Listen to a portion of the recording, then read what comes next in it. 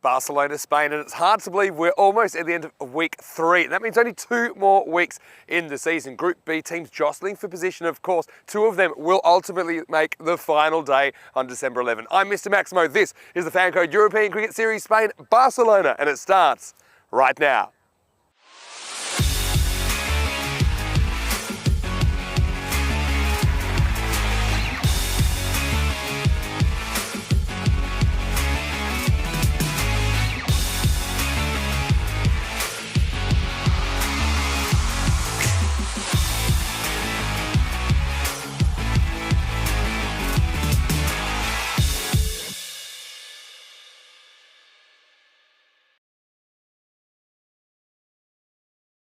Good morning to you wherever you're watching from around the world. Welcome back to Barcelona. It's great to be here and welcome to the weekend as well. Hard to believe we are almost at the end of week 3. That means only 2 more weeks in the season. Don't worry though, after our 7-week break, we will be back bigger and better in 2023. So the Group B action is rolling on today and we start the day with match 69. And I'm expecting a nice encounter between these 2 teams. It's going to be Fateh versus Hawks in the first match of the day. Let's go over to Rob Kemming, the tournament referee. He's with 2 captains for the coin toss.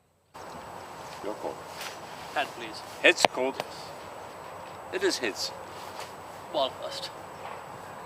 So the toss has been won by Cameron Zia of the Hawks, and he says that he wants to bowl first. Well, I don't think Cameron Zia will be doing much bowling. He'll be behind the stumps, but I do see what the Hawks are thinking. They want to know exactly how many they need to chase, and we know that they had a mixed day against the Warriors a couple of days ago in their first 2 matches. It was an incredible match, actually. The first match they played was a golden ball. It was golden ball 37, where they only needed 12 off 12, but they kind of made a meal of it and ended up missing out in the golden ball. But they did recover well with a strong win to finish the day.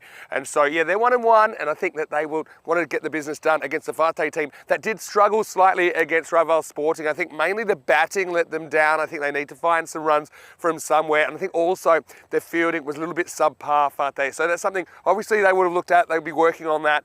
And, yeah, hopefully we see a little bit more out of them this morning. Let's talk about the conditions today. Well, the sun's just coming up here in Barcelona. And yeah, we did well to dodge the rain yesterday. We didn't have any stoppages, although there were some thunderstorms about. Today we're expecting a fairly mild day, about 17 degrees. Currently it's a bit chilly, about 10 degrees to get going, but still I don't think we'll have any interruptions today, and I can't wait to see these 2 teams go at it for the points. Let's go over to Rico Fool now, and Rico, welcome to the weekend to you as well. Hopefully you're ready for match number 69, and I can tell you that at the toss it was Hawks who have won the toss. They're going to have a bowl. It's over to you, Rico, and let's get this day started.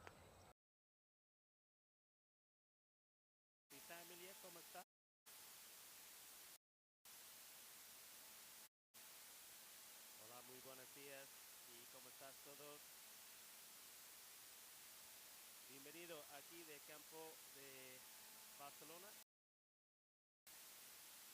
Have a look at what we've seen here already. Yesterday was an epic day. The first up, of course, we saw the match between Saskia and the Kashmiri Tigers. So first, let's have a look at what we've got going here today. We have Fateh taking on Hawks.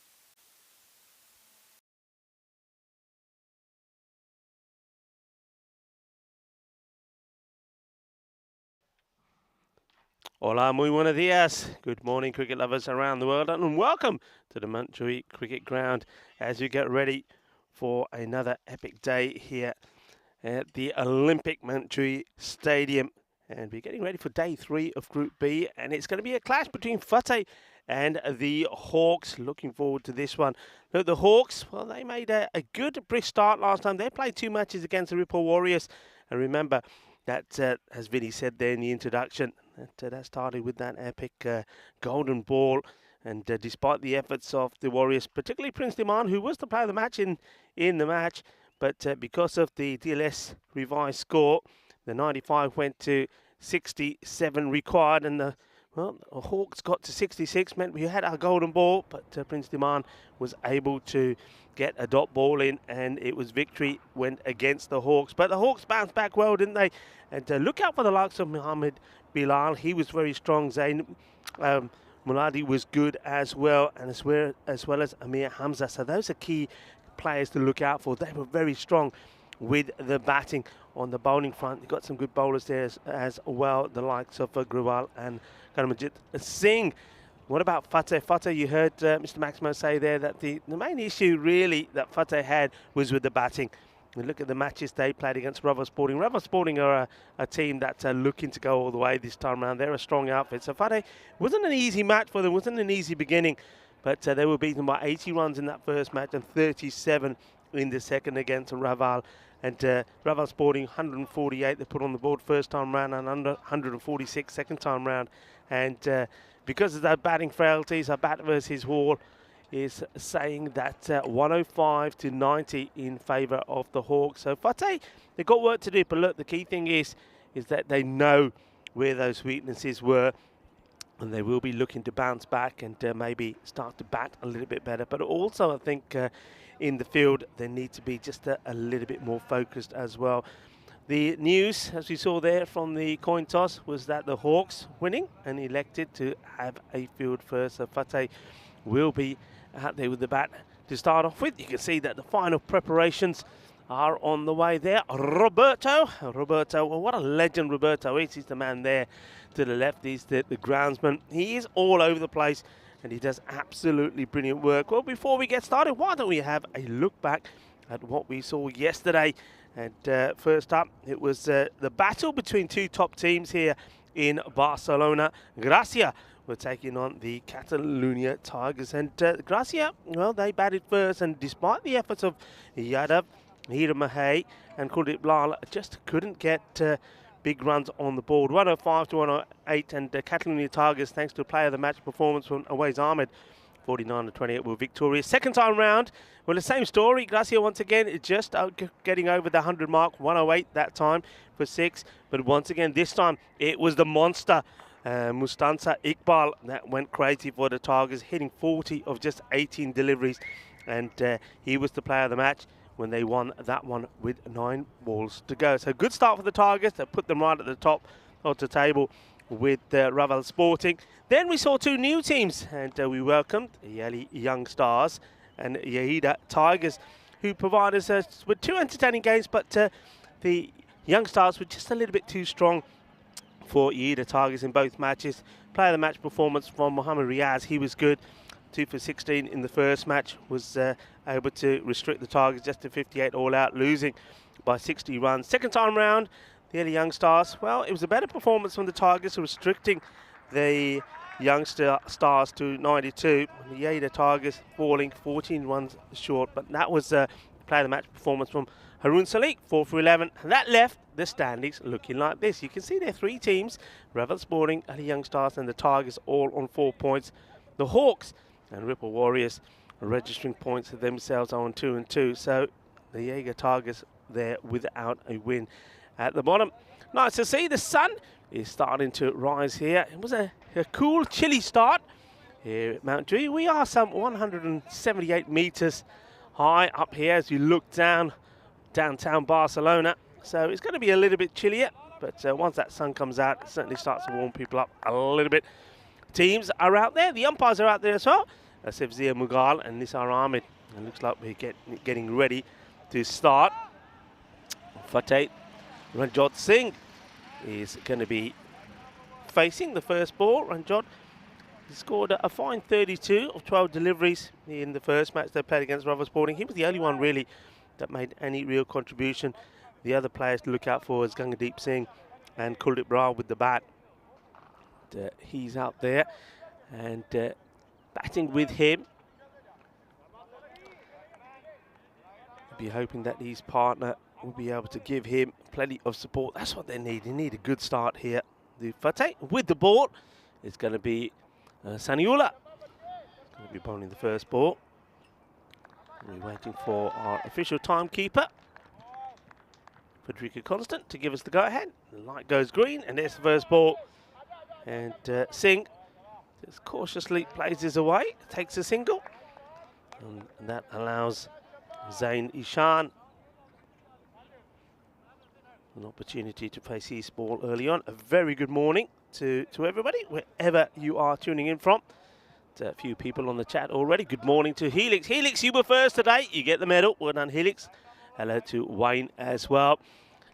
And, good morning to everybody. And good morning to Angry Wick as well. Hope you're not so angry this morning. Hope you woke up on the right side of the bed. And, saying hello to everyone as well.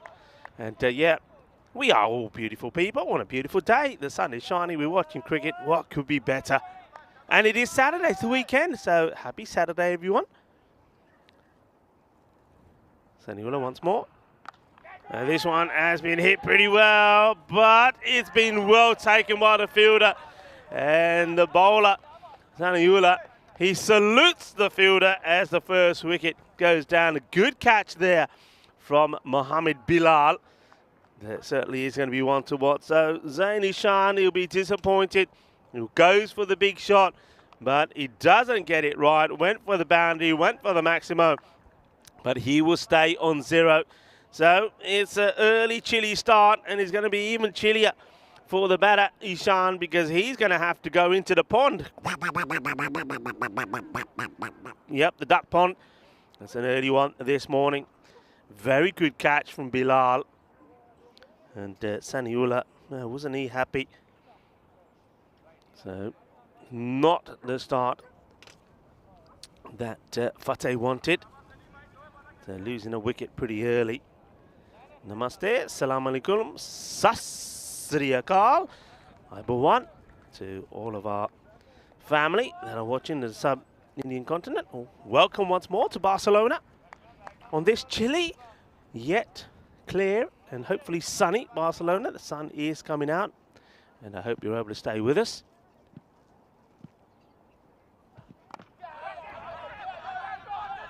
Well, they'll take the single. The new batter that comes out is going to be Randip Singh. And Randip gets off the mark straight away. So 2 R-Singhs out there, Randip and Ranjot Singh. Ranjot Singh is the left-hander, wearing the bright red patka. Short, leg side, put away, good shot. Wasn't the best of deliveries, and that will help the first boundary for Fateh.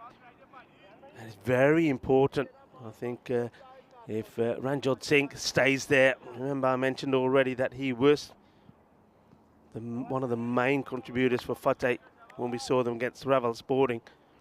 But he needs to bat deep. Drops the bat onto this. A lot of noise, liking that from the Hawks. They're backing each other. And, very lively out there and trying to back each other up and keep each other on their toes. End of the first over. And it finishes with score on 6. 1 wicket as well. And that was the wicket of the unlucky Zain Ishan, who went for the big shot, but was beautifully caught by Bilal in the deal. And I'll tell you something, it's not easy first thing in the morning when it's as chilly as this. I mean, temperature's probably around about 9, 10 at the moment, but it feels a lot colder when that sun doesn't come out. And that ball, new ball, it's hard, it's coming your way. It was a very good catch, so well done to Bilal.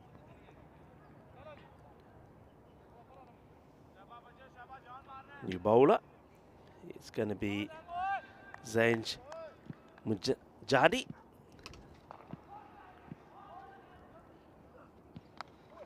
So nicely clipped away.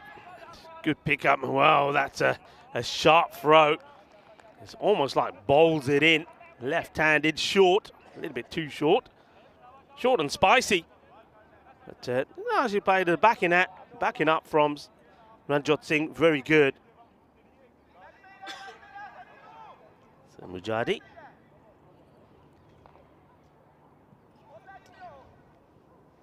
Now to the left-hander, Ranjot Singh. Not a good delivery, and just wasn't able to adjust. Now, this is why I think it's important. I know, folks, you've heard me say a lot of the times how I do like the left and right hand combination, and I think if these two can stay there, get a bit of a partnership going, it will cause issues. You see there straight away, just an extra run just by changing the line the bowler has to bowl. And once again, more issues. So 2 wides here.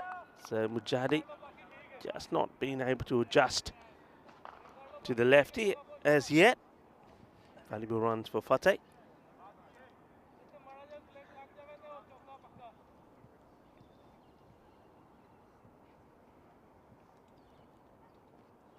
And now, well, that would have been another wide, but he draws Ranjot Singh into a shot that he knows he shouldn't have played. Needed to just leave this one alone. One more time. Loving the kit of Fateh. Liking the eagle on the front of the shirts.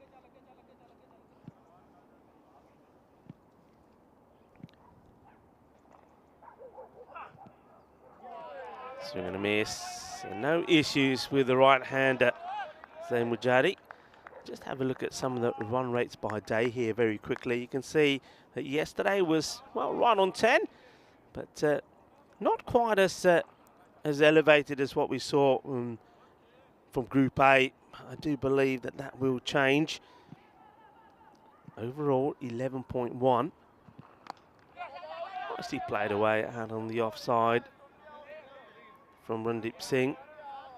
So the 2 Singhs together. They need to stay together for a little while just to start to get a partnership going. And what about the maximal rate? Even the maximal rate, look, you see how it follows the pattern of the runs per day. I mean, it started, well, day one. Look at day one. It was just 4.8. And now, well, this is probably the lowest since then. Yesterday, day 17, just over the 5 mark. Oh, he has to dive to get back. Does well. A bit of a communication fail from the 2 Singhs. Look, he's not looking at his partner.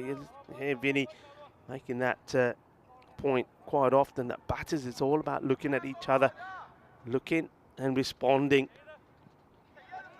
Yeah, so the Maximo count has gone down as well.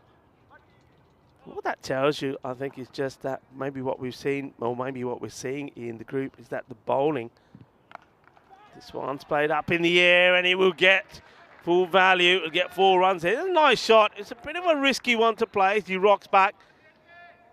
But he gets enough off it. And even though there are 2 men there, backward point and point, he gets enough to get it over them. So 4 more runs. Good shot from Ranjot Singh. Yeah, going back to that Maximo count of runs, I just think from what we saw yesterday, and we saw that, I mean, a good example was when we saw Catalonia versus Gracia yesterday. I think the bowling was just spot on. I mean, even though they were, it's an easy cat. And no mistakes from the fielder. He's had his issues out there, didn't he, Amir? On the first time we saw him. But no problems this time. Amir Javed takes the catch. It's a very soft dismissal from Ranjot Singh. Needed more from him, really. And after playing a lovely cut shot, sort of uppercut boundary, he goes and gives his wicket away. Softly done. And Javed, well, he's all smiles. And of course, so is Mujadi as he takes the wicket. And an important one as well, Ranjot Singh. He's one of the key batters for Fateh. If he can get going, they get close to a 100 score. Just looking at that, the tables again there, and I was talking, of course, Catalonia Tigers who beat Gracia both games yesterday.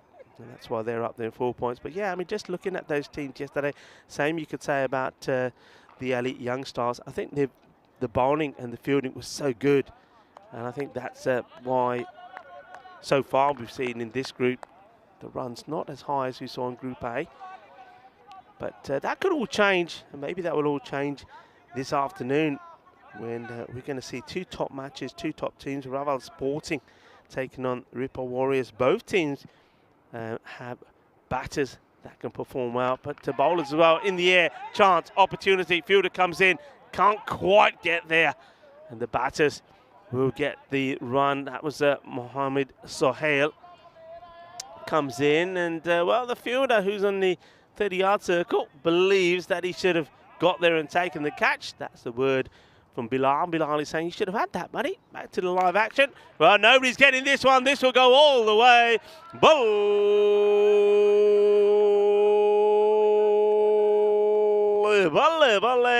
Kinna zona shaka. Lagya, the first Maximo of the day. That's a good hit from Waqas Mirza, the new batter. So he knows what he wants to do.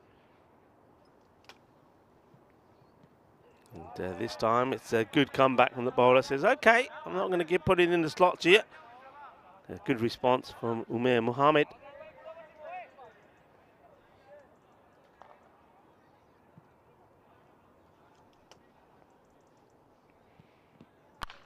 Down the ground, and this one, well, I tell you what, this has been hit like a rocket. It echoed across and around this ground. What a hit that is. That comes out of the middle of that bat. Sweet, sweeter than a bowl of rasmalai early in the morning.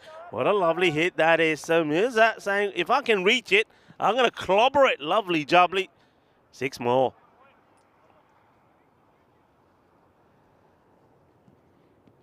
And there's another one, and over it goes. Shaka time at the Montjuic Olympic Stadium. Well, 1, 2, 3, así me gusta. No hay dos sin tres. Adelante, adelante, Fate. Well, Umair Mohammed under attack. 19 off the over. And, well, that's 6 more. This is humongous. That is huge. Qué grande, qué guay, qué increíble Este golpe es masivo. Esa pelota no volverá. Esa pelota se va por la playa. What a hit that is. That is incredible. And that was sweet. Eso es más dulce de tarta de Navidad. Incredible hitting. What an over that was. And Waqas Mirza has just rocketed to 24 of just 5 deliveries. And Fateh, well, they end the power play pretty well. That is 41 for 2 at the end of 3. That was quite incredible. And Umair Mohammed, he goes for 25 in the over. Wow. Well, that's one way to deal with it. I think a little bit of shock out there for the Hawks. They were not expecting that. So Mirza, he'll have a bit of a rest at the non-strikers end. Randeep Singh, he's on 4 or 5 deliveries, and he's about to face Amir Hamza. This guy was good when we saw him first time round. Chipped up in the air. We'll take the single. I'm looking forward to this battle already. Well, we saw what the batter Mirza was able to do with the pace. What will it do with spin? Well, it's been waka from Waka so far. What's he going to do with Hamza? Well, he's going to have a go. That's right. He makes enough room. He doesn't quite get this right. The ball doesn't quite come onto him quick enough. Well, that's the man who was under attack last time. And he'll certainly like to see the back of Mirza. Yeah, that was Umair Mohammed doing the fielding. As he was blasted for 25. They take the single. So Singh back on strike.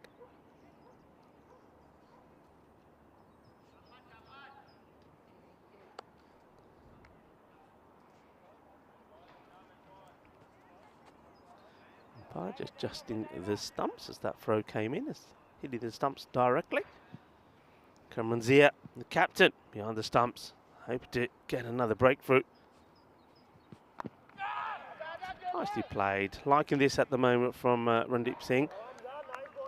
Just quite happy to try and stay there and try and get a partnership going. And at the moment, that partnership is going pretty well, thanks to this man who goes back on strike, 25 of 6 deliveries. Looking to go big once more. And he gets a fair bit of this, and the fielder can't stop it. It will be 4 more, 1 bounce 4. That one goes into the area of the match officials. You see Nisar Ahmed, the third umpire there, with Sir Rob Kemin. And 4 more runs. Just a little bit short to Mirza. Mirza quite happy to go back deep in his crease and play that away in that mid-wicket area. So he needs to go a bit fuller Try to get him driving, see how that works for him. Mirza moves to 29.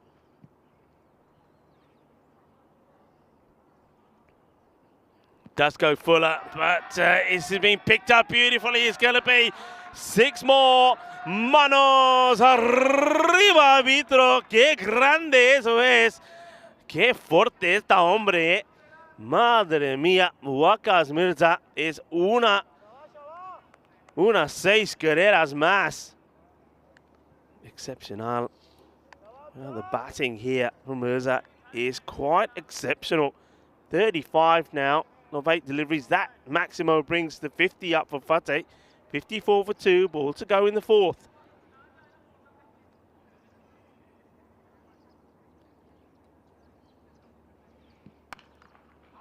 Says no, stay there. Could have taken a single, but decides not to. That will be the end of the over. What a cracking start this is. 54, 2 down, and Hamza has bowled very well. The last time we saw him, well, he had a good day. Hamza Amir, when we saw him last time, and we saw him take 3 for 15 against the Ripple Warriors in that golden ball match number 63, but ended up on the losing side. But then he played an incredible knock, 36 of 17 to give them victory, chasing 140 against the Warriors with 4 balls to go. So he's a key player for them, but he wasn't able to do anything this time around. Mirza is standing firm at the moment. He's a big man as well. Waqas Mirza, you see him standing at the non-striker's end. He's dwarfing the umpire. Zaid Yusuf into the attack. Randeep hits this well, and well, it was half a chance, I think. The fielder is, well, I think that is Nakash Ahmed. He ends up getting yorked by this. He's hitting it on the up, but it dips quite viciously, and he's not able to stop it, and it goes through him. I think he's quite glad it goes through him, because if that hit his body, we know which part that was hitting. It would have been painful, especially when it's cold in the mornings. 4 more runs, so Randeep moves to double figures. This is going to be a wide delivery, and does well really to, well, he's drawn to it, but does well not to get anything on it.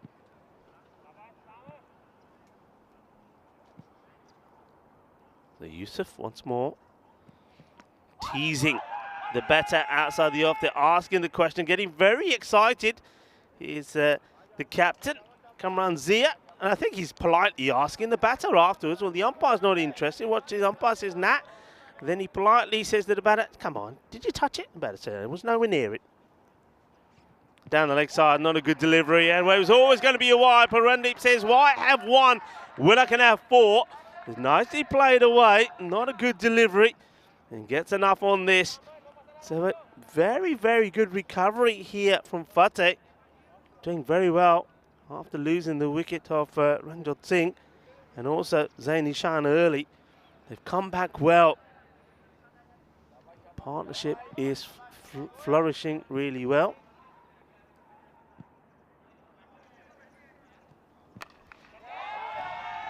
This is in the air opportunity and no mistakes, as this one is being well taken. So good catch taken by Mohammed Sohail. He's got a safe pair of hands. Gives us a fair whack, doesn't he? But the key thing is that he made his contribution. Look, he's not going to be too disappointed. I think he'd be pretty happy with the contribution he's made. They came together at the score at 16. So it's a very healthy partnership.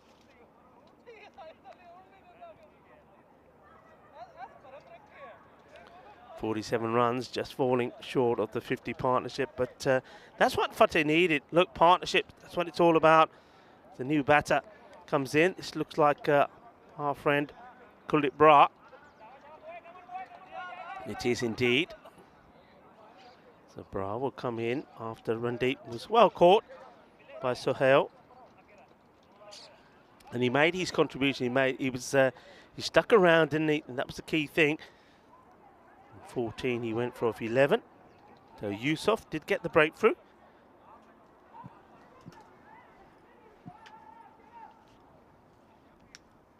Down the leg side once more, will be called a wide. So having a few issues getting the ball in the right areas.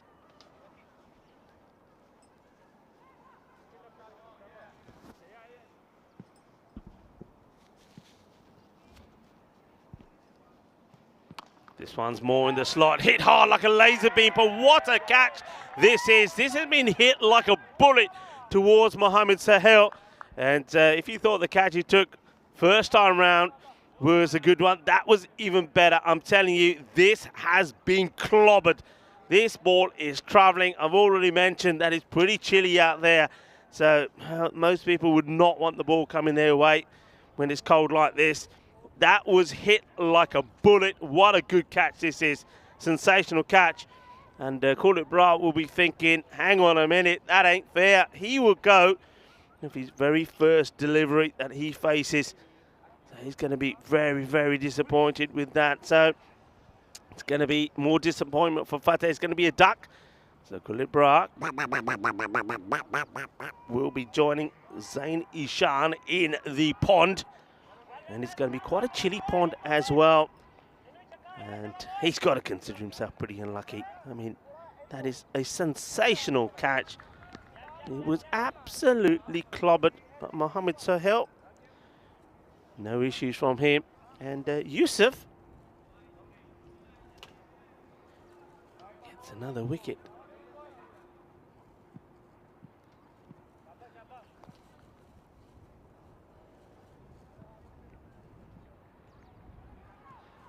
Floats is up. This one is gone. And that is 6 runs. It's a full toss. You got to be, look, you got to say this. I mean, Yusuf, he's, I know he's picked up 2 wickets, but he's bowled a bit of tosh sometimes as well, and he's just not been punished. Well, that was punished. And good, strong, firm hit. Smashes that down the ground. So, Surinder Singh, welcome to the party. He starts with a Maximo. And, well, I tell you what, he probably, Khalid Bra is probably going back saying, hang on a minute, how come when I hit it, it goes straight to the fielder? He hit it hard, he hit it strong, but he hit it flat, and that was the difference. So the over comes to an end. Score 70 at the halfway point. They have lost 4 wickets though, but I like this approach from Fateh. I mean, okay, Mirza is still there, he is on strike. New bowler, it's like a bull as he marks his run up. Warming himself up, it is Nashkak Ahmed. He's ready to bowl his first delivery. First time we're seeing him as well. Starts with a Gandhi ball, it's a full toss. That just gets guided away, and there's going to be 4 more runs on Mirza. The Mirza attack continues. And just a delicate little touch. And look, you almost sense this out of the... He says, open the door. Let's get rid of this rubbish. It wasn't a good delivery. It was a Gandhi ball, wasn't it, first up? But it's his first one. So, we'll give him that.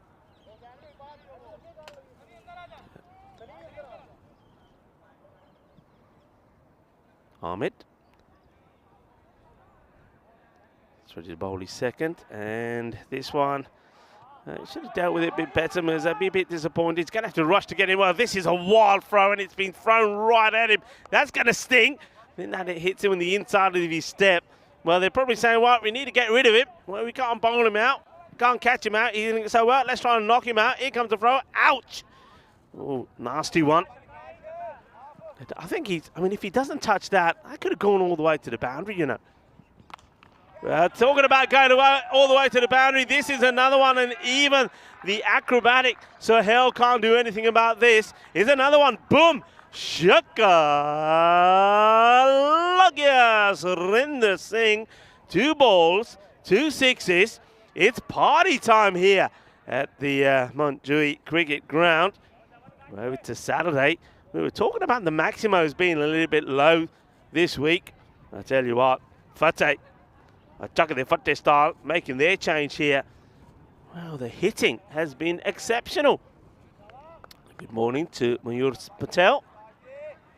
Nice to have you in the chat as well, and everybody else as well. I hope you're enjoying your weekend entertainment here, courtesy of Fateh. Oh, this one gets through. Surinder. Fuller delivery, much better. Bit of in swing here as well. Nicely bowled right up there. Good take there from the captain of Hawks, Kamran Zia.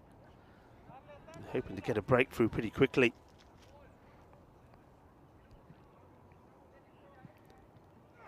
Singh gets another full toss onto his legs.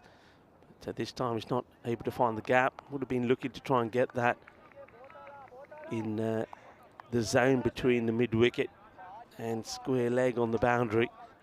But gets a single, that's key. So we go to the Waka Waka Waka Mirza show. Where's this one going?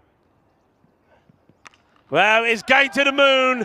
That is humongous. Here's another one that has been smashed out of the ground. Well, Wakas Mirza, well, his name is Wakas, and he's whacking the ball to all parts of the ground here. That's another thunderous shot. Get away. Incredible. And just to remind you, you can always get in touch with the European Cricket Network. I mean, social media is, well, it's storming at the moment. So whether it's by Facebook or by Twitter, and get in touch with us at Mr. Maximo or at Rico Full. And look, just to remind you, I know we can't reply to each and every comment. I mean, we do try and get through them. But look, thank you for all of the comments. Thank you all of our global cricket family that get in touch with us. And we just use this platform really to say thank you all very much for all of your comments. And thank you for supporting European cricket and making it grow bigger and better day by day. Back to the action. They're going back to Hamza. Mir Hamza starting to feel the pressure here, I think, towards. I don't think they were quite expecting this at all. Well bowled as Mir Hamza comes back into the attack. Singh, 13. 6 deliveries that he's faced so far. Flighted up, full toss. And he's feels that he's let them get away from him. Just wasn't able to get under it, was he? I mean, this is the sort of delivery that surrendered the first 2 balls he smashed to the boundary.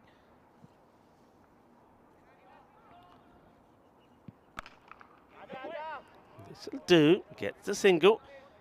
Gets Wakas Mirza back on strike.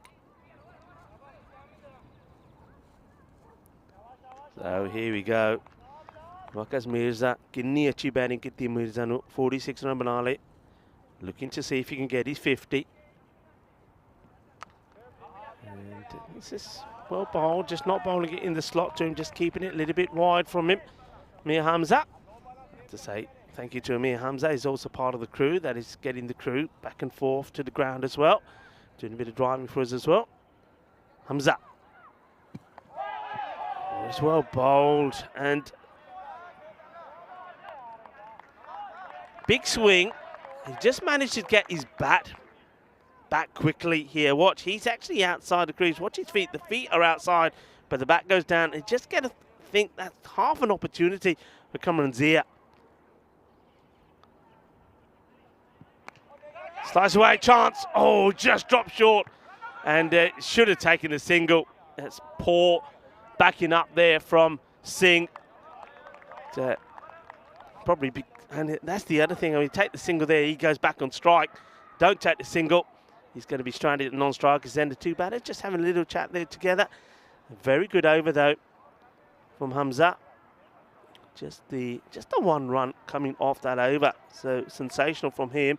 He's only gone for 14. Question of the week, courtesy of HCL Software. How will you create a method for analysing bowling performance impact on a T10 format? Good question that. I mean, already I saw my head spinning. A few things I came up with the other day, but what do you think? So visit crickathon.com to participate and get all your answers in there. So yeah, I mean, become very important, isn't it, the way that coaches look at the analysis of not just, of course, bowling, batting, fielding as well. Fielding has become so key. So what do you think? Got any ideas? Get involved. Why not? Full toss, smash. This would be a no ball. This would be 7. This would be another Maximo. Surinder Singh, well, that's why he didn't want to take the single. He says, well, I want to get to 20, and he does. Well, Fateh, they've come out fighting, haven't they? Just remember back, Fateh, they were 68 for 8, chasing 148 of Revel Sporting, and then they did get to the 100, chasing 146. But today, so far, they looked a different side. And what they are doing is batters are coming in and putting partnership together. Remember that partnership, good one between Randip Singh and Mirza, 47. And though Brat wasn't able to get anything going, he went for 0 for his first delivery. Surinder Singh has come out, and these two are putting another partnership together. And a brisk, quick one, short delivery. Oh, misses out on this. This goes over the stump, so it's not going to be a wide. Right idea, but not the right execution. Bilal trying to get the breakthrough, and this time will be a wide. It's nicely dealt with, I think, by Singh. Singh and Mirza are together. It's actually Waqas Mirza, pardon me. That is on strike at the moment. Looking for one connection. That would get him the 50, and this is that connection. Shaba, Shaba. Sare bolo Shaba, Shaba. Kinna sona. Zabardasti batting aaj dekhiye. Kidda aaj ta swad aa gaya. स्वाद आ गया batting दे के वकास मिर्जा ने अपनी 50 पूरी कर ली, and he does it install 50 for Waqas Mirza, and he brings it up with a Maximo. Sensational stuff. Incredible batting, incredible hitting. 52 of 17 deliveries. Well, I tell you what, you can see from there he hasn't scored too many on the offside, has he? In fact, blunt on the offside, but all you put it in the slot. Look, they're just not learning. They're still drifting the ball into his pads. Anything that's a little bit short, it's absolutely plummeted away to the boundary. We've seen some big hitting here today. What a 50 that has been. It's been quite sensational. 7 sixes and 2 fours. Another one. That's wide. So Bilal probably said, I'll come on. I'll sort it out. I'll get it right. Well, it ain't happening.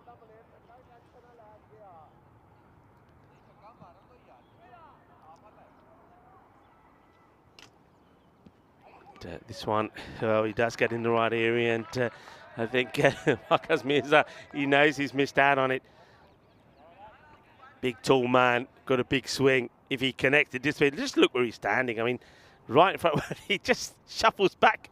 He realizes he's right in front. Here he goes, right in front. Digs this one out. Yeah, just haven't bowled. You gotta be fair. I mean, he's made the most of the opportunities that he's been given. But they haven't bowled well to him, really, have they? You haven't seen anybody really get the full Yorker length deliveries into him that he's had to try and dig out.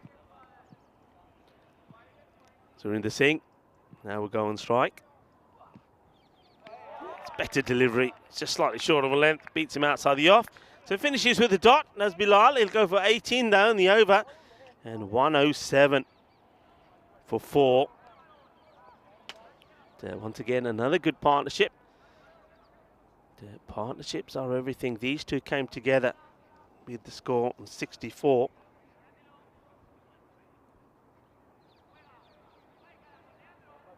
So another partnership worth 43 at the moment.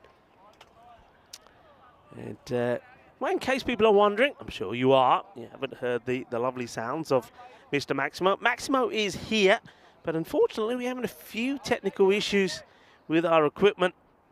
You probably gathered that from the start of the morning. And just only one of our headsets stroke microphones are working at the moment. So well, hopefully we'll get that sorted pretty quickly. But Maximo does say a very good morning to everybody as we're trying to get that sorted. And well, one thing that the Hawks haven't been able to get sorted themselves is getting the ball in the right areas. They just keep feeding the big hitter, and that's another one that is smashed out of the ground by Waqas Mirza. He just keeps going, and the Hawks just keep feeding him, just keep providing him with more. And he says, thank you very much, Yusuf. Okay, gets going and then stops, has a little look at where the batter, the non-striker is. I think he was quite ready to run him out if he had the opportunity. No, hits him outside the line, not out. Yusuf is a very elegant sort of bowler. When you look at look at him from side on, it's almost like he's doing a little bit of a dance as he comes into bowl. Well bowled again, so Mirza trying to get right under this, but I tell you what, if he connects it, it disappears. And this time he could be gone. I think this is going to be pretty close. They are going to go upstairs. I think he's gone here because he takes it. It's the first time we've actually seen him trying to come down the wicket. He dances down. Question is, does he get the bat in quick enough? I don't think he does. Let's have a look. Keep an eye on it. First of all, nothing wrong with the take and gone. Yeah, they finally do get him. I mean, they had opportunities before. Kamran Zia, he didn't take him, but this time round he will have to go. So an explosive and entertaining, a fiery, heroic innings from Waqas Mirza comes to an end. Well, I tell you what, it was a little bit cold and chilly this morning. One man that's warmed us all up is Waqas Mirza. What a fantastic innings it was from him. 59 of 22 deliveries. And in the end, he certainly has put Fateh in a good position. Zia, the captain, does the work behind the stumps to get rid of him. And it is Yusuf who gets the wicket, picking up his third wicket. And, well, the dancing ballerina-style bowler gets another 3 for 23. Now then, can Fateh just keep it going? Can they just keep the scoreboard ticking? They've got to eliminate the dot balls, of course. And to try to get to a sort of 130 sort of score, they need this one to travel. Oh, well, it's a Gandhi ball. He's quite happy to take the wide. I mean, personally, I think you get a ball like that, full toss, try to whack it to the boundary, maybe get your boundary, get your maximo. 115 on the board, short, and that would have been a wide as well. And now he wants to take the single on. I wouldn't have taken it. I mean, if you're Surinder Singh, you're on 21 of 10 deliveries. It's the last ball of the over. You're saying no. First of all, you're saying, hey, why did you even play at this? It would have been a wide. This is when you say no. He doesn't really want it, you can see. But maybe he's not brave enough to say to Gagandeep Singh no. So Gagandeep Singh will go back and strike. 116. 5 wickets down. That was the 9th over. And, well, it was a productive 9th over, this time for the fielding side, because they do get the all-important wicket of Mirza. The Gagandeep. Important for him now. Look, he takes that single, and now he's got to make sure that he doesn't waste anything here. As Ahmed comes into him, well, he connects well to get the single. It's important that he does that. So 117, 5 balls to go in the innings, and it is the batter that's in, seeing it well. Surinder Singh back on strike. Started really well with 2 sixes, Surinder. Let's see if he can finish the way he started. This one goes straight through him. Would have probably been better off if he just stepped inside this and maybe have taken the wide. Dot balls is not what you need here, Fateh. They were 70 at the halfway point at one point. Certainly when Mirza was blasting the ball all over the place, the 140 was on. The Hawks have slowed things down slightly. Short, flat bats this, chases on, got to come back for 2, got to go for 2. And they will get it because the fielder trying to pick it up first time around is not able to. So 120 has to be a must, but how many more can they put on?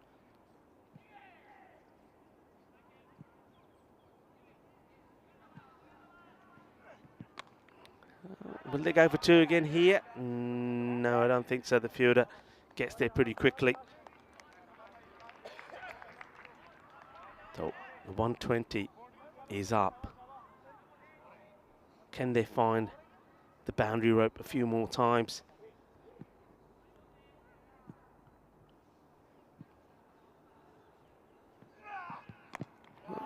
Big grunt, advertising the slower delivery.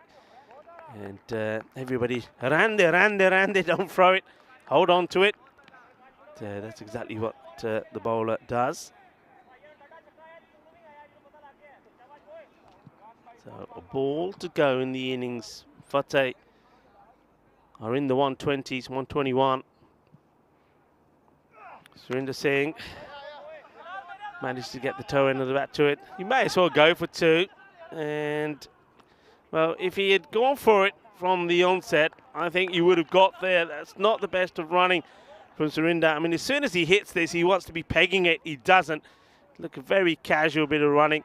And Cameron Zia makes no mistakes. He gets his radar right. You can see that Surinder, he falls around about a metre short. But they get one.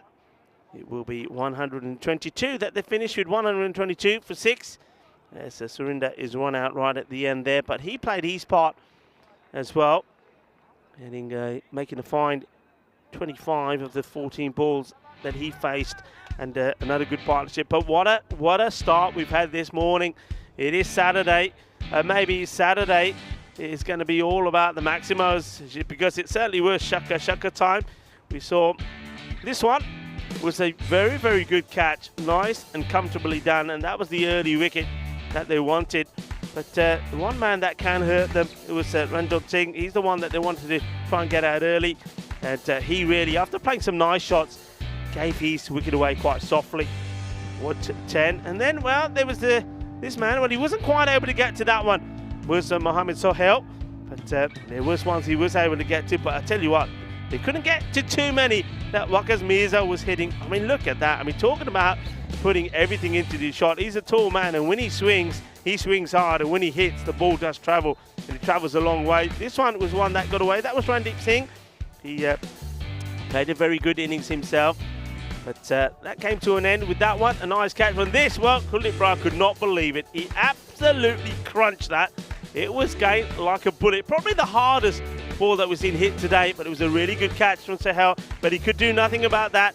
And he could do nothing about some of these ones that Mirza was hitting. He was hitting them big. He was hitting them far. He was smashing them out of the ground. It was a sensational inning from him. It really was. I mean, it was so good to see 8 Maximos and 2 4s hit it when he went.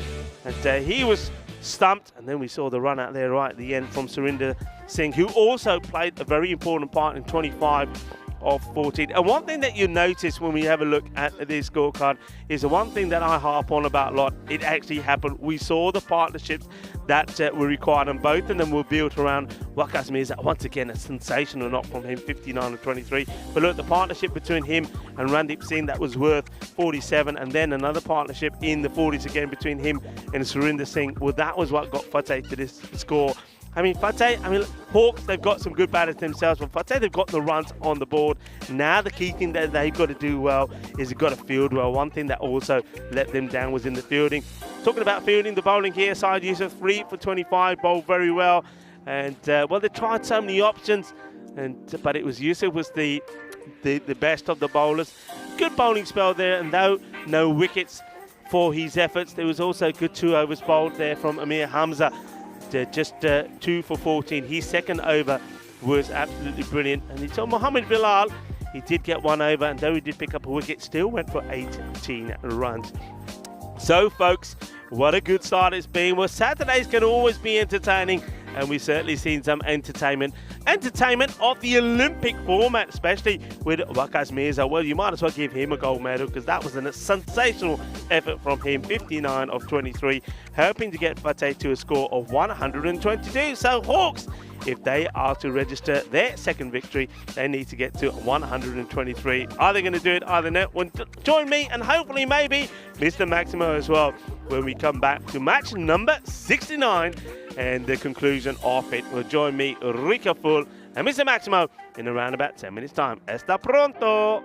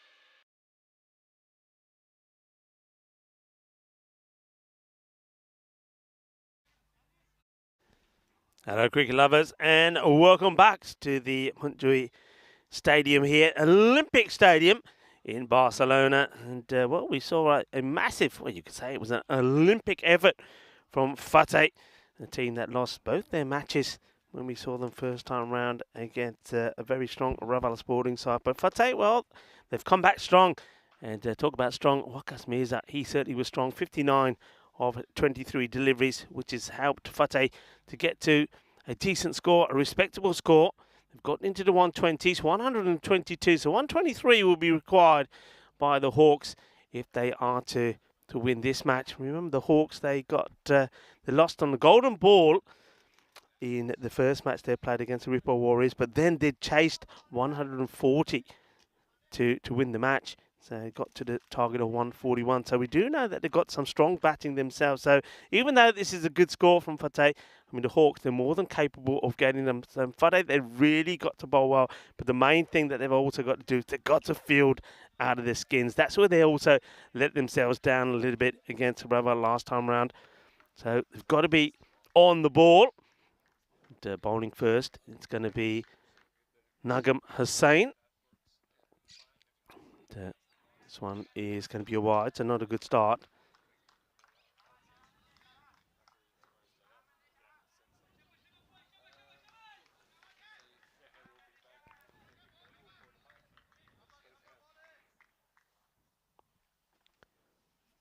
Same once more. It's better. Gets this one in the right areas. It's bowling to Mohammed Bilal. Well, Mohammed Bilal, I tell you what, we were admiring the fireworks from Mirza. Well, the last time we saw him, he was blasting the ball all over the place. He scored 51 of 16 deliveries against the Warriors in that victory.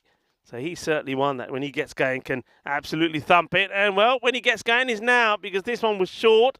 It was badly directed. It's going down the leg side, and he just helps us along the way. Thank you very much. And they're off and they're running. Nicely played. So first runs off the bat, the boundary coming from the explosive Bilal. So gets himself off the mark with a boundary. 4 runs to him. So Hawks, they're up and running. Hussain once more. This one's up in the air. Opportunity. Got to take it. Big moment. And they do take it. Hussain gets the wicket, gets the dangerous Bilal. And a nice catch taken. So Fateh, Jagdev Fateh style, they're up and running. And to get the breakthrough. So after hitting the boundary, he'll score no more. He'll have to go back. And I'm liking that from Fateh. Look, they're up and about, aren't they? They're meaning business here today, Fateh. Just gets this wrong, skies it up in the air. A good catch taken, no mistakes. And that's what they've got to do. That's where that improvement had to come in. So Bilal, he would go with just that, the one boundary off his third delivery. And it is Hussain that gets the wicket. There's a new batter.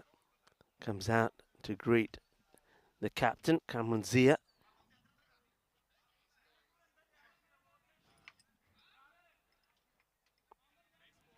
Sun starting to burn away some of the cloud cover. You can see those shadows starting to appear. Still pretty chilly here. We're expecting the highs around about 19 to 20 degrees. Good catch taken by Amritpal Singh. First time that we're seeing Amritpal as well. So a few new faces for Fateh. That's well bowled. It's a really good delivery first up to the new batter. To the left-handed Amir Hamza.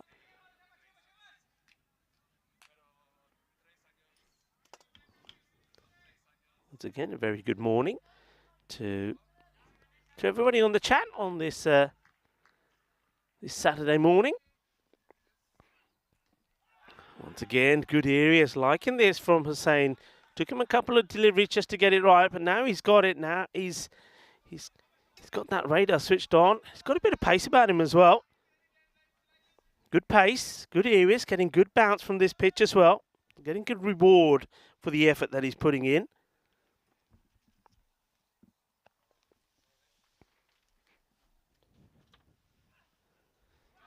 Well bowled. It's one thing I think that most bowlers try to do when they're bowling to the left-handers is to get it across them and not too wide, and that's exactly what he does. And I like the fact that he stays over the wicket as well. Doesn't get tempted to go around the wicket. Just give you an update on the golden ball front. Well, the team that was involved with the golden ball, the last one we had is out there. It was golden ball number 37, the 13th of the year, and that was the Hawks. And they ended up on the losing side against the River Warriors, but they did reset the counter. So now we are 5 matches without a golden ball.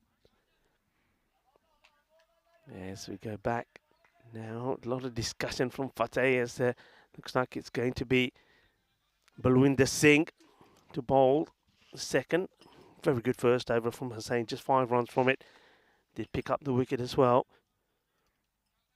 Balwinder wants to keep the pressure on the Hawks.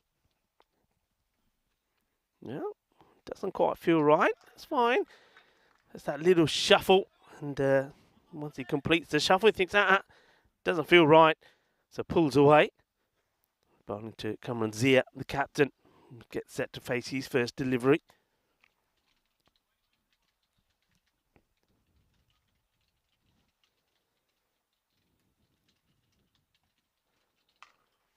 Plays this away nicely, chases on for the fielder, and is on the Iwa, but he can't get there, and well, he kisses the boundary fence before he gets to the ball. काफी कोशिश की थी fielder ने, पर shot बहुत अच्छा सी, बहुत अच्छी टाइमिंग, प्लेसमेंट भी अच्छा सी. फील्डर ने काफी कोशिश की थी, पर चौका लग गया. अपनी बाउंड्री फेंस ने लाडी भी दे दी थी रणदीप सिंह ने, but he wasn't able to fetch it, wasn't able to stop it. So a nice shot from Zia. Good timing, good placement. Edge gone. Adios, amigo. And the captain, well, just like Mohammed Bilal, he gets a boundary, and then the very next ball has to go. Fateh are up and about here. So Kamran Zia, the captain, he will play no further part in this one. He'll go for 4 of 2 deliveries. Well caught. And, well, it's a very good catch from the man who's already played a big part in this match, Mirza, the man who scored the half century, 59 in rapid time. He is a man who makes no mistakes with the gloves as well. Kamran Zia, well, he's inspecting his bat. Nothing to inspect there. He gets, well, yeah, he's looking at it and saying, what happened there? Well, the bat, he's saying, you naughty bat, I told you to leave those alone. The bat is saying, I can't help it. I go where you put me. He's going to have to make his way back. So Balwinder Singh gets the breakthrough.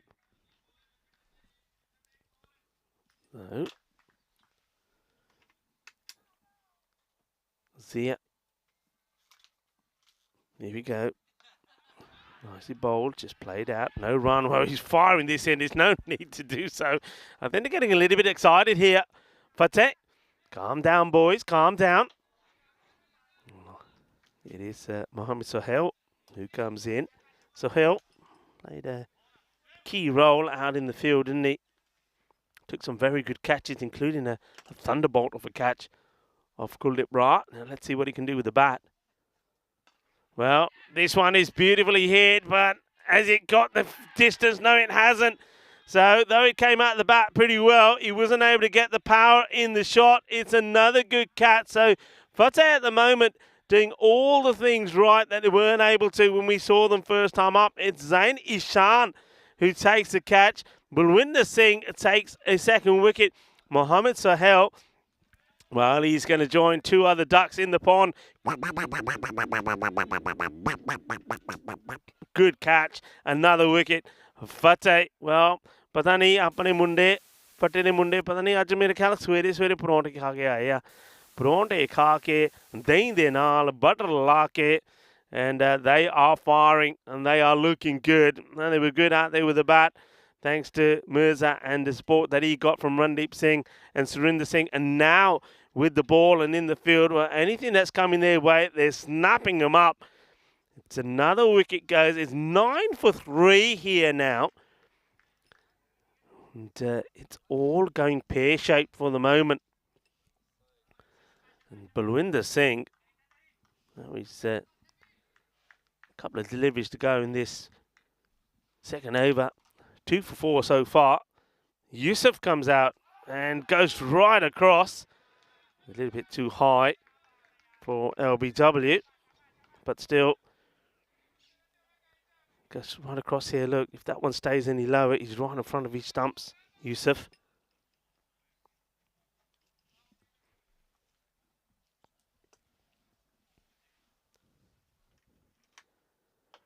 Singh back to his mark. Last ball off this, the second over. Bowling to Yusuf. And beats him beautifully. Good delivery. Yusuf trying to give himself room. Just takes a little step down the leg side and just gets this one to cut across. And you can see a lot of smiles on the faces here at the moment from Fateh. Everything going their way. 9 on the board, 3 wickets down.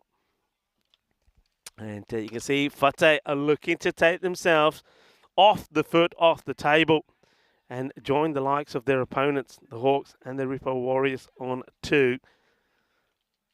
So, huge match for Fateh, and well, they'll feel that they're definitely in the driving seat. And I'm liking the fact that they're going to go back to Hussain here as well, and why not? They know that this man Hamza is going to be pretty quick, and straight to the field, and they get another. Oh, can you believe it? Shaba, jug there. Fateh get another. This was hammered straight to the fielder. Surinder Singh, well, he's already played a big part in this match. Well, that is huge because Surinder takes a catch that gets the dangerous left-handed Amir Hamza out as well. He doesn't get it clean out of the middle, doesn't get the elevation that he wants. It's another one that goes. It's a 4th wicket that falls in the power play. And Hussain, he gets another, picks up his 2nd wicket. Hawks, they don't really know what's hit them. I think they've been a little bit shocked the way that Fateh batted.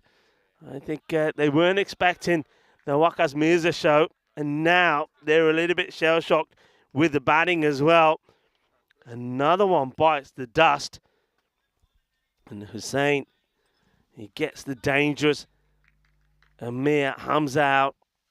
It's another duck as well. Hamza, 4-ball duck for him. In the air, could it be 2 in 2? It will be 2 in 2. It's another catch that gets taken. It looks like it's Surinder Singh. He takes another. Japia palo, Japia. Swere, chori, chori, pronte ka ke aaya. And, well, the prontas, changi tarah hajam kar le. It's another one that goes down. And Fateh, they're up and about here at the moment. It's the 5th wicket that goes down. And also, Hussain will go on. Well, maybe he's going to get a hat-trick here. Everything's going Fateh's way. 2 in 2. A hat-trick ball coming up. And Javed, he departs, goes first ball. There's certainly been some ducks in that pond today. And there's another. So another one that goes back. And, well, before we see the hat-trick ball, when he's handed, well, we're trying to get him back on air. We're still working behind the scenes. It looks like we may have found a solution. But first, let's have a look at this hat-trick ball coming up. Here comes Hussain. Bowling to Mujadi. Oh, it's not a good delivery. It's not a good delivery. It's called a wide. You can see what he's trying to do. He's going for the Yorker. He's going for the killer blow, but he just... well, overcooks it, goes down the leg side, and of course they're all going to go up. But wide is signalled. Mujadi takes a sigh of relief.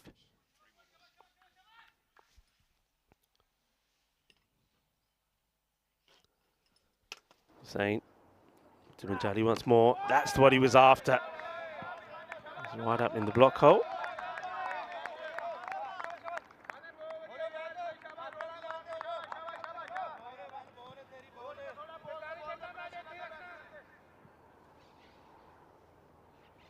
Ten for 5. Hawks. All sorts of bother. Hussain. Oh, that's a beauty. Absolute beauty. Goes wide in his crease. angles it in and gets it to move away as well. What a lovely delivery that is. Absolute peach. You can see even has the wicketkeeper, Wakas Mirza, going the wrong way. This is an extraordinary comeback, you have to say, from Fateh, from what we saw when they played against Raval Sporting. It's been clipped away, and they will get a boundary here. And once again, Hosseini just strays down the leg side. There's a nice little shot there from Mujadi, just a little clip away. So can he start something here? Look, when you have a look at the rate that's required, we're just under the 16 mark. I mean, and we know that we've seen some sensational scores being scored here in Montjuic. So they're not out of this. I mean, there's still that point of no return. We changed that to around 20 here required. So they're still there. They just need that partnership. Maybe Mujadi and Yusuf can spark that. No ball, surely. That's too high for me. Let's see what the umpires decide. In comes the throw, and I think it will be called. Yeah, it will. Correct decision. You can see there, side on, far too high. So Fateh, they've done everything right so far here now. They wouldn't want those standards to drop.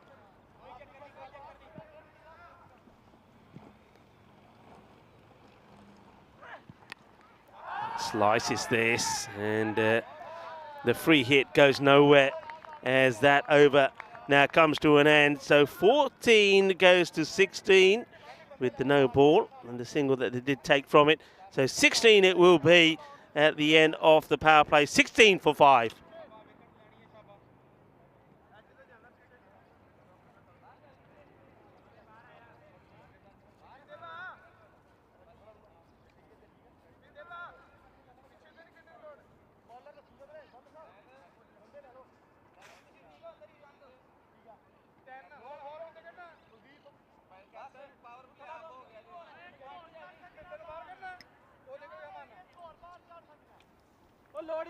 So they're going to continue with Balwinder Singh. Just sorting out the field. And, well, somehow there's wires all over the place. But I think we could probably, let's try this, we could probably say Buenos Dias to Mr. Maximo. Buenos Dias, Mr. Maximo. Buenos Dias. Rico, can you hear me loud and clear? I think I can. Yeah, I think I can hear you. Okay. Yeah, I can hear you. You're there. All right, good. Well, what a game this. I tell you what, for one game to just sit back and watch, I've really enjoyed sitting back and watching this game. And I loved the work of Wakas Mirza in the first half. Didn't he whack the ball far? And the other thing is Fateh, who, let's not mince words, they had a stinker in the field the other day against Raval Sporting. They have been on, haven't they? It's been sensational. It really has. As Singh, once again, that's such good bowling. The thing is, you know, one thing that you said in your introduction, and you were spot on, you said that Fateh, they had to bat better. And when it came to the field, they had to feel better. They had to take the catches, they had to take chances. All of those things they've done. I mean, in the batting, 2 partnerships that were built around Wakas Mirza. And now in the field, I mean, just look at the catching, look at the bowling. They're on song, they're on fire. But here's another one. Is this going to go to hand? Fielder gets underneath it, and there you go. Right on cue. Another catch taken. And again, not an easy one. That's gone a long way up in the air. But it's Zain Ishan again who takes the catch. More smiles on the faces of Fateh. And tell you what, Fateh is the name. And you know how the saying goes, Jagde Fateh is another one. It's just hard to believe it's the same team. This is what I love about cricket, or sport in general, but specifically cricket. When you're hot, you're hot. I mean, there's no way of reproducing this in a lab or anything else. I mean, they're just completely on a heater right now. And this goes high, has to go a long way, but he has time to do it because it is so high. Almost in the circle by the time he catches this. Zain Ihsan, he's caught well, hasn't he?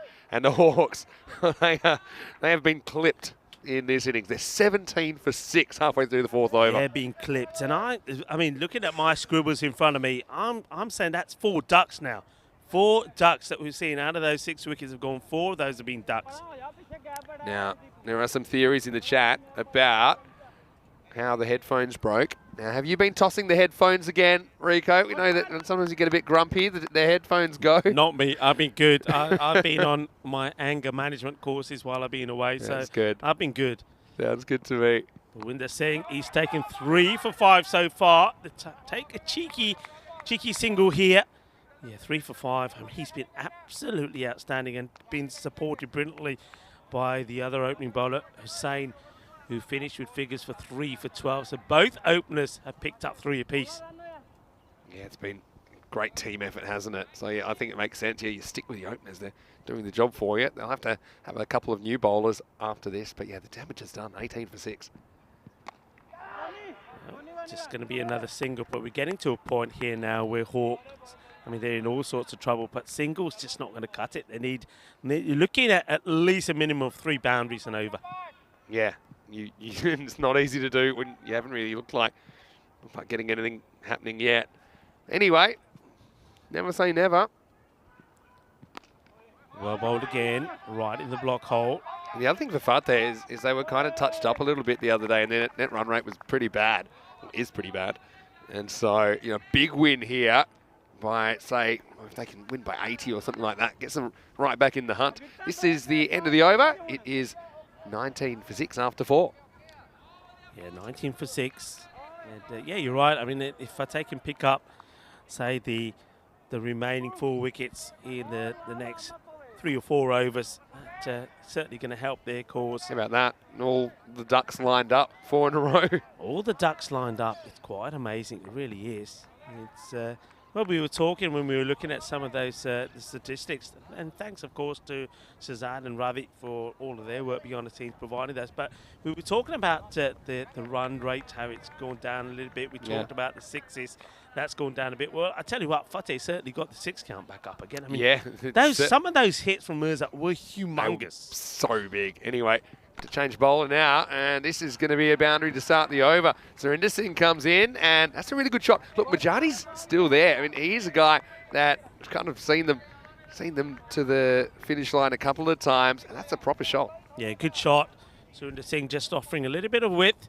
So Majati, I think it's the right approach. I think the approach has to be here. Look, in this match, whatever time is left, let's just be aggressive. Let's try and get as close to the score as we can. If we're not going to win it, let's get close.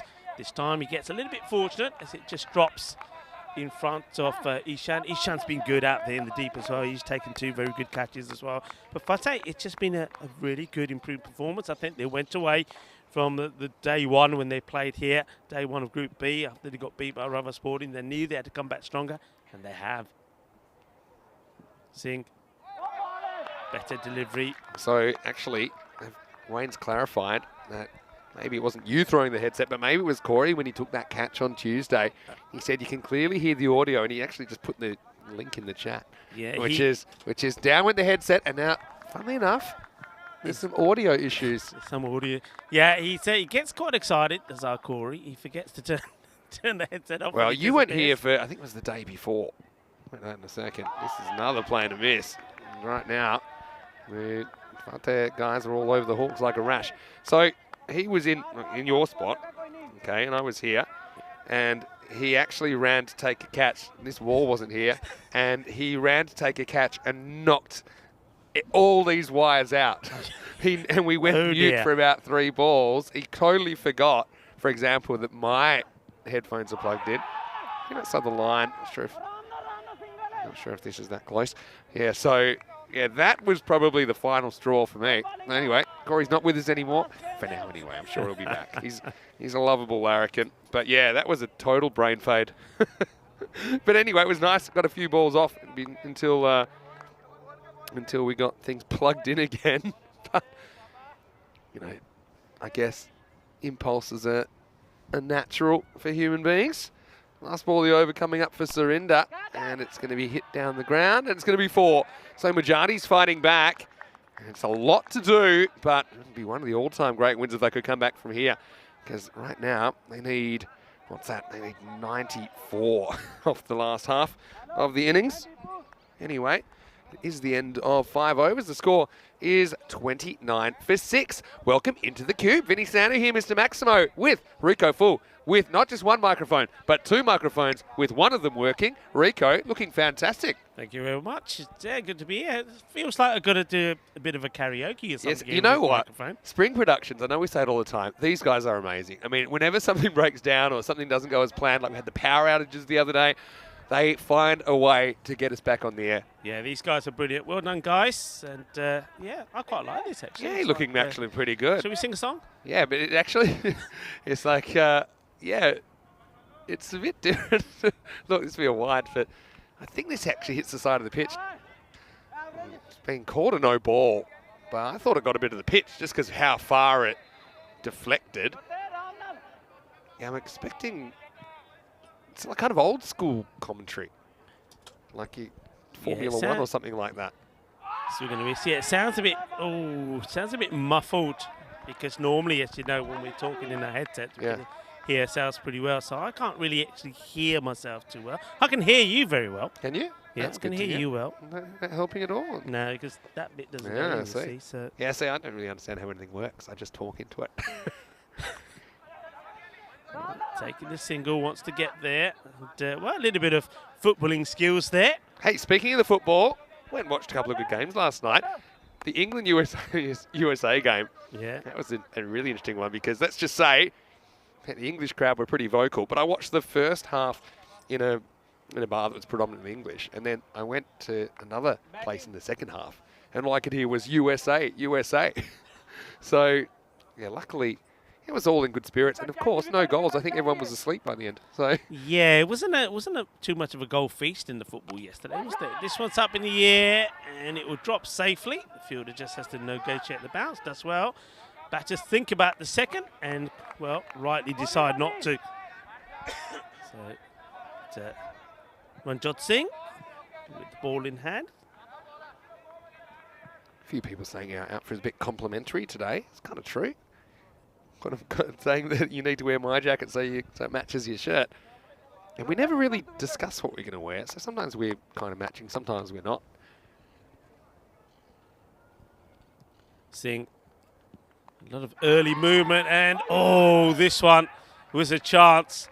And well, not bad bowling from Singh. He follows the batter, thinks, well, okay, if you're going to go there, I'm going to follow you. Watch this. It's a case of follow my leader. And gets an edge, and this one should have been taken, really. I think he doesn't time the approach and the jump to the catch well. Amritpal Singh will go to the boundary. I think it's the last thing he was expecting, Amritpal Singh, that ball would come his way, because that's not where the batter was aiming at all. So he just couldn't climb the ladder. Ooh. Well, he tries to do something else funky here. Sana Ullah suddenly thinks he's Tilakratni Dilshan, when I think he should probably concentrate on just getting to the other end, because you've got the recognised Majadi still there. Yeah. I mean, if he plays his shot, if he got anything on that, it would have just gone straight up in the air, because you've got to get your body in the right position as well. Yeah, well, this time hit in the air, and the fielder, he does really well, actually. Decides that the catch is not on, does Ishan. And well, gets in the right position and flicks his bat. I get a feeling, I mean, when I'm looking at this, it's right in front of us. I think the catch is there to take, but he just doesn't fancy it. Yeah, could have been one for the highlight reel there. It's caught some good ones. I guess when there's 6 down, got nothing to lose. Anyway, it will be the end of the over. And how many did they run there? Did they get 2? I thought they should have got 2. But in the end, again, we're waiting on that. But I can tell you, there you go, got 37 for 6 after 6. So, yeah, 3 for the opening bowlers. They've done the heavy lifting. And, yeah, but they're right back in this tournament. And don't forget, they'll play the Hawks again. The Hawks, they'll be disappointed with the way their top order fell apart. So, yeah, this is going to be an unpredictable group, no doubt about it. Beautiful day, see in the background, downtown Barcelona. Jagadeep Singh in the attack, and well, wants to do the old switch. Well, they're trying to get funky out there, the Hawks. They're thinking, well, look, things have not gone our way, so we might as well use this as a little bit of a training practice session. Well, Sana Ullah looks like he might have had a birthday and he got given a book with all the trick shots to learn in cricket, and he's trying to play them all one after another after another. He tries the reverse that time. Going deep. He wouldn't have been too impressed. Let's see if he gets this one right on the money. He goes for it, and he does. Jagde Fatte style. Well, that is the end of Sana Ullah. And he's trying to do some funky stuff. He's trying to do a little bit of showtime at the Mountjoy Olympic Cricket Ground. But the only show that we're seeing at the moment is the show from Fatte.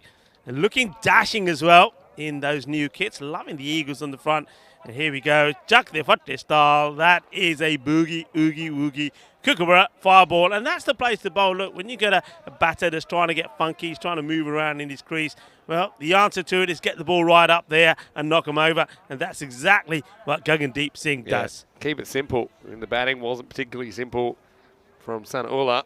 The bowling hits the target. So finally that little mini partnership is broken and the score is 37 for 7. So, yeah, Hawks is completely falling off a cliff here. And Shreyans, I must have missed your previous comment. Wants me to convey something to you, Rico, but Shreyans, I think he's a big fan. So, yeah, good morning to you, Shreyans. Good morning to Website Maker as well. Hopefully you're well. Nice to be back. It's getting quite kind of used to just spectating. It was really great to watch. This one's up in the air and it will keep on going. Balle, brashaka.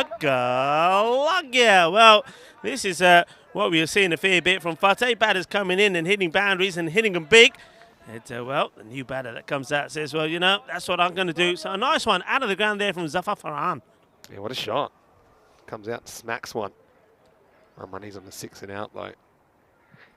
So we see Gagandeep coming back in. Almost. Big swing at that one. And attempted back stumping. Website Maker asking any T20 matches.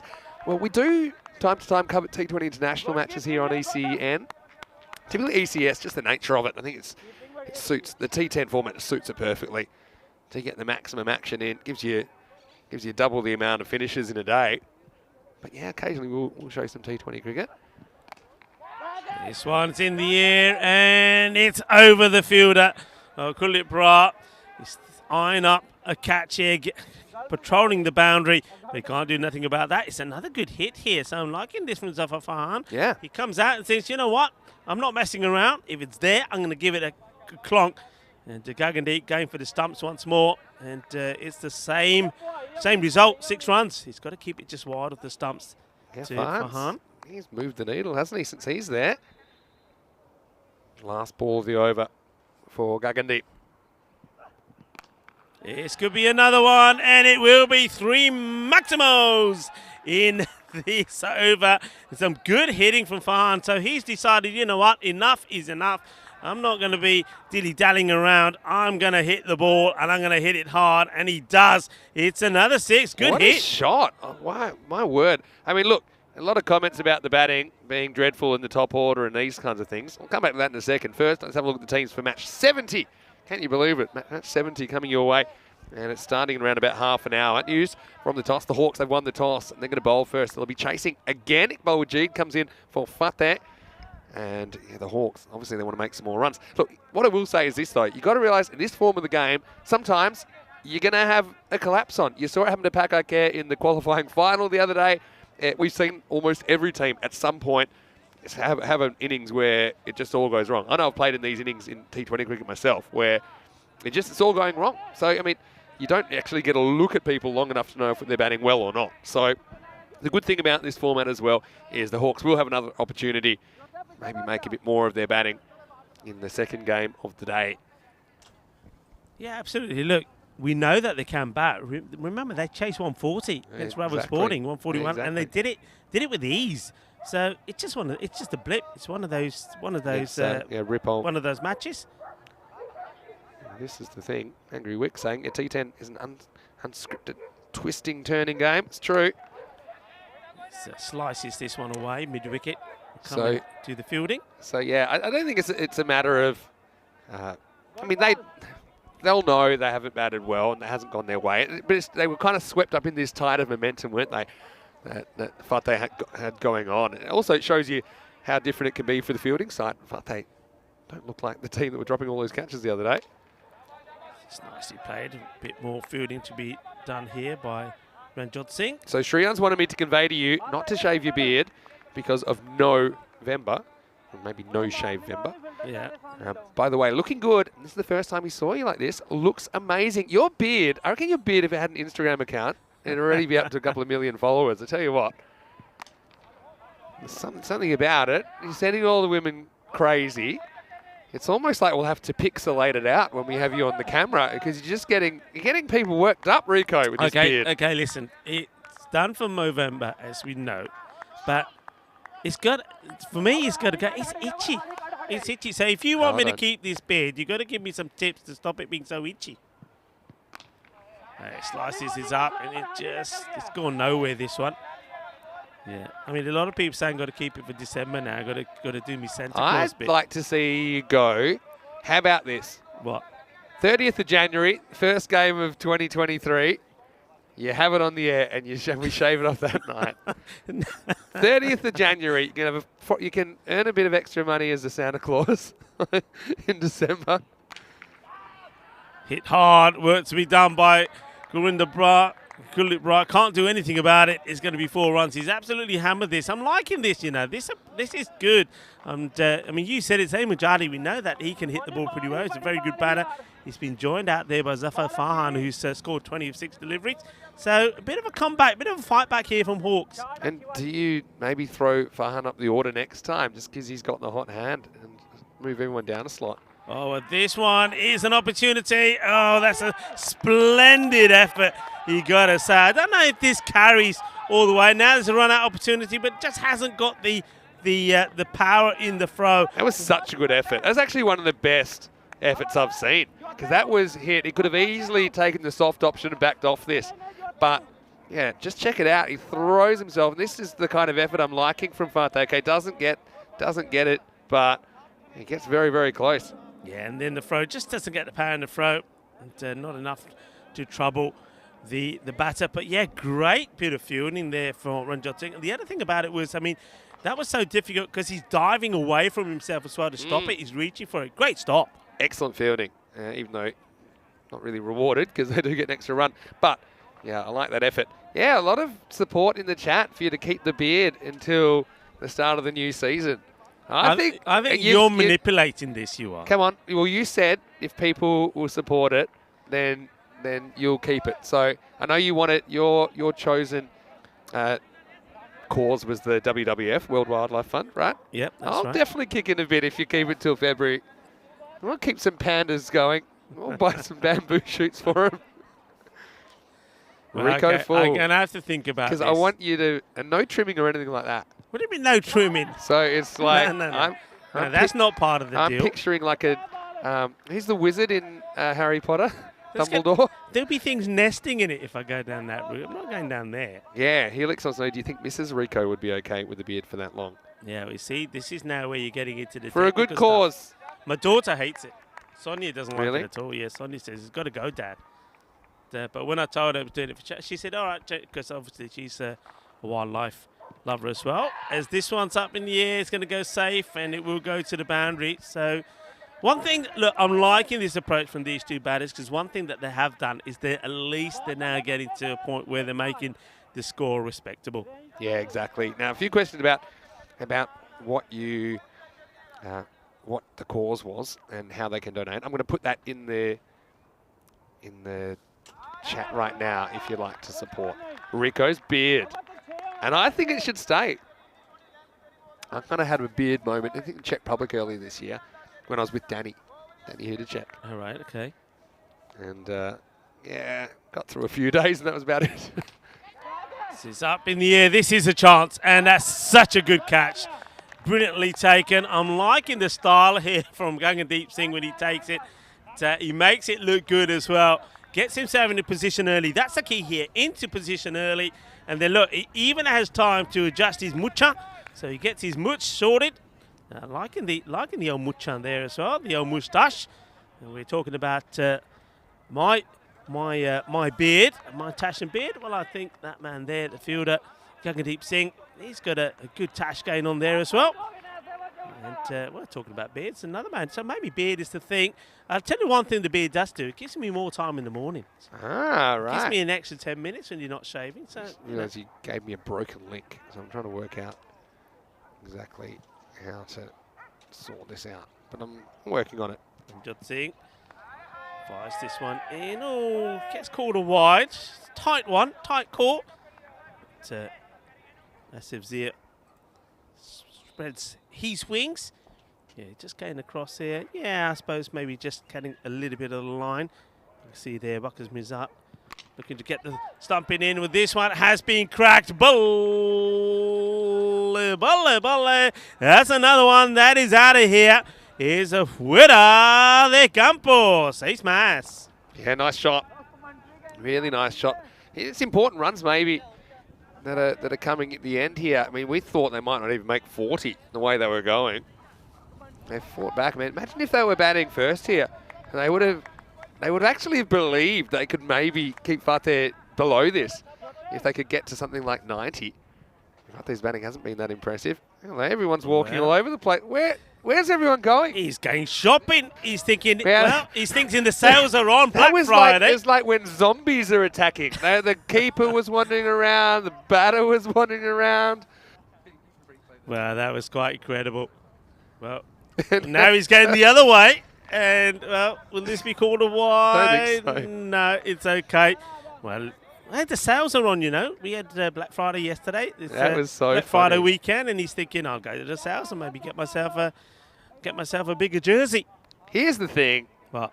Sport's meant to be fun. Cricket's meant to be fun. That's a fun moment. Okay, Hawks, they're going to go down in this game, but they are gaining some respectability at the end. That's just a nice little moment of not just byplay, tri-play. The keeper and the bowler and the batter all just kind of wandering around to nowhere. So, yeah, I think that was actually one of my favourite moments in this tournament. Anyway, here we go, 10th overtime. Let's roll. And first ball was hit down the ground. It's Zain Isan who is going to bowl over number 10. So, Fateh, they'll be super happy with their first points.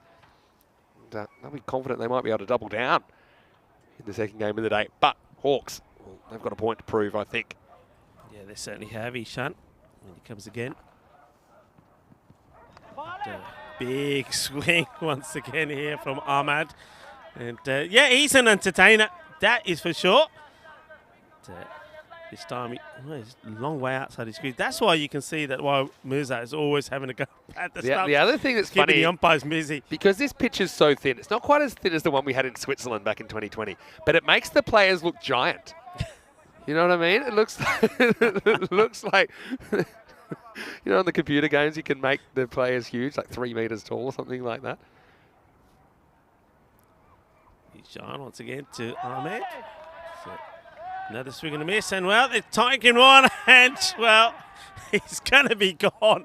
And well, this is just craziness. And Mujadi, I don't know what he's doing here. I mean, he probably just thinks, I want to get a strike because you keep missing him. And he says, oh, you come in? All right, I'll go. And next thing you know, boom, you're gone. He got caught with his hand in the cookie jar there because the keeper, it was Wakas Mirza, the keeper. He was kind of knew he fumbled it, but it was nearby. And Majadi said, okay, it's last over. I want to try and get back on strike. So has a go at getting back on strike. Unfortunately, he's going to have to go. And he is the 9th wicket to fall, so it's 77 for 9 now. Yeah, so number 11 comes in. I was hoping he probably wouldn't have to, but he has to face the music. 4 deliveries to come. After Mujadi gets run out, then comes Ishan. Good delivery, knocks him over, and that is going to be another duck. It's going to be a golden duck. As another one has to go. Good bowling, a great performance, you have to say, here from Fateh. They have bowled out Hawks for 77, and it is that man, Zain Ishan, that finishes things off, and that's a good moment there for Fateh. They're making sure that everybody comes in as they celebrate this victory. A great comeback from them. Remember, they were blown away in their first matches against Raval Sporting, but they've come back strong.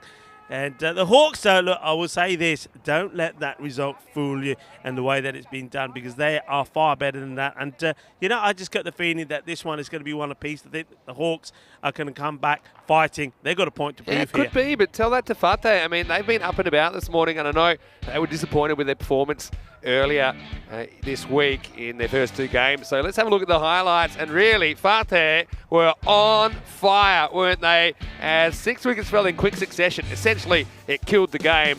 And Fateh, well, everything they did wrong on those in those first 2 games in the field, they seemed to do right here, and they just couldn't put a foot wrong, could they? Yeah, they were on fire. You're absolutely right. That was the wicket there for Kamanzia, the captain of Hawks, after he played a nice shot. And, well, that pattern sort of followed. You saw batters coming in, playing one good shot, and then next time round, getting themselves out. The boundary was patrolled brilliantly there by Zain Ishan. We saw some really good catches. That was a fabulous one as well. Randeep Singh in the action. But one thing we're seeing here time and time again is Fateh, as you said, Vinny, all the things they couldn't do right when we saw the first time, they got it right this time. Some of the catching was brilliant. Yeah, and it's amazing how much of cricket is just upstairs. It's a confidence game. It's really a mental game in so many ways. And you start to just believe it's impossible to drop these kind of catches. And Zain Ishan was very, very good down there on the long off boundary. That was probably one that got away, but by then the result was beyond doubt. But I did like the way that the Hawks fought back in the second half of this innings, and I think that they did put something together at the end of Sana Ullah's innings. You saw that Zafar Farhan came in and he really smacked the ball around. I think he's one guy I'd like to see bat a bit higher. Yeah, he batted really well, and you're absolutely right. Look, if it weren't for that knock from Farhan, who made 24 of 10, and Mujadi, who made 26 of 15, I mean, you could see just exactly what the score would have been. So they practically, all the runs that you see that the Hawks have got came from them and the extras, really, and we'll see that reflected in the scorecard. I think in total we saw 5 ducks there as well, and that was the last one. It was an absolute beauty, and that's one thing also Fateh did. We're talking about the fielding, but look at the way that they took those wickets today. They bowled well, they pitched the ball up, and they got the results they deserved. Yeah, have a look at that. I mean, 4 ducks lined up in a row. That's after the openers went for 4 apiece. The only resistance came from Majani, who batted really low for some reason. He made 26 off 15. Zafar Farhan, 24 off 10. I'd love to see those guys bat a bit higher to see what they could do. They need something to happen. The Hawks, they are chasing again in the second game of the day, which is coming up in around about 15 minutes. As far as the bowling went, well, it was the openers that did the damage, wasn't it, Rico? Yeah, it certainly was. So look, Hussain and Bawinder Singh bowled brilliantly. Bawinder Singh getting the ball to cut away, and Hussain, well, what I liked about Hussain is he's got a bit of pace about him, and he's a little bit fiery. He attacks the batter, gets the ball to really go into the batter. He was creating all sorts of problems. Yeah, innings went right off the rails. They went from 9 for 1 to 9 for 5, and it was game, set, match, really, but still a match to go between these two teams. Join us for match 70 very, very shortly. Until then, it's Vinny Sandu here, Mr. Maximo with Rico 4. Hope you're enjoying your Saturday. The weekend is swinging, and we're here to spend it with you. More cricket coming soon. You're watching ECN, and this is the FanCode European Cricket Series.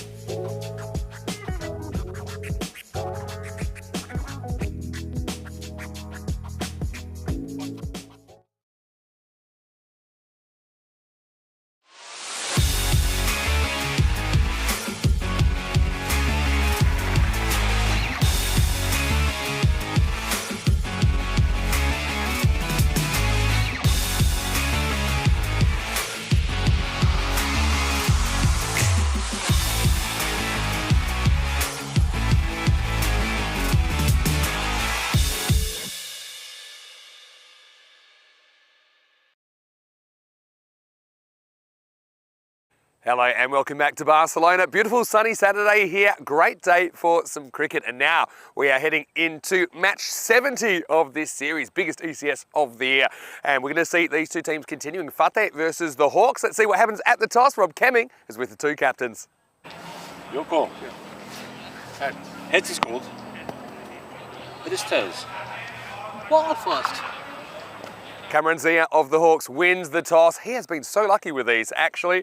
And he's decided once again he wants to bowl first. And look, they didn't bowl too badly, but I think they got stuck in a bit of a hurricane, didn't they, with Waqas Mirza really putting on a show for Fateh. And Fateh, they needed some runs from somewhere. Once again, though, I think that Fateh, they need to improve on various aspects, but they're certainly getting there. I think the Hawks as well, they will really want the points in this one. They've got some big hitters at the top. We know that as well, don't we? So time for the second match of 4 today, match 70. The news from the toss is that the Hawks, they've won the toss. They're going to have a field. It's over to Rico Full. He'll take through the first part of this one. Over to you, Rico. Let's get it going. Thank you very much to Mr. Maximo, and welcome back everybody as we take a look at the beautiful this Mountjoy Olympic ground. Looks absolutely stunning, doesn't it? It is the ground that was used here in the 1992 Olympics. It looks absolutely outstanding, and you've got plenty of sporting activity around here as well. And being the weekend, you can see plenty of football being played around us as well. And remember, we're not that far as well from the Olympic Stadium. It is a beautiful setting, as we also high up on the top of Mountjoy, the hill, as we look down on Barcelona as well. It's terrific to be here, a great view, great setting, and certainly looking forward to this second match between Fateh and the Hawks. It's going to be very much the same. The Hawks winning the toss and electing to field first. So Fateh are going to be batting once more. And remember, in the first match, thanks to some good partnerships between, while we saw Waqas Mirza out there, Randeep Singh put a good batting partnership together with him as well did Surinder Singh as well, and they'll be looking to do more of the same again. Hawks though are favoured to win this one 106 to 92, and I think you heard me saying towards the end of that first match, I just get the feeling that the honours will be shared here by both the teams. So I'm expecting a much better performance here from the Hawks. But the first thing they've got to do is just bowl a slightly better line. I think they were bowling just a little bit too short to the Fateh batters that were able to get on top when it came to the batting department of the first match.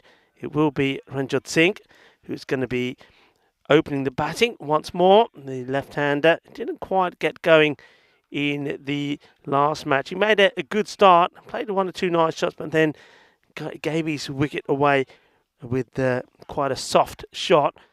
Bowling the first over will be Nakash Ahmed. So we just wait for Frederica Constant to give the umpires the nod. Nisar Ahmed is out there with umpire Safwan.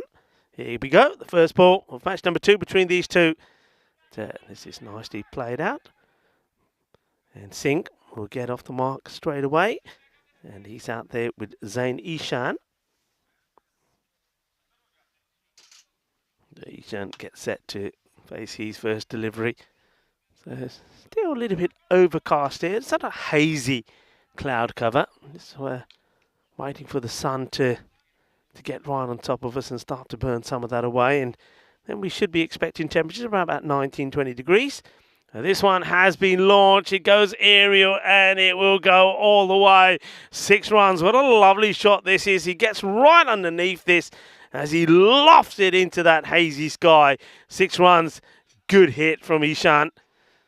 So Zain Ishan is off to a flyer. What a lovely hit. That was like a proper golf swing, wasn't it? It goes all the way. And the fielder, well, he's chasing and running after it, but he's not going to get anywhere near it. Ahmed needs a reply. And bowls well this time. Ishan just says to Singh, stay there. So Hawks are looking to bounce back after that defeat. So once again, a very good morning, afternoon or evening, depending where you're watching from, to all of our global audience. This one will be called a wide. Just strain down the leg side slightly.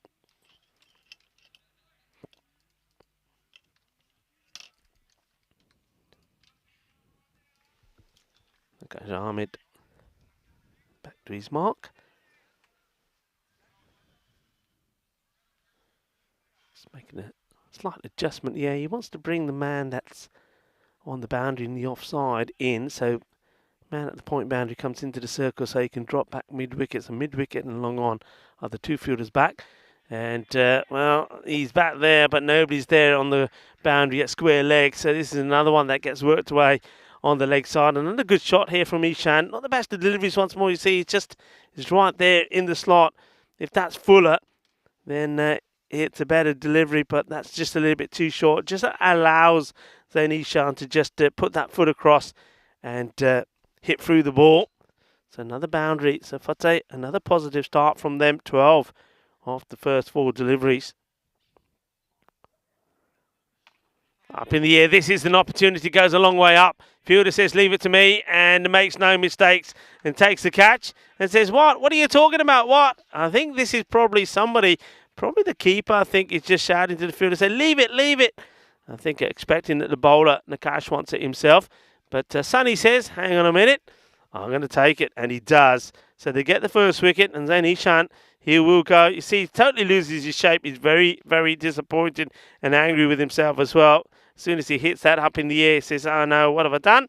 Probably doesn't use quite those words, but he's quite frustrated. And then, well, a nice gentle hug, like in that moment there. Nakash, he takes his time to go to the field and says, come here, Aja, Jappi Paliye, because you get a wicket, 12 for 1, and it will be Ishan that has to go.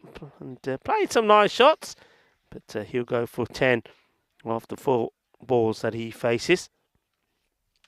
And, nice catch there from Saniula, making no mistakes. New batter makes his way out there now. So Ahmed, a ball to go in the over. It will be Randeep Singh. This one strays down the leg side, so another extra to go on the board. It's not the good delivery to a new batter. You want to get the new batter playing all the time. It's always going to be a little bit of nerves around when you're about to face your first delivery. So Ahmed will have to bowl this one again. 13 on the board now. No change in the field. Edge, but doesn't carry. And they'll get the single. I think you'll see there'll be nothing from the umpire. So it was a thick edge, but doesn't go to the keeper. And you can see that Ahmed is just gesturing to the keeper there, his captain, just saying, come on, why are you so far back? So we welcome back into the commentary position, Vinny Sandy. Vinny, let's talk about the two teams that are already in finals day. Yeah, so a bit of a surprise. No Pack I Care in there, but Barcelona Shaheen, they went from bottom to top. And this is how this system works. Whoever is top of the table automatically gets through to final day. The next best 4 teams all play off in a top 4 format on Group B finals day. And in Group A finals day, it was here at Sabadell. They came all the way from 4th place on the table to beat 2 high-ranked opponents to book their place on final day. So ultimately, we'll have 4 teams playing on the 11th of December. Now, the other thing, if you top the table, we haven't talked about this much, but if you top the table, you actually also get the double chance on the final day of the season. So Barcelona and Shaheen are in a really good position. But here at Sabadell, they'll have to do what they did on finals day last week, win 3 in a row to win it. Anyway, here's Amir Hamza, who's coming on to bowl the second over. Don't mind this move. See how he goes in the power play. Again, the danger man, Wakas Mirza, he's lurking. He's probably going to come in next. Didn't he bat well this morning? He batted beautifully. Yeah, Hamza. Yeah, I don't mind this at all. They're just trying to do something different. Hamza bowling to Randeep Singh. It's a good shot, isn't it? It's a sweep shot, and it's going to go for 4 behind square. And there certainly is an air of confidence about Fateh that we didn't see 2 days ago. And I think they've got the confidence knowing that Mirza's still to come and he's in good form. So these two can really go for their shots. And that's not an easy shot to execute, but he does well, 4 runs. Yeah, you're right. I think confidence is everything. Getting a win under the belt, that will really boost them. And yeah, that was a confident-looking shot as well. It wasn't the best of delivery, just drifted down the leg side, but well put away. Tossed up, good adjustment. That's good power play batting. In fact, that'll go all the way. Maximal. Fantastic work by Randeep Singh. Again, can't have them everywhere. In fact, you can only have 2 outfielders at this stage. It's a proper cricket swing. I like what I'm seeing here from Fante. 6 more. Yeah, that's a really nice shot. And Randeep Singh, he wasn't going like too quickly last time around. He was just playing a bit of a sporting role. What he's shown us there with 2 shots there, that he's more than capable of playing some aggressive shots himself. That was a lovely shot. And we've seen 2 boundaries there, but both of them proper pucker cricket shots. Yeah, excellent shot. Now, Harms is a clever bowler, though. Let's see what he comes back with here. Maybe something a bit flatter at the stumps. He tosses it up again. I like that. He's willing to continue to take the pace off the ball. And so, moral victory. I want to say hello to Always Ahmed, who's in the chat. Hello, Always. Buenos dias. Hopefully you're well. Welcome to the weekend. And to everybody else. I think Keanu's in there now. Sundori and Helix and many, many more. Hope your day is going really nicely. Now it takes it on again down the ground. Fielder. Well, he gets done by the trampoline Tortuga. He made good ground to his left. But we know that these bounces can be a bit awkward. Kind of got there, just couldn't quite reach to the sky and pull this one down. Yeah, Randeep Singh, the captain. He's made a good start in this one, hasn't he? But yeah, you can see the fielder there getting done by the bounce, gets fingertips to it, but not able to keep that ball in play. So another boundary. And Fateh, good start. 2 overs down, 28 for 1. Yeah, very good start. I mean, the Hawks, obviously, they've kind of fell in a heap with the bat before, but you can see that right now, that means that 6 of the 8 teams have wins. And I think, the Tigers, they showed a lot in the field and probably just let themselves down the bat yesterday. Gracia, I don't expect them to stay down the bottom of the ladder too long either. The ECL representatives for 2023 for Spain, but they just got outplayed by the Tigers a couple of times yesterday. It should be really interesting. Yeah, top team straight through to final day. The next best 4 teams will play in Group B finals for that other spot. Said Yusuf coming on to bowl. He was a pick of the bowlers for Hawks in the first one, 3 for 25. Let's see how he fares this time around. He's bowling to Ranjot Singh, left-hander. Yeah, I think this is a decent matchup with the left-hander. Tossed up, hits it, and hits it out of the ground. Maximal! And yeah, it was a bit of a gift, and I think no ball's been called here as well. This one just hangs up there a bit too long. Again, if it's waist high in ECN cricket, which I think, yeah, it's fair enough. He hits it about the waist, and that's out of the ground. Worst possible start and a free hit to come. Yeah, Ranjot Singh, he's not going to miss out on those. He's a hard hitter. That's how you get 7. He just drags this one. We see lots of run-outs off free hits because I think batters get carried away with their immunity, and sometimes they go for runs that aren't there. They also feel like they should be scoring off free hits. But if the run's not there, the run's not there. So a good comeback that time from Said Yusuf. Well, he's just checking, just making sure that the batter's not trying to gain any unfair advantage. Yeah, but I mean, that's the way to do it. You see how the Randeep Singh was actually looking at him? Another full toss, and this time it's a fall down sweep shot. This will be 4. And in fact, it might have gone all the way. Maximal. This is a thunderous shot. This is amazing hit. Well, he's sort of off balance. This is flat, and it thuds into the boundary marker. I mean, you can hear that thud from here, but what a cracking shot that was. What a shot. It was flat. I thought there was no way they could have gone all the way, but obviously it did. Said I like this matchup. Now, intelligent stuff. It works it away for 1. Yeah, so this is my point with the whole, I'll use the word man-cad, even though it's a slang term, the run-out backing up debate.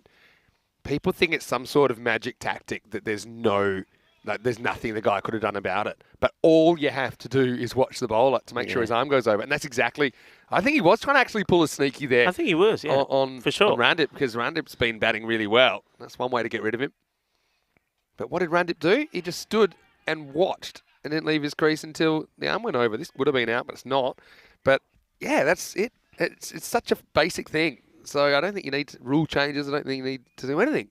You just have to train non-strikers to watch the bowler roll his arm over. And then you can do what you like. So yeah, nice work. It's so simple, isn't it? You don't even have to be very good at cricket to do it. It it's is. And that's why sometimes when there's such a debate about it, as we see. Well, this is interesting. Why he does the switch here, I don't know. Well, the thing is, he's given up a wide here because he loses his leg side. This would have been a big wide. Why'd you switch here? You're left-hander. You love it here. See, What? so that would have been a wide, but once you go to hit the other way, you basically got 2 offsides. So I do like the kind of fearlessness, if you like, of the fun they're batting so far. This will be the end of the power play. Pretty good one for them. It's 43 for 1. Yeah, it's a very good power play. But, yeah, Ranjit Singh, I think he just got a little bit carried away. He thought, yeah, I'm going to try this. And he made up his mind to do it before the ball was even bowled. On reflection, if he stayed where he probably was putting that to the boundary. There's been a bit of that going round this morning as well. I know that Mohamed Sanaullah for Hawks, he was trying all the shots in the book and some that were right up the back in his innings. Anyway, you see, pretty consistent power play, 14, 14 and 15. Yeah, Fateh seem to have just left their woes behind. And right now they're in a decent position, still plenty of cricket to play. And speaking of Mohamed Sanaullah, he's going to come on with the ball now in over number 4. Took a good catch earlier in the innings. Yeah, so it is the weekend. It's got a nice feel about it. Maybe we'll see some action on the softball field a little bit later on. That was kind of a fun aspect last Saturday. Sanaullah rolls out an off-cutter. This one won't quite carry. Yes, clever fielding by Said Yusuf. He knew that was going to take off a little bit. Yeah, does well. Yusuf keeps his eye on it, and he's got enough spring in his feet, as the Kookaburra does, and goes up and stops it going over him. Yeah, so now most of what Sanaullah is delivering will be turning away from the left-hander. So it looks like he's going to go around the wicket. I still think that Ranjot's thinking leg side. No, he just goes back and prods. And it's a good effort from the bowler, but I think he's safely home. Yeah, very acrobatic. I like the way he knocks his back onto the stumps, but they are targeting Ranjit Singh because he's not the best of runners. I mean, he does get there, but nice work. I'm liking that from Sanaullah. Yeah, I'm liking it. This should be a good battle. Mandip hasn't had too much of the strike of late. I think he wants to pound this down the ground. Got literally a straight player down the ground instead of a long off. And so he punches it to long off, and so there that player's going to have to run a long way to his left. You see how he's coming from, actually, he's literally behind the middle stump. So sometimes we've seen this as part of like a 3-man strategy down the ground, like a long on, long off, a bit wider, and then a straight fielder, straight hit. But that time they literally had a straight hit and a long on. So it's quite interesting. They left long off completely open, so I think that's why you saw Rundab just pushed it in that direction. Left-hander on strike, Ranjot. This time he does sweep and he picks out the fielder. He's gone. So that's a very good piece of catching down there. It wasn't an easy one because it was hit flat and it was hit pretty hard as well. So Ranjot, he gets to 15, but he'll go no further. The second wicket's to 4 and a wicket for Mohamed Sanaullah. He follows up his catch with a wicket. Nice catch as well by Zain Majadi. The score is 46 for 1. Yeah, they set the trap really, didn't they? And Majadi, well, he was lurking out there and it was hit straight to him. Yeah, no mistakes from him. I think he's a quality player. He's shown that already. And, well, disappointment from Ranjit Singh. I think he is due a big score. We saw him score 32 when the first time we saw Fateh. And when we saw him then, he's an aggressive player. And the thing about him is he will play shots. We've seen that already. And, well, today, though, on 2 occasions, he's made starts. 10 in the first, 15 in this one, but just hasn't been able to capitalise on it. But once again, that's a good captaincy from the man behind the stumps. For Hawks, Cameron Zia gets the field in the right place and gets the wicket. But here's the big moment. Yeah, it's got me excited because here's August Mirza coming off a really entertaining half-century. And he takes no prisoners. He will probably be swinging from ball 1. He'll probably like the ball turning into him slightly. So they put 3 fielders back on the leg side. Mirza's oozing confidence with the bat. First one's down leg side will be called a wide. They won't get an extra. Yeah, so this is going to be good. I feel like it could go one way or the other. But whatever happens, keep your eyes on the screen right now.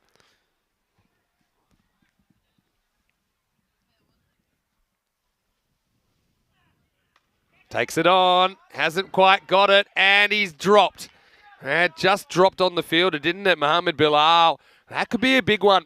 Mirza drop before he scores. That one does get to him on the full. He gets 2 hands to it. I think he just slightly misjudges it, Rico. Yeah, I mean, it's he's a little bit slow getting himself into position. I mean, by now, that ball has spent enough time in the air, should have got there, should have made it an easier catch. Makes it harder. It goes down. Big moment. Back to run dip. He gets caught in 2 minds and doesn't get this one away. So really good over from Mohamed Sana Ullah. Only concedes 5. Picks up the wicket as well. And at the end of the 4th over, the score is 48 for 2. Yeah, it's a very good over. Just the key there for me was he was prepared to give it some flight, but also hold back the pace on it. Very little pace on it, and he's unlucky. Should have got a second wicket, shouldn't he? He should have sent back Waqas Mirza on 0. We know that how big a deal that would have been. He's a man that's smashed 59 of just 23 deliveries in that player of the match performance in match number 69. When you've got a guy that's absolutely smacked balls everywhere, and you get him to give you a chance first ball, and you want to take it, and that's not what happened. Now they do have that 3-man outfield straight. They've got a long on, long off, and a dead straight hit. As this one's up in the air, it's another catching opportunity, and this time it's Amir Hamza. He's got a good pair of hands, and he catches it. So second time unlucky, and Mirza's going to have to go. Nice moment actually, because Mirza gets a bit of genuine commiserations from the bowler, but they do get the big man. 2 balls, 2 chances. The second one was taken, and Fateh 48 for 3. Yeah, very good catch, because you know the pressure's on, because you know who's hit it up in the air.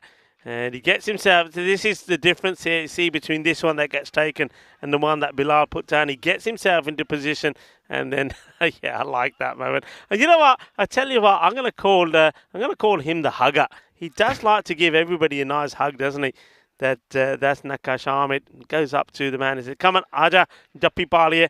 Well, in comes, this man, I tell you what, he's probably a very, very unlucky player.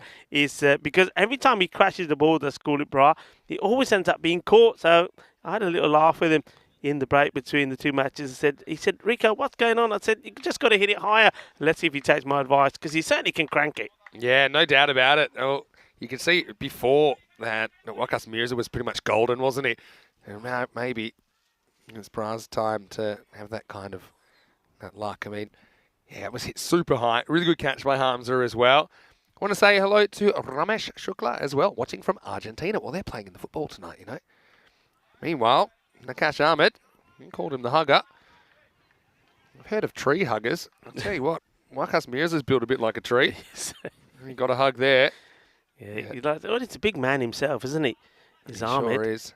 But gentle. The gentle giant, maybe. I like to give everybody a nice hug. Now bowling to Bra. Yeah, bit of a crossroads this innings. Goes upstairs. Missed hook shot. Yeah, so, Wayne, I like your comment there. Very clever. Yeah, it's probably just above the shoulder. That means this one's probably going to have to be pitched up a bit. And I think Bra will probably take it on despite being yet to score.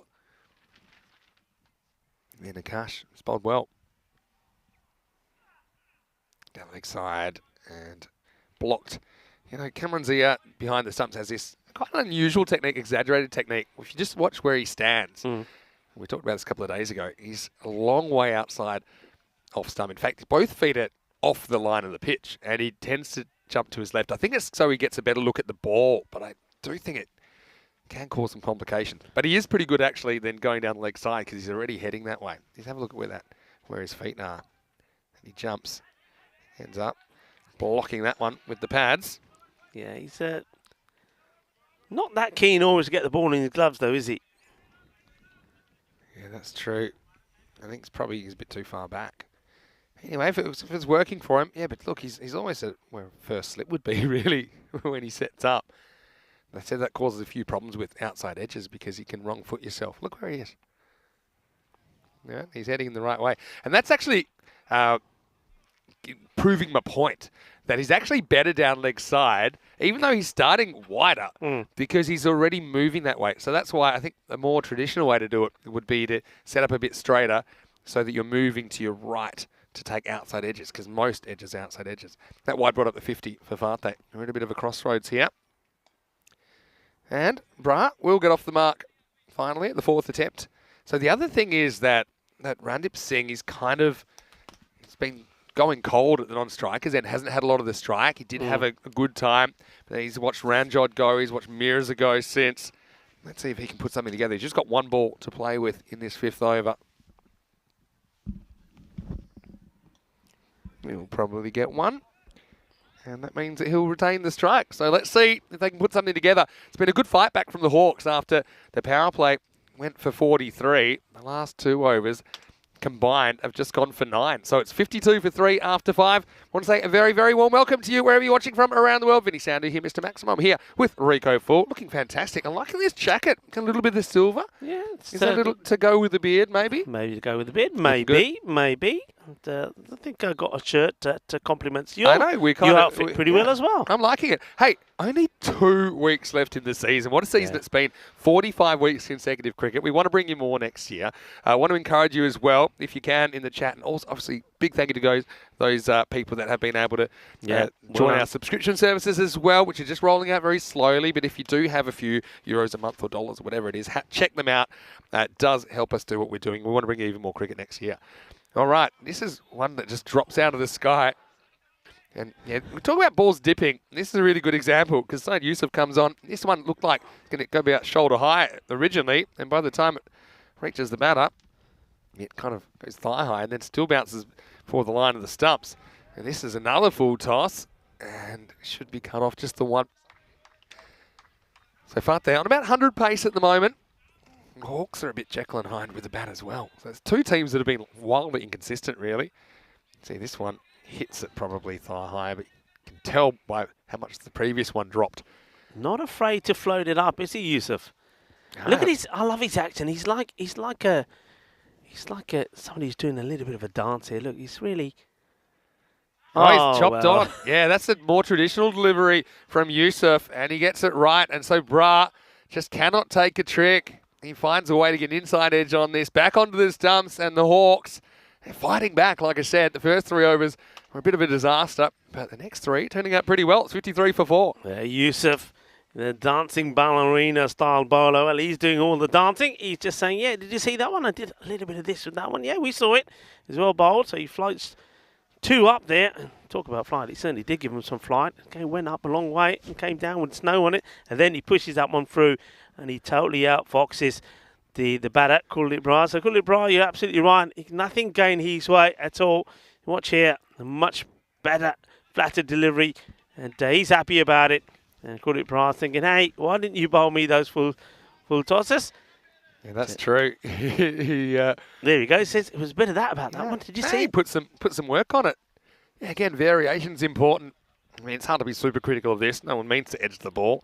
But I suppose, yeah, the feet not really going anywhere. You just got to back yourself to hit that with the middle of the bat. He couldn't. So, new batter comes in. Surinder Singh at number 6. First 2 balls were 6s last time. This isn't a 6. It gets through everybody. Don't know if he gets anything on this.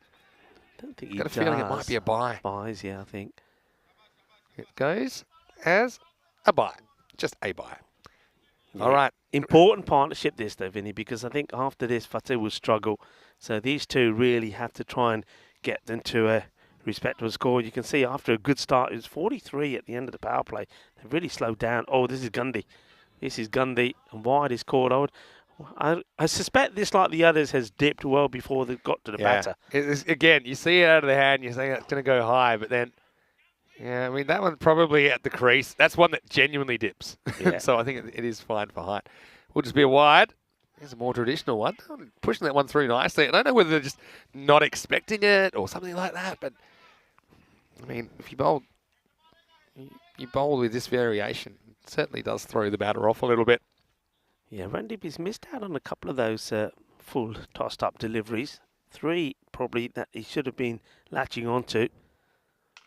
He backs away and cuts this really well through point. There's no one back here. So Randip regathers his old mojo a little bit to finish the over. It's still a decent one from Yusuf. His figures in the end will be 1 for 21 of his spell. And after 6 overs, it's 59 for 4. Yeah, nice shot, cut shot. This time he waits on it, gets it right, gets his boundary. They need a few more of that now. With 4 overs to go, once again they're behind up a score. If they can get to it again around about the 120, that really means they've got to get the acceleration in here now. And Surinder Singh, well, he's one that could play a big part in it. Gotta say, your beard just keeps setting the chat on fire every time you're on the camera. Danush likes it, saying the beard complements your character, Rico. Please don't lose it. Well, Rico has said if we keep supporting the WWF, sorry, my Rico's saying it, I mean I've said, that he will keep it until January 30. And we're going to have a proper beehive situation with it, hopefully. Wizard-like. You're getting me into trouble, you know that. Can I call you Baba G? All right, here we go. You like it because it looks like your father's beard. Don't forget I made him now, remember? Mohamed Sahel comes on. Tell you what, Kamran Zia must go through a fair few wicket-keeping pads. Now, they get a real hammering every time he's out there. I reckon he averages 10 balls per innings off the pads. Anyway, makes the stop. That's the most important thing. But they really slowed down. Yeah, to give you an idea, the first 3 overs went for 43. The next 3 overs went for 16. So they've really slowed down. And right now they need a bit more of a spark. Again, this is without Mirza, who made all the runs last time, made most of them. Good start from Mohamed Sahel. This is up in the air. Majadi, he's chasing it. He has to chase the spin now. They should hustle back for 2, and they will. So, yeah, Hawks certainly feel like they're in charge of this game at the moment, but Fateh still have some time to put some runs on the board. Yeah, you can see that a deliberate effort from Mohamed Sahel not to pitch up. He's bowling everything short, expecting Surinder Singh to play and mix at most of them. This time he does pitch up. So he does get a fair bit of bat onto it. They'll just take the single, so Randeep Singh, the captain, will back on strike, and he knows that's pretty important now that he really does get going here. He made a good start, like you said, when early on he played some nice shots, 3 boundaries on the spin. Then after that, he's just gone on the quiet. He needs to get that going again. Yeah. He's bowling into the pitch at the moment. Well, this one is pretty close to that line, but the umpire's satisfied it stays inside. So, quickly back to his mark. Yeah, he's certainly bowling into the pitch and basically trying to take a bit of the pace out of the ball. Trying to get the batter on the horizontal bat stroke. That one, it's kind of a good length, and that'll be the end of the over. The score is 62 for 4. Yeah, so have a look at this. So look, overall, the maximo rate, this is 6s per 10 overs. So 6s per innings, basically, completed innings. 8.6. So look at this innings. They've hit 4 6s, right? So typically, that's a really good barometer of where your score's at. Now, yesterday was the second lowest we've had. You see, on an average day here, it's about 8 or 9. So you're looking at 8 or 9. 6s will get you to typical score, which I'm going to say is about 120 at the moment. At the moment, in this game, like I said, just the 4 6s. And yeah, I think that they'll want to grab a few more of the last 3 overs. So we'll keep an eye on that. Mohamed Sanaullah, he was brilliant in his first over. He's coming back now. And this is one of them, Maximo. And a nice shot by Surinder Singh. And there was a fielder right there. There's a fielder straight down the ground, but he takes him on and he wins 6 runs. This is a really good hit. I mean, he's hitting this off the back foot. So the power in the shot is impressive. And he has to make all that power himself because there's not much on the ball from Sanaullah. He only went for 5 in his first over. And now he's going to come back with a wicket and has some free directions as well. You don't need Google Maps when Sanaullah's around. He shows him where to go. So 6 and out situation as Surinder goes for 9. The score is 68 for 5. Yeah, good comeback from Sunny Sanaullah. Just a slightly quicker one, bit fuller. It doesn't really come up as much as what Surinder Singh is looking for, and seeing, well, after hitting 1, well, very good, powerful hit down the ground for 6. He then is shown which way he has to go by Sanaullah, so they lose another batter. So the captain at the moment, Randeep Singh, just a little bit stranded out there. And Gagandeep Singh, well, this man is a character. He's going out to join his captain. Let's see how he gets on. I'm loving his tash. Everybody's talking about my beard. Well, what about Gangadeep? I'm liking his beard and his mush. I'm liking the pointy bits at the end. You know, like they say, apni mucha upar karke aaya kar, and he's got his moustache pointing upwards. Let's see if that's going to help him hit a few balls up in the air and over the boundary as well. Gangadeep to face his first ball. Yeah, he won't hang around either. So I think he's still got to attack here. Oh, that's not an easy one for the keeper. Zia's going that way, but he's not going to be able to stop it. 5 bonus runs. Sunula gets a bit greedy, goes for the quick one at the stumps, but he misses. Zia, yeah, even his sideways movement, not enough to get there in time. Yeah, valuable runs indeed. He'll take those. And, well, quick dandy footwork from Gangadeep as well. Don't see a lot of batters able to do that. Quite a lot of them would allow that to hit the pad, or they would have gone after it. Gangadeep, quite clever, takes the wide. Well, he's going to have to play at this and scoops it up in the air. A fair bit of movement there from Sunula. Single taken. Fielding done by Hamza. Yeah, Hamza's a good player. I think he's still got Nova to bowl as well, doesn't he?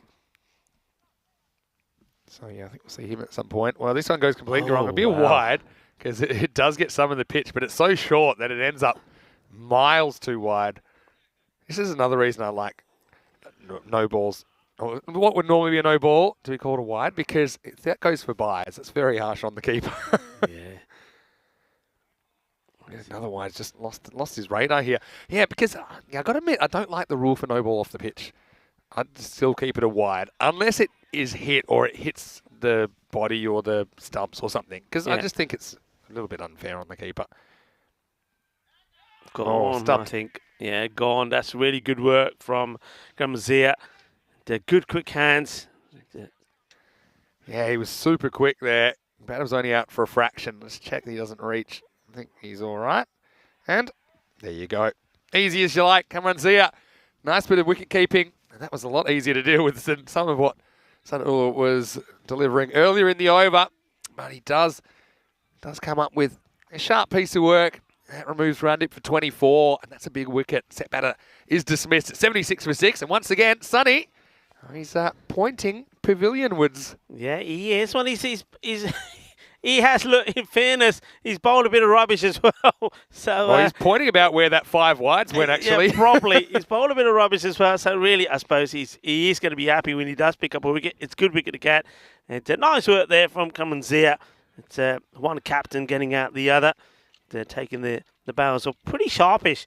Randeep Singh has to go. Look, Randeep Singh, I think he played a good innings and he's tried to get partnerships going, but you can see there towards the end, he's probably thinking, okay, we need to try and really up the tempo a little bit here because he's running out of partners.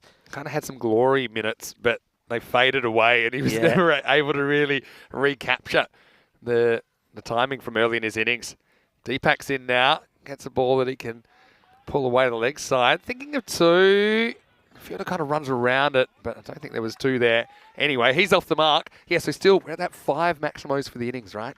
5 maximos, a little bit below par. And this score was kind of ending up a little bit below par at the moment. Still competitive, though. You know, the Hawks, the kind of start they had last time, they were 9 for 5 at one point. They were 17 for 6.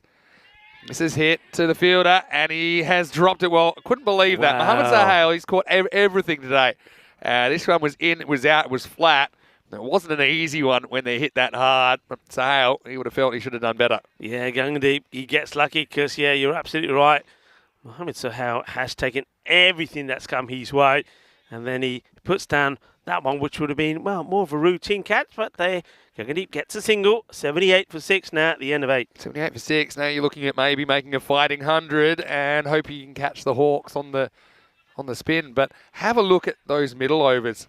The overs 1, 2, 3 were fine. That was a pretty good one. But the overs in between, they're very, very low scoring. So if you look at the 4 good overs versus the 4 bad overs, right? So the 4 good overs go for 59. That's 1, 2, 3, and 8. And the other 4 overs go for 19. So this is a little bit short. Not a great ball from Hamza first up. Bit of a loosener. And that one is going to go for 4. Cuatro carreras. Hamza, not his best delivery first up. No, it's a Gundy ball down the leg side. And that's been latched onto. And he's hit that pretty well. I'm surprised that's 4. I thought that had gone all the way, you know. Yeah, I thought so as well. I mean, it was absolutely crunched. It was clean as a whistle. Where does that land? I think it's just inside. Before, Good call with the umpire. Anyway, this is going to be at least one. Probably take on the two here. Drops his bat. Drops his bat. Oh, there. Well, you know what? That's actually really good running between the wickets by Guggendeep. I'll show you why.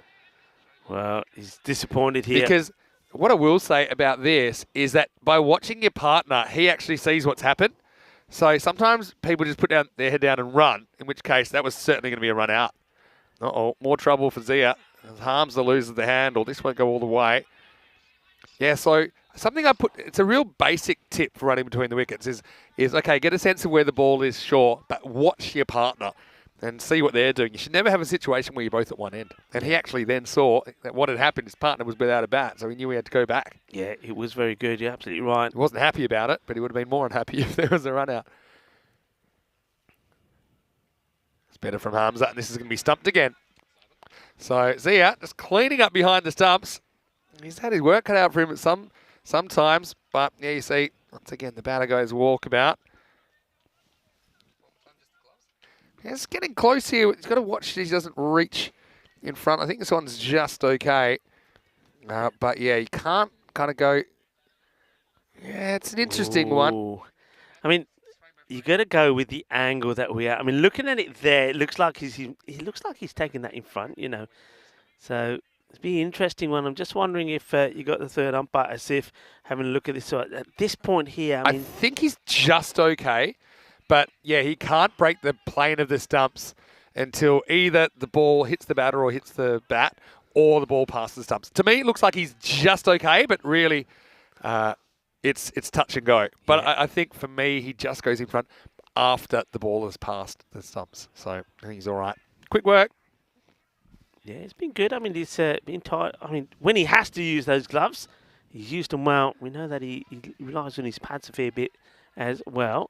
I think they may be having another look at this, you know, I think they may want to have a look at this one more time at the gloves because, I mean, that angle won't give it again. I just wonder if they want to have a look. See just here, there. But see, for me, the ball's already passed at that point, right? I think they may be saying not out here, see, you know. For me, it's not a perfect side on. See, for me, whatever he does, after he's got the ball, that's fine. It's actually before the... I think he's coming back, buddy. I think this is going to be called a no ball. See, there... see, for me, the ball's past the stumps and he's just behind, see? So I know it's a tight one. It's hard with this angle as well, with the camera. I mean, if the camera was right on the line, so they're saying... So this would then have to be...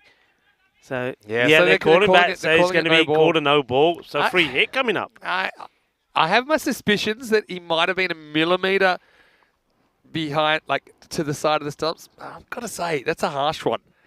But, I mean, it's on the keeper to make sure he's not. Yeah. But, you see, for me, it's not so much... Once the ball passes, then he can go in front of the stumps. So yeah, of course. For me, I think, looking at the frame by frame there, I felt he was fractionally behind until the ball passed the stumps. So, personally, as a keeper...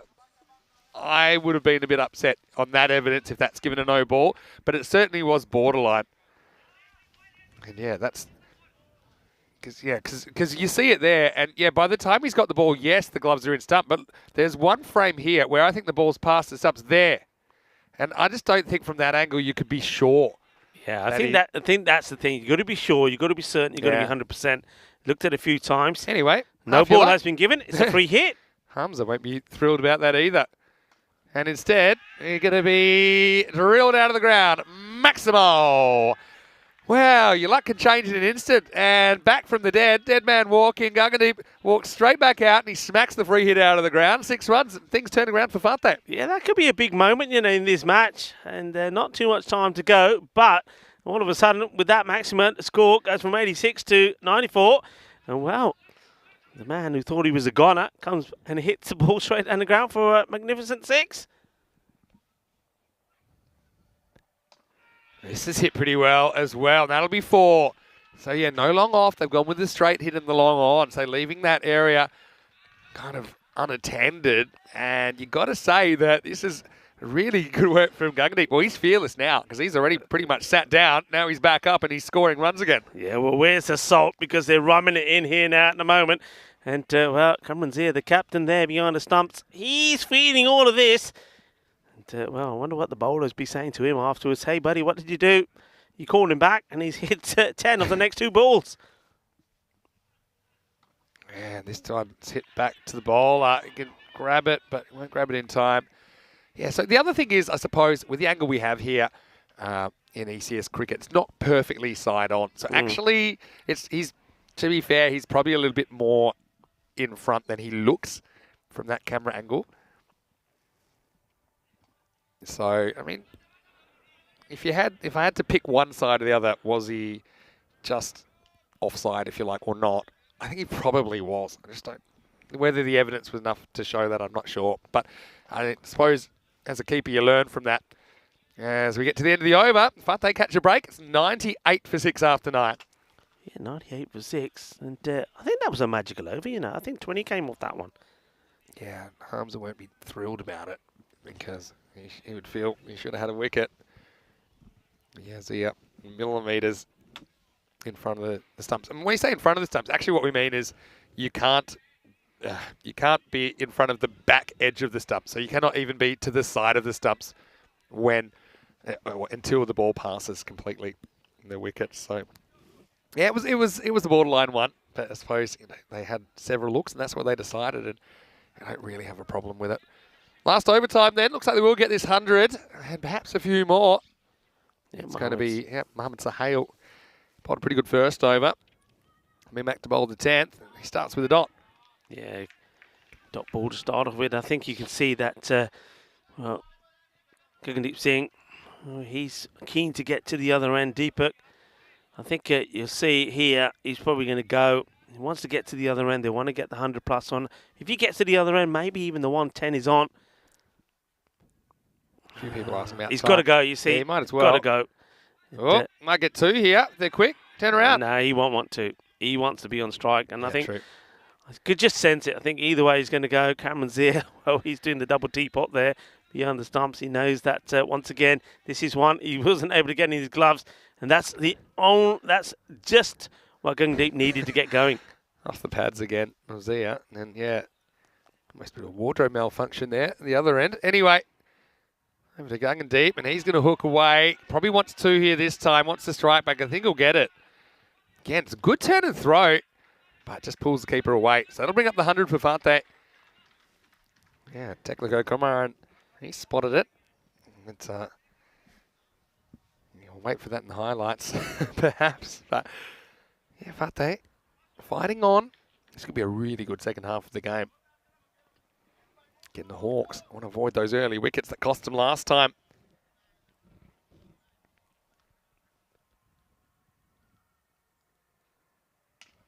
Whacked.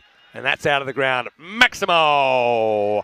Good shot. And like I said, he's a dead man walking, wasn't he? And he's come back out.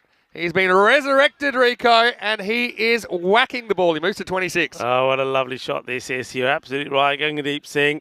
Well, we saw him walking off the field of play, thought he'd been stumped, and then he got a revival, and since then, well, I tell you what, he's been hitting the ball well. You put it in the slot, it disappears. Now, again, he wants 2 here. He's going to take it on. It's kind of into the gap, so I think he'll probably get away with it, unless it's a bullet of a throw, and it kind of was, but he still gets there. Good running. Yeah, very good running. I've been impressed with his running all the way through. And not just his running, but his awareness. He's always alert to where his partner is as well. You see, he goes straight away. He's out of the blocks like a sprinter. And though this is a good pickup, and it's a good strong arm as well, really is from Amir Hamza, but he still gets back. He gets back, and so last ball coming up, 109 on the board.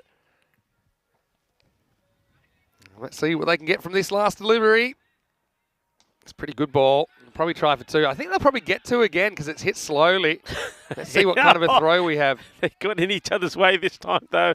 And I think, what's the verdict here? Did they get back? I think they do. There's nothing from the umpire here. I think they do get there.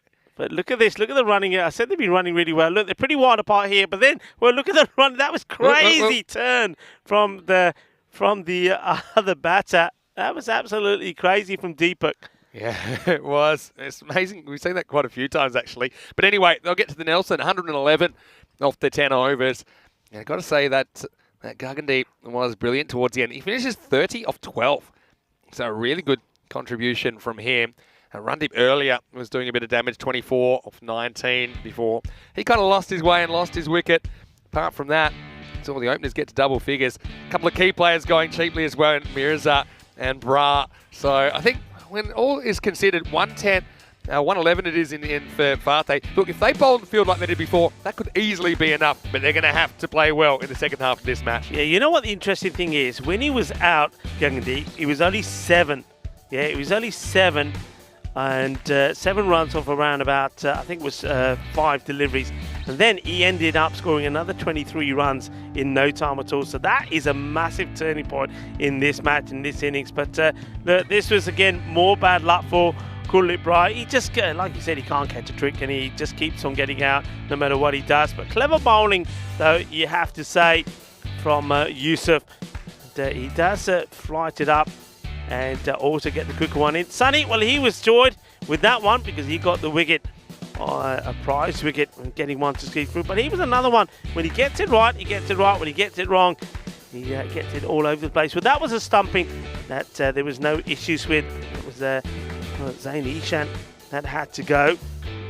But, well, that was a surprise for us because Mohamed Sohail has been so good in the field. He's taken anything that's come his way. When he puts that one down, that was Gagandeep that kept put down. So Gagandeep certainly did live a charmed life, and he was lucky there towards the end as well as he got in. But yeah, remember that moment, remember the drop catch when he was dropped. He was on 1 at the time when he was dropped, Gagandeep, and dropped by Mohamed Sohail. Then he should have gone on 7 when he was stumped.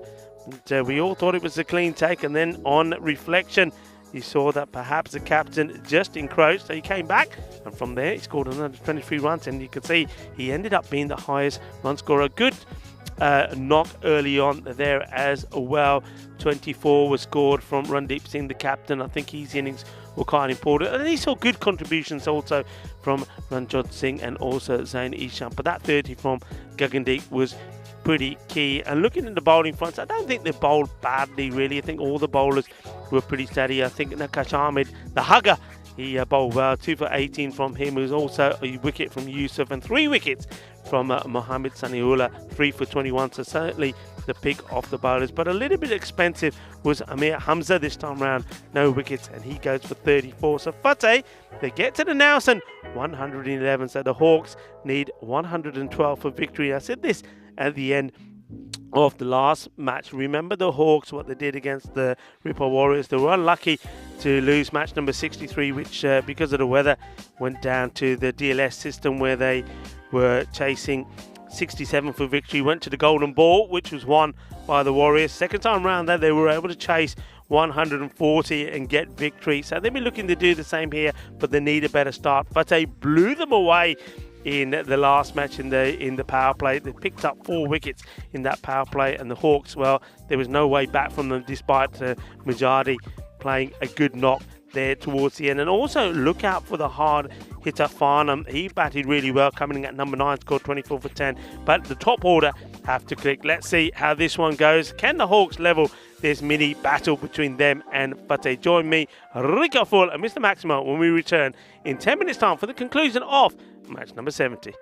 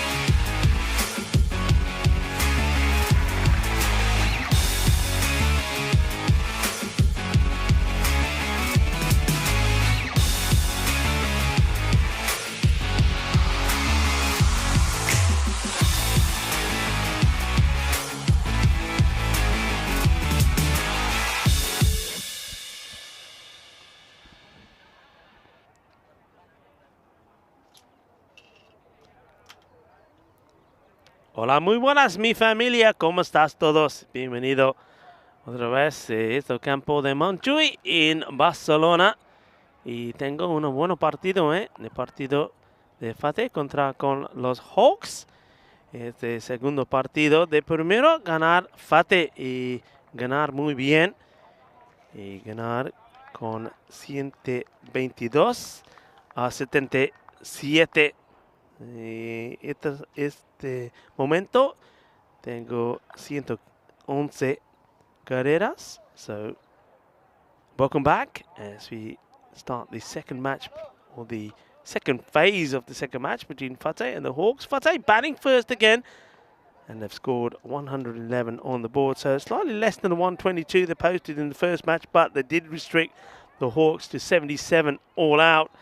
So if they can put a similar performance in again with the ball and in the field, they're looking to do the double here. And, well, it'll be a real change in fortunes for them after losing both their matches in day one of Group B when they lost twice to Raval Sporting. They're going to go with a man who we didn't see too much of in the first match. It's Iqbal Wajid, who's going to have a bowl first. And, they're missing Hussain from their lineup. Hussain was really good, bowled so well in that first match. But without him, so maybe it's going to be Majid that can do the damage. In he comes, left armour. Starts with one that's slightly over-pitched and gets put away nicely. That's a good shot. So Iqbal Wajid, just see here, just a little bit too wide. It's getting that. I started to see that ball started to swing in, but because it was so full, they didn't really get any rewards from it. Mohamed Bilal starts with the boundary. And Iqbal Wajid, once again, left arm over. This one is more into the body. Gets worked away by Bilal to square. We'll take the single. So we'll get Amir Hamza on strike. Amir Hamza coming one up the order instead of Kamran Zia. So he's been coming in at number 2. Made a 4-ball duck in the first one, so he's out to prove a point. Mohamed Bilal played one lovely shot for 4 in the first match and then got out the very next ball. But this time round, he's happy to take the single. Wajid to Hamza. Once again, that fuller delivery certainly is getting this ball to swing. But once again, maybe just a little bit too full. And I think Hamza just wanted to be overcautious with that one. He could quite easily have whipped it away. He ends up being a bit of a full toss. Wajid got a bit of a buzz about him, hasn't he? Got a fair bit of pace, as you can see in the background there. The man on 45 is warming up as well. And this one again is pretty full, going down leg side. So another one that he gets away with. You can see that it is Balwinder Singh who's warming up, so pretty sure that he will be bowling the second over. And didn't he bowl well in the first match, Balwinder? 3 wickets, just giving away 7 runs. But like I say, he hasn't got his opening partner in the form of Hussain this time.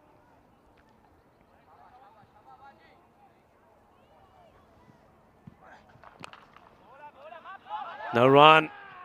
Oh, good work. I suspect that Hamza just got back in. But a better delivery from Wajid this time, and this was the sort of length that he's been trying to get. He's been just overcooking it slightly. But that one was spot on. The well field as well. Liking this tight field set from FATE as well, on the offside particularly. This one he goes up and over, but they can't get the fielder. Can't beat him, and they get the wicket, and it's going to be, well, a double pair for Amir Hamza. He wasn't able to score in the first of 4 deliveries, and this time round it's the same. He goes 4-ball duck for him. So, second time round he gets out of the pond, but he has to go back in it. because it's going to be another duck for him. So not a good day with the bat from the talented Amir Hamza. Just hasn't happened for him today. It was the right shot to play, I think. The only difference was he didn't get the body in the right place, but that's a really good catch taken, you know. He's got a lot of work to do, and gets there, takes the catch, and puts the pressure back on the Hawks. Very good catch. So 0 again. Amir Hamza, so just being promoted up. They don't often see batters being promoted up the order after getting a 0. Well, he did. But it was Zaini Shan, made no mistakes.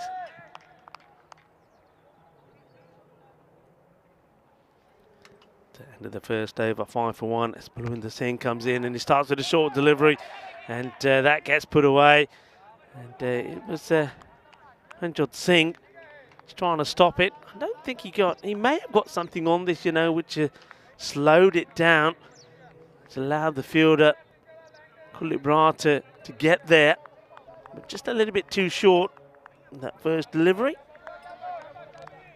Nice start there from Wajid. Playing his first match, and 1 for 5 so far, 6 matches. Now without a golden ball. This is sort of a golden ball sort of score, right? People, what do you think? Massive swing and a miss. Mohammed Bilal, he was very good the first time that we saw him. Now remember that quick fire 51 of 16 against the Ripple Warriors in match number 64, which helped the Hawks to victory, chasing 140, getting there with 4 balls to go. Zain Mujadi and also Amir Hamza were key in that one, but Amir Hamza, well, he batted well in both those first matches, but hasn't been able to score a run here today. Hits this hard and gets it over the infield. Good shot to play in the power play. You know that the man are inside the 30-yard circle. It gets right under this and puts it away. Well, that's Mr. Maximo, Vinny Sandhu, on his way back. And that's a little bit of fielding. Good hit. Couple of bounces. As it gets picked up by Maximo. Edge gone. Adios, baby. It's another. And Balwinder Singh has done it again. So it will be 4 and out. So Mohammed Bilal will have to depart. And Fateh, well, they look like they're looking to repeat what they did in the first match. What a good delivery this was as well. It's pretty quick. He's in the right areas. And Bilal, well, just that, I think it's the movement, the way he goes down, comes down the pitch, but goes down the leg side, which means it takes him away from the ball. And in doing so, when he is playing at it, he's only able to get an edge on it. And Waqas Mirza takes the catch. So Bilal, he has to depart. And good catch behind the stumps from Mirza, but very good bowling also from Balwinder Singh. He didn't want to bowl the same delivery again. Puts it in a different area and gets the result. So Bilal will go for 11 of the 6 deliveries that he was able to face. And now your scenario where you got 2 new batters out there, yet neither one of them to face a delivery. Still 101 runs required of 50 balls. So need to be going around about 2 a ball. And Zain Mujadi comes out. Obviously one of the batters that performed very well the other day against the Warriors. But well, that seems to be a long way away from today, because all the batters that performed back then haven't been able to get going here at all. Now, he's taken an age to get ready. This is where, I mean, if somebody appeals here now, I reckon he's a goner. I reckon that's the 90 seconds gone. Look, he's taking guard now. So you think about the time since that dismissal. That's the 90 seconds gone. Still waiting to see that, you know. Singh. In the air. Could be 2 in 2. Has he got enough of this? Interesting. Oh, it just goes over. And for a moment there, I thought perhaps that Ishan was in with a sniff of this, but you can see here, just at the last moment, maybe that ball just going over him. So a brave start from Mujadi, 6 of his first ball.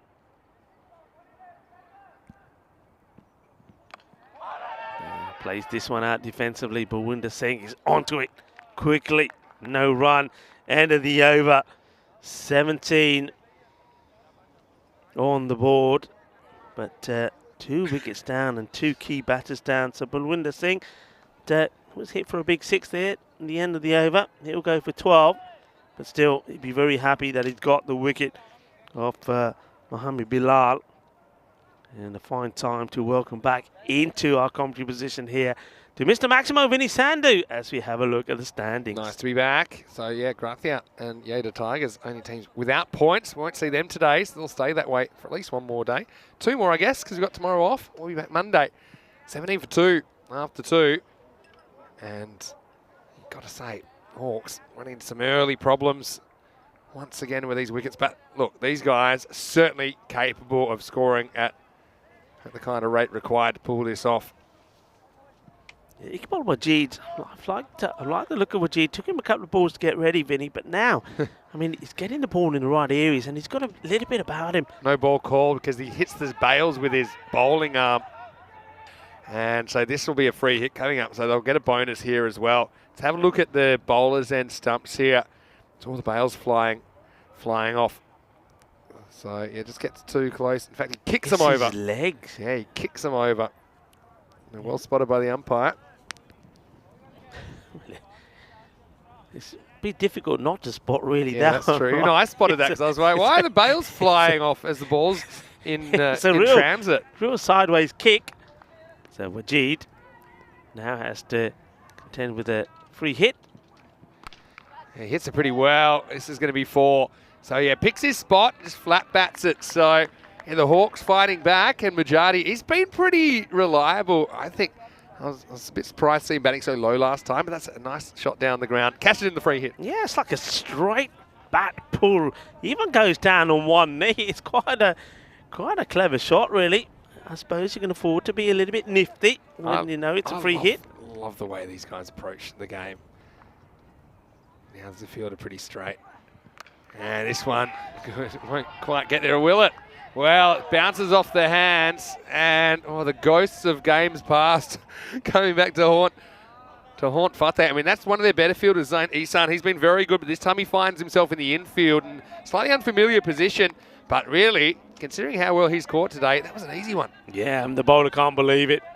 And it should have been a second wicket to Wajid. And yeah, you're absolutely right. Ishan, he's taken everything that comes his way, but a bit like Mohammed Sohail for Hawks, he puts it down. Now, dabbed away. Big stop sign goes up from Mohammed Sohail. Good game, this. Yeah, I'm liking the field set also from Fateh. They've certainly done their homework. Another team, Vinny, that over the years we've seen improve drastically. Look, even though they're missing the likes of the normal captain, Majinder Singh Lovely, and Happy Singh also's moved alliance, they still are a team that are getting better all the time. Gets a little lucky here, the batter inside edge. Just a little bit too full, Wajid. You almost feel like you want to say to him, look, just bowl from a yard back, because then he'll really be getting these Yorkers in and causing all sorts of trouble. Yeah, that's right. I feel like there's a few twists and turns left in this one. Yeah, tightly compact offside field. Just the 3 on the leg side. Goes after this. Another difficult one. Fielder drops it. I mean, that was tough. He's running back with the flight. And I think that's Balwinder Singh, who made a good effort at it. In the end, it just didn't stick to the palms. Yeah, Balwinder Singh, not the easiest one, as he said, because he's had to turn around and go after this. But again, that's catches make the difference. So both these batters, Mujadi dropped on 10, but Ishan, that was more straightforward. Now Balwinder Singh, a difficult one, but he puts down Sohail on 5. This could come back and haunt Fateh. Yeah, that's true. Fateh caught almost everything before. Here's the last ball of the power play from Wajid. Decent one, but decent shot too. Driven away, they'll get 1, and that's all they'll get. As we get to the end of 3, the Hawks are 30 for 2. game on, Rico. Yeah, game on indeed. Made a bit of a meal of that in the field of the fielders from Fateh, but they do keep it just to the single. Yeah, game very much on. But look, both these batters will know they've given a chance. They got lucky. Now they've got to make it count. They sure do. Look at those middle overs, which kind of went missing for Fateh, didn't it? The middle overs here will be super important. From here, okay, you need probably, so I'm guessing, about 12 and over. 12.28 at the moment into the power play. So see the umpire signalling that now, which means up to 5 outfielders can be employed from this point forward. I know that Corey will be watching the football at the moment because Australia are playing and they're 1 goal up. Now, last time Australia went 1 goal up, almost resulted in a riot when he was giving it to all the French supporters, which was pretty much everyone in the bar. And we actually got to go there last night again to watch the football. But they allowed you back? Yeah, after I explained that Corey had left the country, we got the same spot back. So, here we go with Barwinder, who's going to bowl over number 4. Slow ball first up, pretty good one. Yeah, well bowled. So did they have a picture of him with a red cross? So the staff, if they saw that man come in, I'd say that let his him in. mood, we had lots of moods. I mean, at the national anthem, he was getting mobile. Okay. He was doing laps during the national anthems. And then the goal happened. This is when Australia went 1 up against France the other night. And then France put 4 in. And I think a lot of the French, and the French not known for their humour, I think they took it with pretty good humour. But let's just say that his mood turned a little sour. And then to the point that he'd lost his voice and actually had to sit a game out on the bench in the morning. Yeah, well. But anyway, he can yell to his heart's content now. I think he's got at least, 9 weeks off. All right, here's Barwinder. Again, that's that slow ball, and he almost pulls this off. It's the left hand. It's actually a pretty good stop in the end. Because, again, this sticks or it doesn't. That's Surinder, who got a stinger at cover. And if this had stuck, it would have been one of the catches of the year. Yeah, so he'll guess, well, he gets fortunate again. And he's been dropped on 5 and now on 6 as well. Well, that one, well, that would have been an amazing catch. So he's dragged to the leg side. And so, just a single. The Hawks not in wicket trouble this time. Last time they lost their top order, and that you can pinpoint why they couldn't stay on task. This time it's less runs that they need to start. And also, they've got more wickets in hand. So, yeah, no real excuse to let this rate creep at this stage. Here's that slow ball leg cutter again. He's bowling it really well, Barwinder. He's got 1 more ball to go. Yeah, he does well because it's difficult when you think the normal pace he bowls. It's difficult then to change everything. Still got the same run up and everything and just bowl that one and get it in the right areas. And he's managed to do it twice so far. So good bowling from Barwinder Singh. And he keeps this one out. It's pace on delivery. So, yeah, pretty good effort from Barwinder keeping his team in the contest. It is 33 for 2 after 4. Yeah, what a good over that was. Just 3 runs from it. I suppose he's fired up a little bit as well, having not able to take the catch, which could have removed Sohail on 5. It was a difficult one. Fateh now just coming together for a moment here. Just you can see the captain having a word with 1 or 2 of the other senior players and thinking, right, okay, who do we go with here with the ball? Looks like they may be going to Surinder Singh, who almost pulled off a one-hand jalebi wonder catch. It wasn't to be, and he's going to now be tasked to see what he can do with the ball. Yeah, should be an interesting one. The Hawks certainly don't want to walk away empty-handed from this. I mean, Fateh, for the most part, they played a lot better than we saw on Thursday. Here we go with over 5. Starts with a short ball. It's hit sideways. You can just tell there's a bit of sport going around now. What are we up to? Almost lunchtime. Actually, in Spain, it's not almost lunchtime. It's almost noon, I should say. But we might have a softball game on behind us. A bit of football around as well. It's a really fun feel on the weekend here when you see a lot of the community sport happening. I think that's always a great sign as well. When we were here last, again, there's none of that because of the pandemic restrictions. He just decides to check his shot here. I think originally Sohail wants to launch this over mid-wicket, but he felt he wasn't going to hit it. Deep Singh there. Well, this is, hang on a minute, is this, I mean, I don't know if this ball is What do you think here? Dead or not dead? I think this is a dead ball. I think they've called it dead. Let's have a because look. Look, they've stopped. He's got the ball in his hand. Everything stopped. The action stopped. And then he's running back. He's gone in the sun, you see. He's lost it in the sun. And then they thought, hey, why don't we just run? Yeah, I think that probably is dead. And Yeah, I the think reason that's dead. is that all the players acted like it was dead. Yeah. So that's what I think that's a good decision. Yeah, good decision. It is Yeah. dead. I like it. Chance gets the lob, though. Perfect lob back over the bowler. These two, look, they've given chances, haven't been taken. They've had the rub of the green as well. Hay poquito de suerte ahora por esos dos batedores de Sohail y Mujari. Can they make it count? Yeah, let's find out.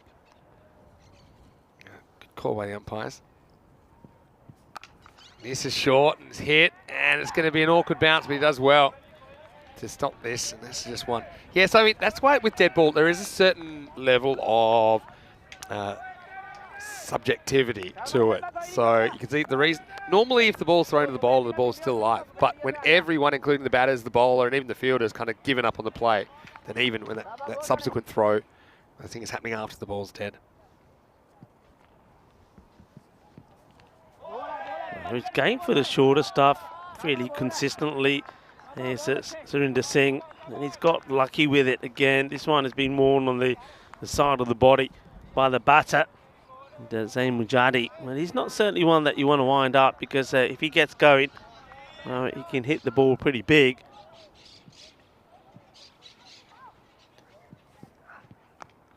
And glides this beautifully away, chases on from the fielders. One go to the boundary, but they should be looking to get two, and they will.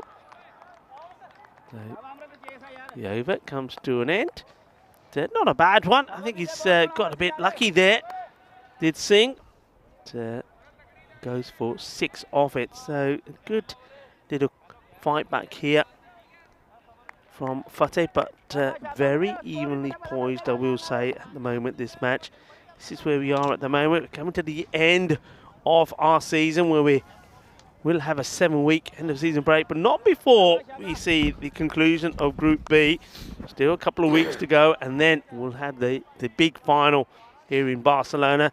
And, well, we'll have that season break, but we'll be right back here on the 30th of January, and we do it all over again for the start of our 2023 season. Yeah, so I just wanted to bring something to everyone's attention with the score. It's a bit of an anomaly with it, but I can tell you, official scorers are working that out. So yeah, it'll be sorted out. And I think it was to do with an instant in the third over, but don't worry, we'll have it sorted.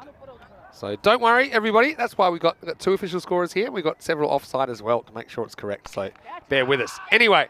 This is going to be 4 runs, and it's a really good start to the over. It was just short, it was wide. And I've got to say that Zain Mujadi, he certainly is always giving 100% for his team. Again, good shot selection. I think you look where that ball is, it has to go through the offside, and that's exactly where he puts it. Yeah, Ranjot Singh just gives a little bit too much width and gets put away. Now he goes leg side, and he gets plenty of it. Maximo!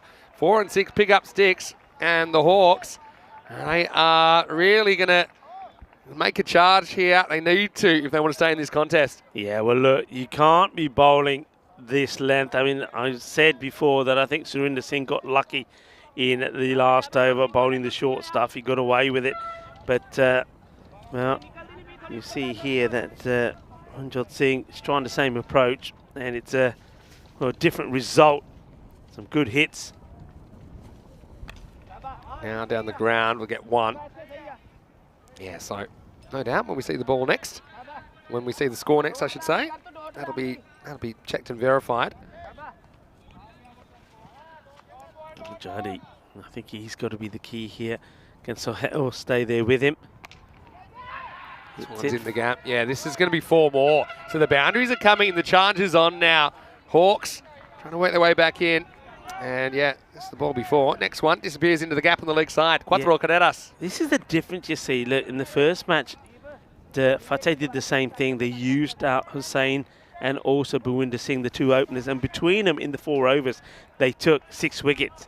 And that meant that when the likes of Surinder Singh and also Ranjot Singh came on to bowl, they were bowling mainly to the tail. Now they're having to bowl to recognised batters, and well, it's turning out to be a fruitful period for the Hawks. Inside edge onto the pad. And so you can see 50s come up now as well. So yeah, so just going back to that scoring kind of hoo-ha. There was a kind of phantom 4 runs that were added in. It was an imaginary boundary was scored, I think, originally. But yeah, upon further review, wow, that wasn't a boundary. But I tell you what, that is a boundary. That's smashed away, maximal. And we know with Sahel, I know he hasn't quite hit his straps yet, but he can hit the ball a long way. Wow, boom, shakalugya. This is big. Well, we know that earlier, Waka Mirza, he hit a few that were out there. Well, this is just as big. What a lovely shot that is. And the Hawks, well, this is the sort of display that we saw from them the first time we saw them in this series when they were playing the Ripple Warriors. This is what they can do. And now Sohail and Mujadi both have given chances and now making it count. And Fateh, well, they may be looking back to those opportunities that weren't taken. End of the over. And 59 now on the board, 2 wickets down. Yeah, let's go. Game on, 53 off 24. But 2 guys that can score at that kind of rate. I think that's the thing. It's so funny how this field has given us so much variation in high-scoring matches, some lower-scoring matches. So, I mean, 13 was par, or even below par on some days. It does seem at the moment it's a bit of a 50-50 contest. And this is going to help the batting team. First ball of the 7th, down the leg side for a wide. Yeah, Zain Nishan has been bored into the attack, so they don't go back to Surinder Singh. That last over going for 21, so you get the magical over in. And Hawks, well, still requiring around about 13 runs per over. But as we know here in Mount Dewey, that's more than achievable. This one has been smashed as well and will go all the way. Balle, Kinna Sona, Shakalugya, 6 mas. Yeah, shot. And like I said, you talk about partnerships. I know you talk about it a lot. But yeah, partnerships make scores. It allows you to settle and really cash in. Nissan goes the journey. Now hit in a similar direction. This time it'll find the fielder. Let's call it Bryant out there. Just keeps it to a single. Yeah, Fateh now. Let's see. I mean, no Hussain in this lineup this time, who took 3 weeks last time, but he was well, he replaced by the opener Wajid, who bowled really well, but they've used those openers up. It's always a risk. Better delivery. Yeah, better delivery, full straight. That's what you got to be. So Hale moves to 21. Oh, dare I say it? I know it's early days. We know that the Hawks gave us the golden ball the other day. We say that they're a bit like London buses, the golden balls. When they come, they all come at once. It's just right in the zone at the moment. And this one was headed down the leg side, but now he's scooted up in the air. Gaggandeep Singh is going to take the catch. So Majadi, he'll be filthy with himself for this dismissal, I think, because it was heading harmlessly down the leg side for a wide. Instead, he's leading edged it, and he becomes the 3rd man out. He's gone for 34, 64 for 3. Big moment in the game. Yeah, very big moment in the game. Yeah, he'll be very disappointed. This is all about the body.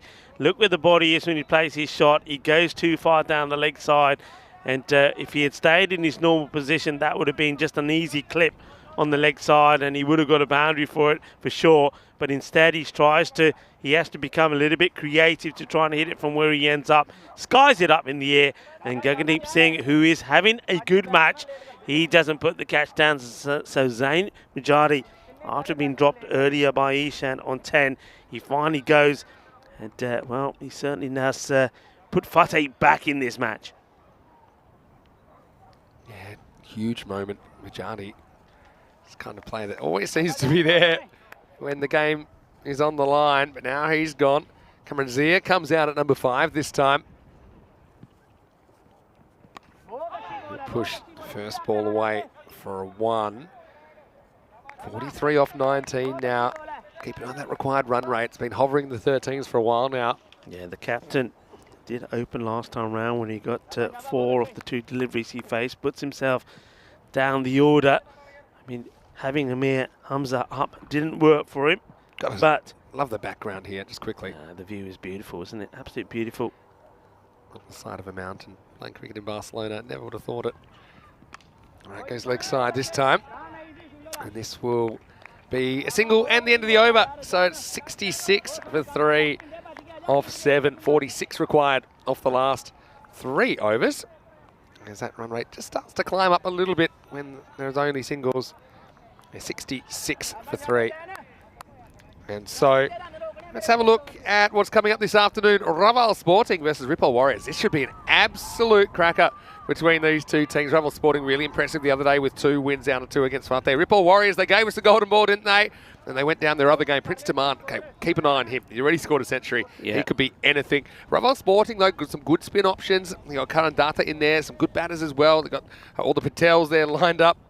Little Maestro as well. So I think some very, very interesting individual contests in that match. That's match 71. It's coming your way in about half an hour's time right here. Yeah, looking forward to that. And I noticed that Manish Mawani is listed to play as well. I'm pleased about that. He did. He pulled his knee quite badly when they played on the first day, but seems that a couple of days to recover has done the trick for him. Slight delay at the moment. I think this might be just, once again, just perhaps adjusting the scores that you've been talking about, Vinny, here. I think somebody has imagined a 4 that wasn't there. And so, again, upon checking that, of course, the scorers at the venue, they were all over it. So they've just kind of communicated that. So we'll make sure it's right on the screen. So it's 66 for 3 after 7. That is the correct score. So 46 runs required off 18 balls. So tick over 15 and over. Yeah, and also, congratulations. A few congratulations for the Adelaide Strikers winning the WBBL competition in Australia, the Women's Big Bash League. So, Adelaide Strikers, finally something to celebrate for them. And, it was a very entertaining competition. Good to see that taking off as well. Getting bigger every year. So, this is probably just a slight delay while we make sure everyone's on the same page. And it gives us an opportunity to welcome you all as well. And also keeping an eye on the football, of course, being Australian. Yeah, what's going on then? Come on, give us the news. They're still 1-0 up at half-time. 1-0 up at half-time. Yeah, it gives us an opportunity to welcome you into the cube. Vinny Sander here, Mr. Maximo here with Rico Full, and hope you're having a great day. Gotta say, I love the weekend, and I love Barcelona, and I love cricket. You put all those 3 things together, and really, we're living a dream here. We just talked about the view being pretty much halfway up the mountain. You said about 130 metres elevation, 178. Like that. 178. You can even go further up, and you can actually catch the cable car up. I did it earlier on. Yeah. But talk about amazing places to play cricket. This is one of my favourites. It is beautiful, and the view is great. I mean, look, every time you see that bird's eye view from here, you just look around here, and you just look at the architecture, you look at where we are. I mean, it is, of course, it's known as the Olympic area, isn't it? Mount Dewey stands for Jewish Mountain because way back, I think over 500 years ago, it was a Jewish settlement here, and that's why you see a lot of the architecture reflects that. So Mount Dewey, Jewish Mountain, 178 metres up. But of course, you got the all the Olympics set up around here. Olympic Stadium, it's just a stone Would have been throw a away, magical time. I actually wish I could kind of travel back in time and see and experience what it was like. I could just imagine that people coming from all parts of the world to experience this. But isn't it great? I mean, you mentioned earlier about the amount of sport that's played at the weekends, particularly in Spain. I mean, the weekends in Spain is all about sports. I mean, I mentioned today that my daughter, in fact, she's going to come up to Sabadell and she'll be playing handball. So a lot of sport being played, but around here it's magnificent because while the cricket's going on here, we can hear the football being played, we can see the softball being played. It's absolutely amazing. And I think, can you imagine all these youngsters that are playing sport in this area and all the history around it? And also these players out here, they're playing out there in this European Cricket Series, but they're playing in an area, an Olympic area. It's magnificent. It's a great ground. And one thing I would like to see here, and I know it wasn't possible because they had to get international baseball certification with this field, I'd love to see the pitch built in to the outfield here. Whether that'll happen or not, I'm not sure, but we know that there actually is going to be a cricket facility built because of the campaigning of the local community. In fact, it won the kind of, It won the kind of bid process for the funds from the government because of the amount of cricket that is played here at the moment. Yeah, and we hoped that in about 18 months to 2 years' time that we're going to have a proper purpose-built cricket stadium built. I mean, that was all down to, the Iron Momento here in Barcelona put it out to the public, to the residents, say, like, okay, we're going to build a sports complex here, and we want to hear from you. What do you want? And of course, like you mentioned before, the community here, such a large community, and cricket is such a popular sport in Barcelona that the community came together, and when they did the voting, cricket came up right at the top. So it will be, obviously other sports will be played there, but the main sport will be cricket. That's Super be exciting. Well, maybe it gives us a chance to show you the schedule coming up, because we actually have more time in Barcelona coming up as well, because obviously this is our last ECS of the year and we're going all the way through December 11. But then we'll have 7 weeks off. We'll be right back here at the Montjuic Olympic Ground for a 4-week series. And yeah, a few interesting things that might be taking place during that series as well. I can't say too much about it yet, but we will start the season right where we end it. So, yeah, 30th of January for 4 weeks. And then European Cricket League starting the 27th of February. And that's going to be the biggest and best ever. In fact, maybe we can even have a look at some of the ECL teams, Rico, because... Look, I wanted to ask you a question about it, because, of course, this time around there's more teams involved. Okay, so we're making a slight change to it. Now, 2 questions I have for you. The first one is, why not just share with the viewers just how the format for the week will now work? Yeah, so typically we have 5-day groups. So what that means is the teams play each other for 4 days, they play 8 matches, and play each other twice, and then there's a final 4. Yeah. So because we have so many groups now and so many teams, we're actually compressing it into 3-day groups. So what that means is still 5 teams in a group, they will just play each other once. So they'll play 2 days of matches against each other, so they just play 4 matches, and then the 3rd day becomes final. So you look at Group A there with Hornchurch from England, Independence from Guernsey, Darmstadt CC from Germany, Talon Stallions from Estonia, and Byron, looks like, from Greece. They'll play each other on Monday and Tuesday, and Wednesday becomes their finals day. And then Group B starts straight away. So the next day, the Thursday, will be Group B. They'll play Thursday and Friday, and then Saturday becomes finals. So every week in the first 3 weeks, Wednesday is a finals day for a group, and Saturday is the finals day for a group. And even better is the finals week, or the championship week, which is week 4 now, because you have 3 weeks of group games. You've got 7 teams. So you've already got Paco Care Barcelona. They automatically are through, and then they'll be joined by 6 group winners. So 6 group winners, seven teams will be taking part in that. So that's going to be great. And so we'll have a 25-match championship week. And that also means, we're going 6 days a week. So you've got 28 matches a week through the group stage. And it's going to be nice to see those teams turning over. As far as how our final day goes here, you can see that already we have 2 of our Group A qualifiers, with Barcelona and Shaheen automatically qualifying, and also with a double chance in finals day. And here is Sabadell have qualified. And those were the teams in Group A. You can see the format of this tournament. You've got Group A Finals Day, which took place on Wednesday. Group B Finals Day, well, that's coming up in the last weekend of the season. So Saturday, the 10th of December. And, the winner of that will get to return on the 11th. And so, really, really exciting to see how this works out. Now, looks like we're almost ready to get going, which is good news. Thanks for your patience with that. I said 2 questions very quickly. My second question about the ECL was, rumour has it that teams now, because it always used to be teams, it's got to be your own squad, teams that are played for you, minimum of so many games, etc. That is there a change in that you can have 2 players that, I suppose we can call them 2 guests, if you like. Marquee players, maybe, or wildcard players. Yeah, so this has been a bit of an ongoing issue, because sometimes, you might qualify with your team that win the domestic championship or get selected to come to ECL. But, for example, people might have complications. They might not be able to travel. They might have injuries, might be unavailable.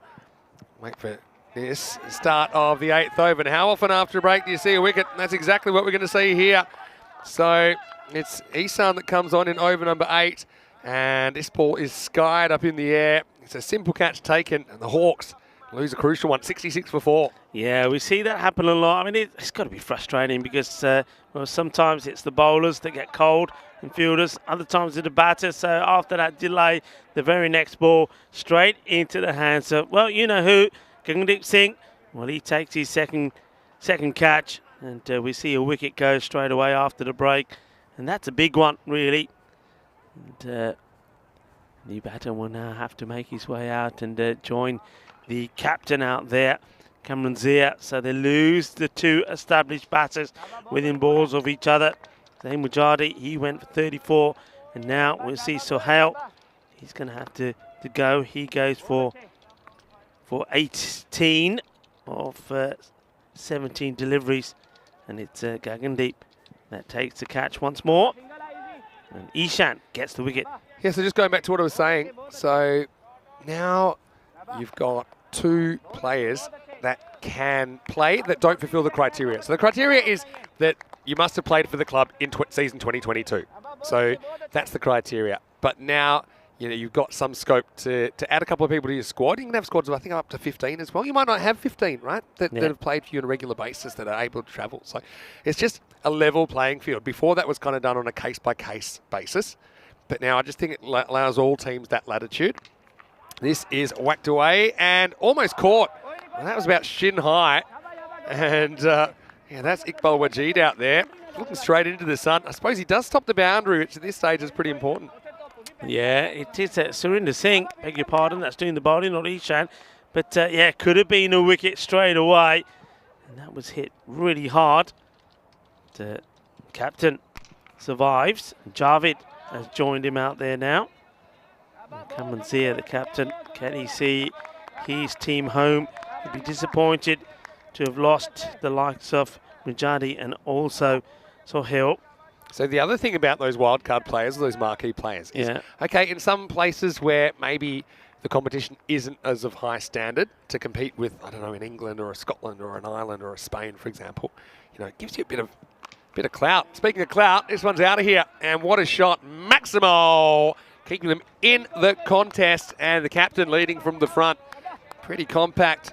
And he just launches on that one, 6 runs. That's a very good shot, isn't it? Really good shot. He's just got to stay focused there. To stay focused and think that that he himself, maybe with Javid out there, can see this home. He put himself lower down the order for this one. He knew he wasn't doing it at the top of the order. Maybe that's going to be the key move in this match. Short delivery once again. And it's going to be 4 more. He's just been bowling short. This was the thing I said, that I thought he got away with the short stuff. Surinder Singh, the first over he bowled, he was pretty lucky to get away with it. But not this time. Bowling it short and bowling runs, and Cameron Zia is making it count. Yeah, that's the trampoline Tortuga there, which just took it out of his reach. So 79 for 4 after 8. And this means there's 33 required off 12 balls. And look, yeah, with these two there, that's very, very possible. Yeah, so just going back to that quickly. So you can have 2 players that can be anybody, as long as they're, yeah, it's pretty much anybody. So you can from Europe or anywhere? That can be anywhere. Okay. So there's no. So again, it gives all teams that opportunity. Now, some teams might not use it, but some teams might, and that's fine. And at least it's the same for everybody, that they get that opportunity, rather than before. What's happened is some teams have run into difficulties.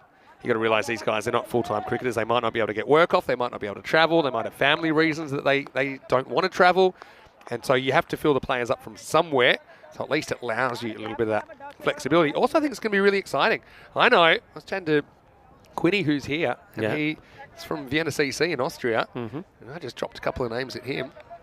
Ryan Klein, maybe, from the Netherlands. And then who else are we talking about? We're just kind of watching the football, just musing a bit. Also, maybe Jared Wilson from the Ireland 11. Imagine you throw a couple of those in there. And literally, in the T10 format, we know, then suddenly you could have Croatia beating, in England or something like that. I mean, I think it'll also just add another dimension. So I think it's very good. And again, it's fair because all teams have that ability.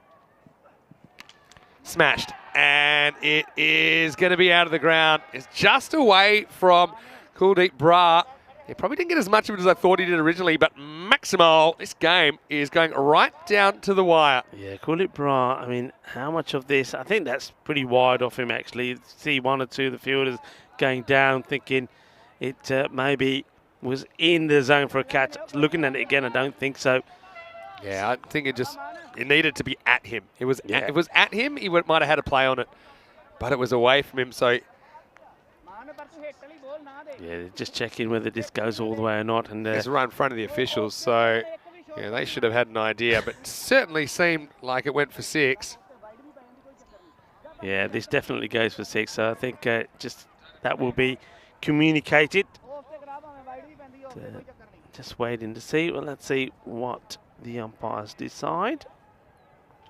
Yep, 6 is given the signal. Yeah. So Manos Arriba from Nisar Ahmed. So Gagnic in this match, all things have really sort of worked his way. Remember, he was given a chance. He was dropped early. He was dropped on 1. And then he should have been out on 7. He wasn't. He was called back. Shot.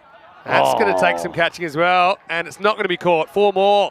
Well, Zia's on a heater here, and he needs to come home with a wet sail. The Hawks trying to take something out of day 18. And this is a good shot selection and well executed by the captain. Very good shot. One of the shots of the day, that cut shot was absolutely brilliant. So Gagnic Singh, as I was saying, things have been going his way. Also taking 2 catches. But right now here, well, the Midas touch is not with him. Zia is making it happen for the Hawks. Down the ground, they'll get 1. She'd probably be happy with that. And now you've still got wickets in hand. You've got Jarvid. He's 3 off 3. Oh, now Cameron wants it back, but I wouldn't be doing anything crazy here. Because I think now, what are we at, 21 off 7? Hey, Jarvid, his job is to try and pump this out of the ground.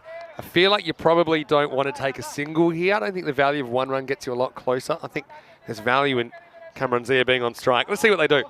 Yeah, they have a little chat with each other, Jarvid and Zia, and I think the Zia just saying, hey, it's the last ball. Yeah. I want to be on strike. Give it everything. Jarvid's a recognised batter, though. Let's see if he can get hold of one. Hits it hard. Now they may look for 2 here, but I don't think it's on. Any sort of a throw would get him.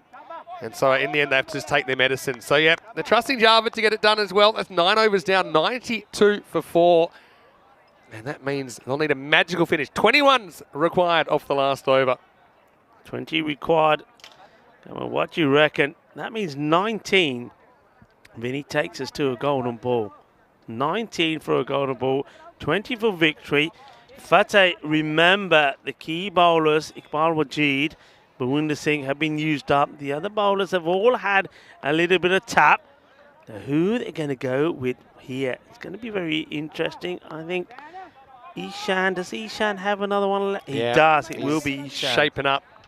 You need a not often see a magical finish to win the game. Maybe 3 or 4 times we've seen it. A 20 plus. Norway did it recently in the ECC. And here we go. Jarvid facing up. Pretty much need 4 boundaries here to win, I think, out of 6 balls. Let's roll. Isan in the last. Gets it wrong. This is high, you know. High-ish. It's definitely worth a second look. Borderline. Yeah. They're definitely looking at this. So this could be a big moment. Yeah, I think you need to look at this again. I mean, this is a critical moment in the match. And the umpires, yeah, they are looking. They're checking. This will be called, I think. Yeah. For me, is that waist height? It's about as close as you can get. I would err to the batter. I'd probably call it. I'd call it. You're bowling at this pace. You shouldn't be bowling there. I think you need to. Is waist or above? That for me is that waist. That shot there is pretty incriminating for me. He's kind of collapsed. I don't know. I think there's doubt for me whether that's below the waist. And so for me... Look where the batter is. It's inside his crease. You've got to give it for the batter standing in the crease. So, you know, well, they're said saying it's okay. And I've got to say, I don't agree with that call. I don't think you can be sure that's below the waist. Bit of a mood killer as well. Yeah, poor Hawks. They can't take a trick. They had that long break, then they lost a wicket straight after it. And then that one... Doesn't want to take it. I think earlier in the tournament they were always called and no one said anything about it. And now suddenly there's a lot of inconsistency with those ones.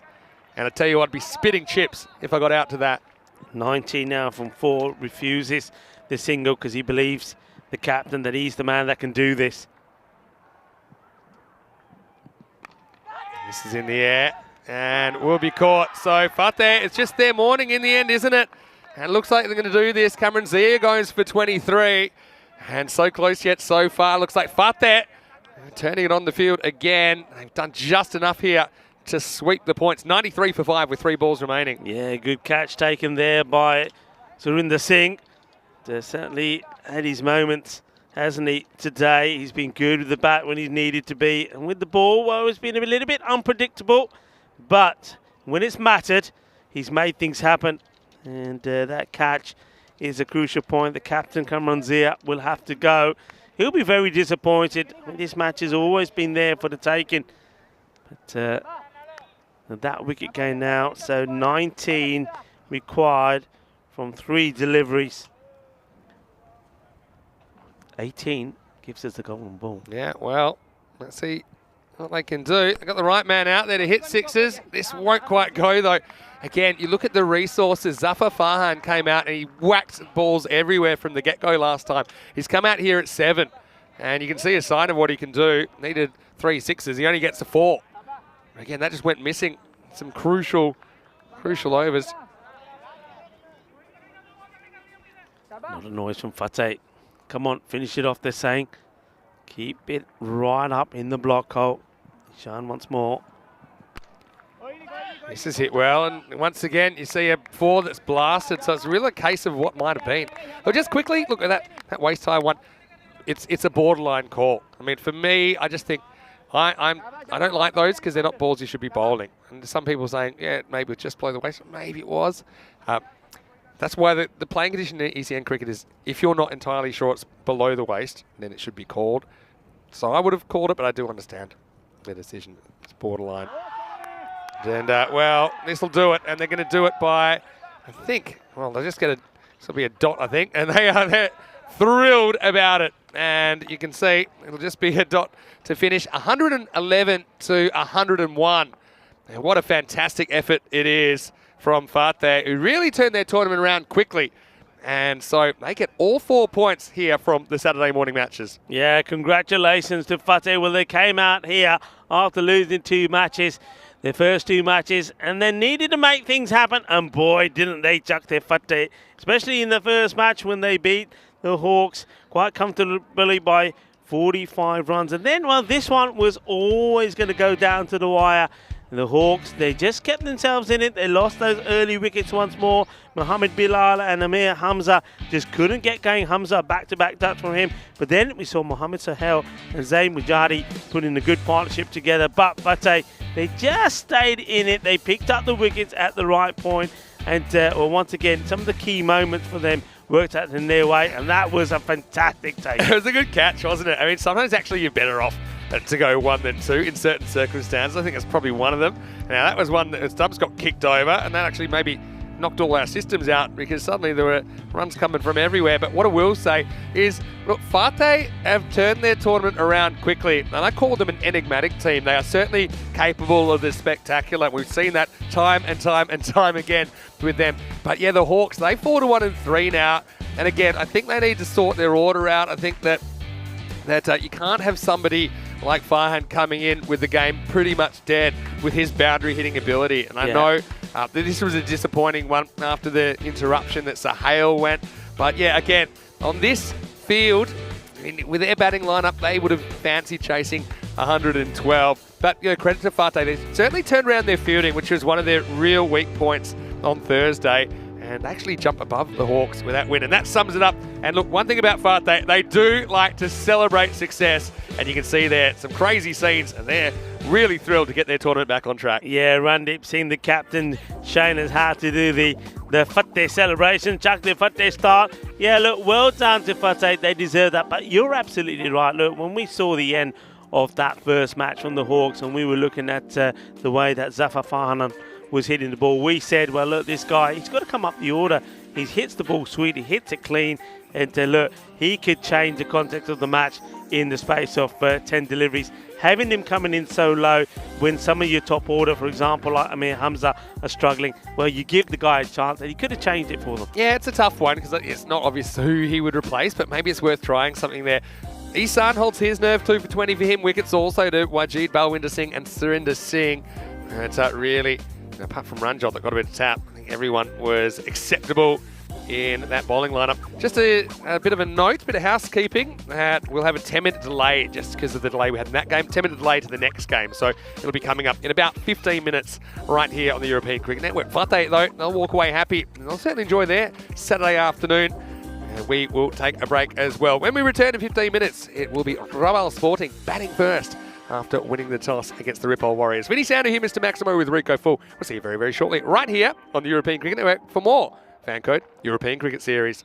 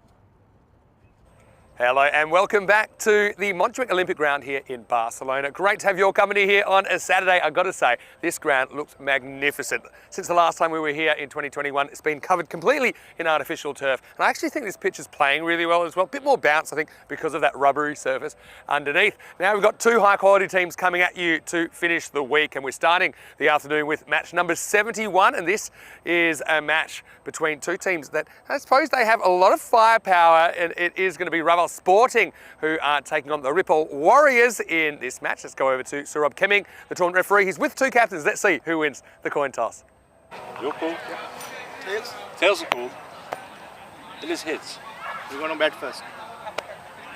So it's Ishan Patel of Raval Sporting who has won the toss, and he wants to bat first. I do think that's a good move from him. They certainly put some big runs on the board batting first in their previous games, and they are 2-0. They did a number on Fateh the other day, but I think they'll have their hands full with a Ripoll Warriors side who are 1-1. They did win a golden ball, and they came back really well in that game. And how about for the Ripoll Warriors, Prince Demand, scoring a century the other day. It was his first century ever on the network, so he's certainly a big threat for Raval Sporting. They've got a good mix of bowlers, don't they? They've got some really good spin options as well, which I think will make for a really good contest. So two teams, they've already got some points on the board, and I think it'll be a very, very entertaining afternoon of cricket. Here's a really entertaining man to take you through the first few moments of this one, Rico Full, as we get ready for the start of match 71. I can tell you that it will be the Raval Sporting team that are batting first after winning the toss. Over to you, Rico. Let's get it started.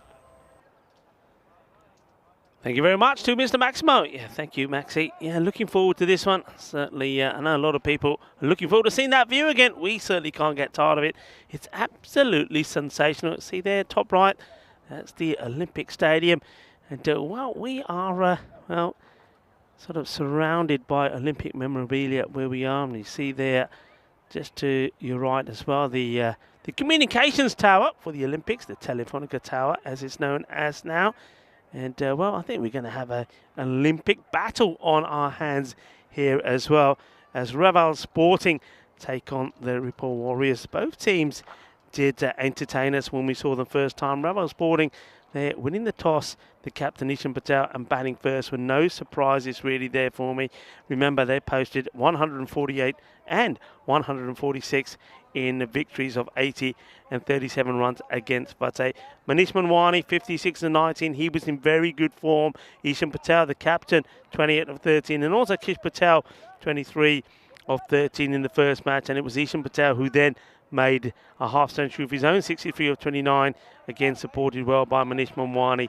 So top performance in that side. But of course, Ripoll Warriors, they were the golden ball heroes beating the Hawks. Prince Demand was in form. He got player of the match in both the matches against the Hawks, and 35 of 17. And of course, as Vinny touched on, another Centurion, 115 not out of 41 deliveries. So certainly he's going to be one to watch. But keep an eye on somebody like Waka Khan as well, as we get ready for the start of this. And it's going to be a wicket straight up. What a start. And it is Adhikar Khan that breaks through. And, well, just like that, the first wicket goes down. An incredible start. And adios to the batter. And Adhikar Khan gets this one right on the money. Look at the movement on this as well. Lack of footwork. And, well, that's the end of Patel. And Chet Patel is going to go straight away. An amazing start for the Ripoll Warriors. So that's not going to plan, has it? So it's going to be another duck to go into the, we'll call it the Olympic pond. And, well, Chet Patel didn't quite look like he'd quite woken up. Maybe he'd had an early siesta and got out there, was late moving. Good delivery, though, from Khan. Gets this in the right area. So Adhikar Khan gets it right on the money and gives the Warriors the perfect start. Patel departs. First ball. Golden duck for him. The new batter will now come in to take guard, and it is Kandata. It comes in. Again, similar sort of delivery, but this one a little bit shorter. Around about the the hip height. And Dutta just gets it away. Karan Dutta is somebody that, well, we've seen him score a European Cricket Series century. He's a very good batter. And if he gets in, gets to his 20s, he then normally goes on and scores big runs. Gives the strike then to Ishan Patel. Facing his first delivery. Oh, this could be close, you know. Really, really close. And the umpire. Well, no, there's no bad in this, I don't think. This, for me, is, look, pitching. Oh, well, that has got to be close. That, for me, well, what is the umpire deciding here? For me, that's knocking him over. That is, and look, the look from the batter. The batter knows it's gone. The batter is looking at the umpire and expecting the finger to go up. Well, Ishan Patel, the captain of Raval Sporting, I think he gets a lucky break here. Well, what do you reckon on the chat there? That one, to me, I don't see that missing anything. I mean, it certainly doesn't catch any of the bat. Patel.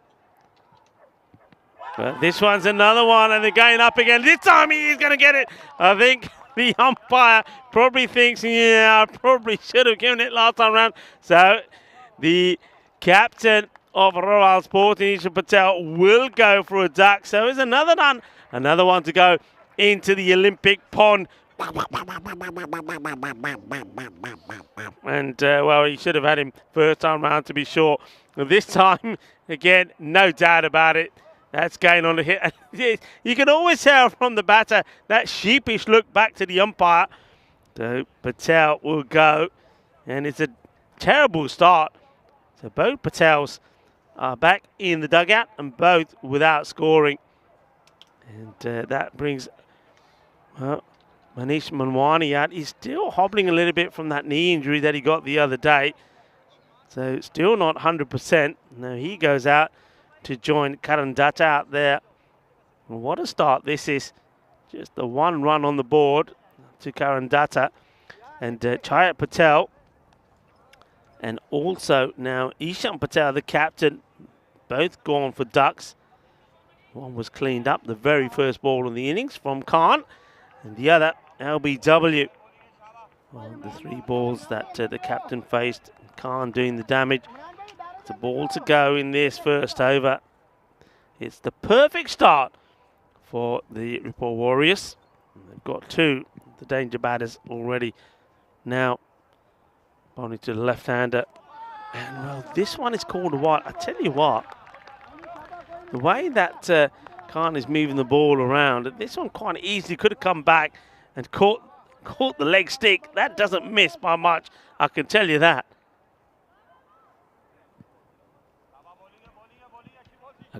Khan bowling beautifully.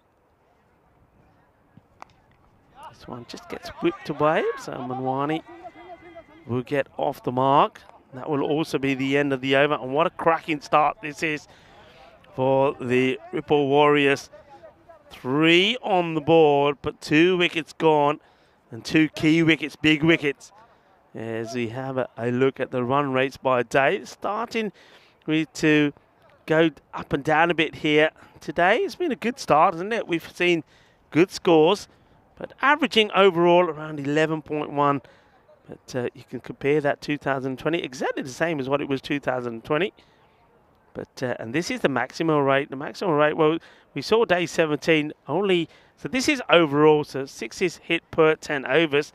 We saw 5.1 day 17, which is only just lower than day 1. Day 1 was the lowest. But we've certainly seen plenty of balls flying around all over the place. We saw Fateh in the first match today. He had a few 6s. As we see Prince Diman coming into the attack. Ripple Warriors with their Jurassic World tops. I'm just loving the colours about that. Definitely a little bit of Jurassic World about those. Prince Diman. 2 player of the match performances for him when we saw them last time. Good strong hit, and this one will be 4 runs. And It is Khan that's not able to stop this. Well, he looks a different character, doesn't he, with those trendy shades on. But not able to get him anywhere near this one. Been well hit.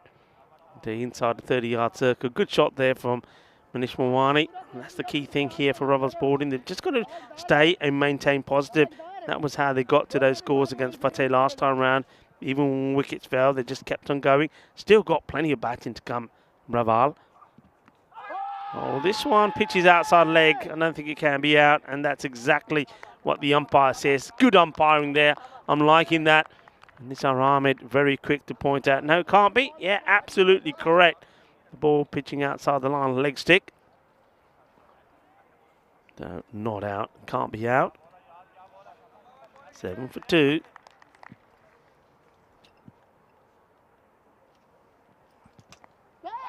That's the nice little touch there from Manish Mawani, just trying to guide it past the man at third. But unfortunately for him, it's been well fielded, so no run.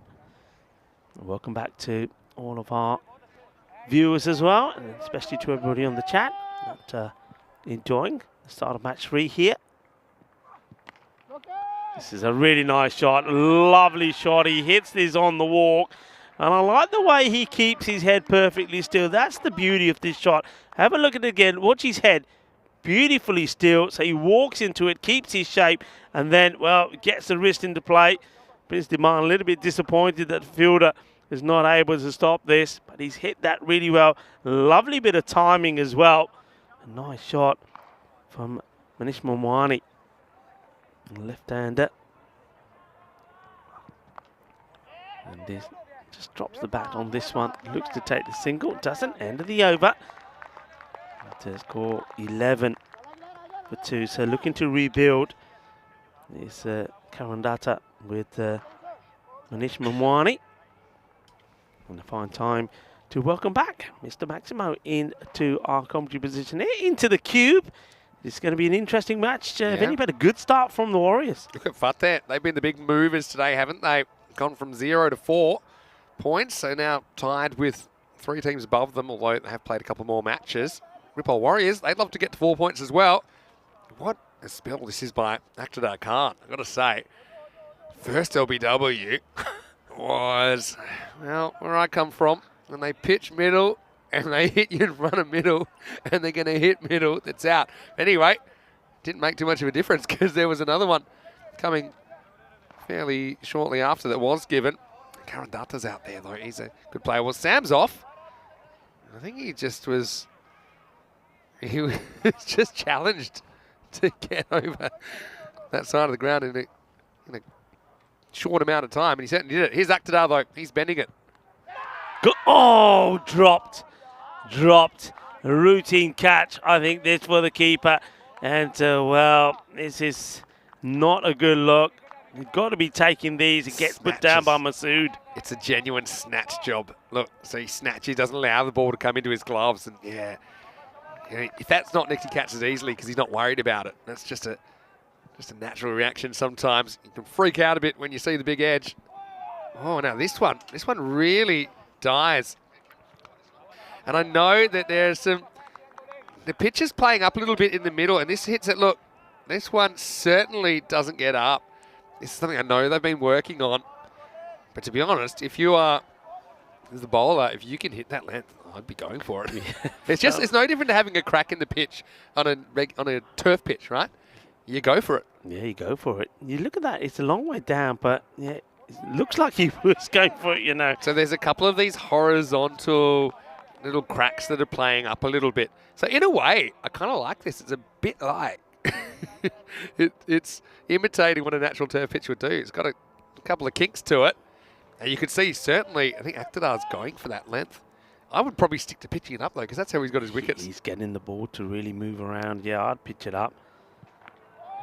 This one doesn't quite get hold of this. This was down the leg side. So Karandata is just struggling to find his rhythm here at the moment. Maybe he's a little bit shell-shocked about the match situation. Of course, he's been out there seeing wickets falling, so just needs to get his composure back again.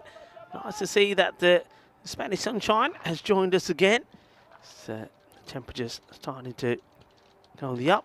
And this one, it's another one. It's a false shot. Data just isn't in the groove here at the moment. Not getting anything going the way that he wants. And the other thing about this as well, we know he's a talented player, but at the moment he's just chewing up balls, isn't he?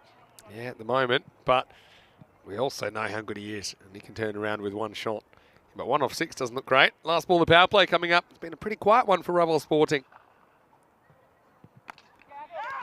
This time he uses his feet, but he just gives his wicket away. It just wasn't happening for him, and he tries to do something creative. Maybe he's just thinking, look, I'm not helping my side here. I either get going or I literally do get going, and well, he does go one way or the other.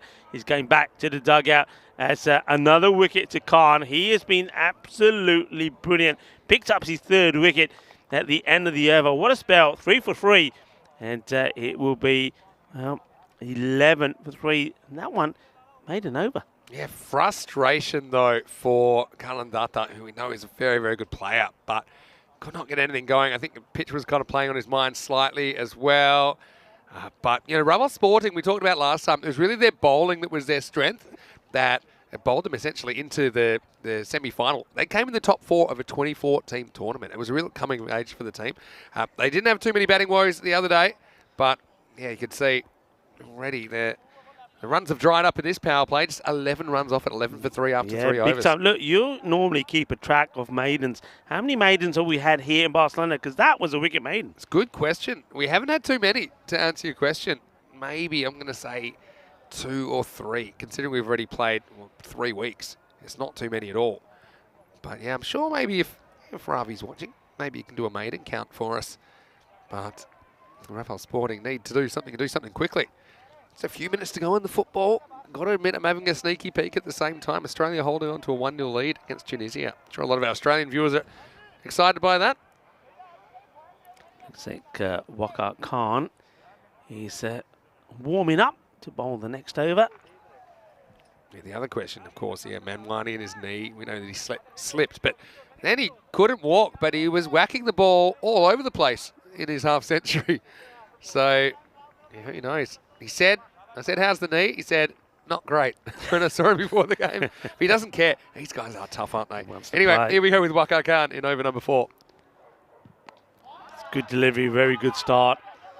Angles the ball into the left-hander coming around the wicket. And he plays it pretty well. Look, he's not going to be too deterred. He's going to play his game, and he's still going to feel confident. He's got Kish Patel, the wicketkeeper batter, that's joined him now. And Kish, well, he's a very good player himself. Plays the ball really well. But like we say, there's plenty of batting in the Ravel side. They just need a partnership to click. Yeah, that's right. Manwani, he's thinking about launching balls over the fence. That was his go-to the other day. But yeah, Kish is also very, very capable.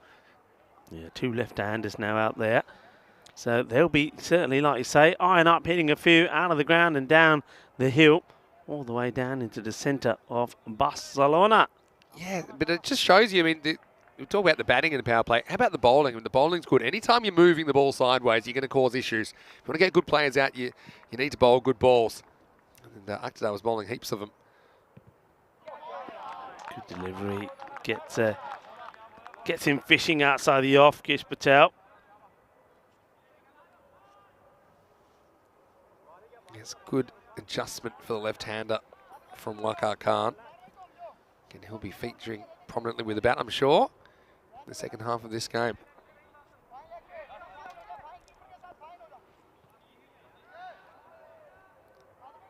Just taking a bit of time to take himself away to some of the talk that's going on there as the wicketkeeper is addressing some of the fielders, move the field around. Khan. Got this away. Got the field nice and compact there. We've seen a few times that balls have been played in that area from both the left-handers, Manwani and now from Patel, but never a run there, so they've got the angles right. Yeah, you can see no real shots fired at Angie yet either. Data eventually got out to the first real attacking shot that he tried. Patel needs to get something going here. 2 left-handers at the crease. Once again, no run. And once again, like I say, the captain here from Ripple Warriors. Kamjit Singh has certainly got all the angles right. He's creating issues. He's not got his field too deep, and that's the key here. That's why they're not getting these singles. Yeah, that's true.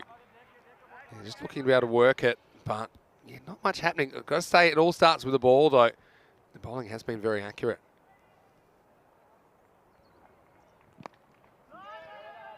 Once again, straight to the field, no run, and this creates pressure. That's the thing here. You see, if they're taking a couple of singles here now, they wouldn't be feeling too bad, but because they haven't, the pressure is on.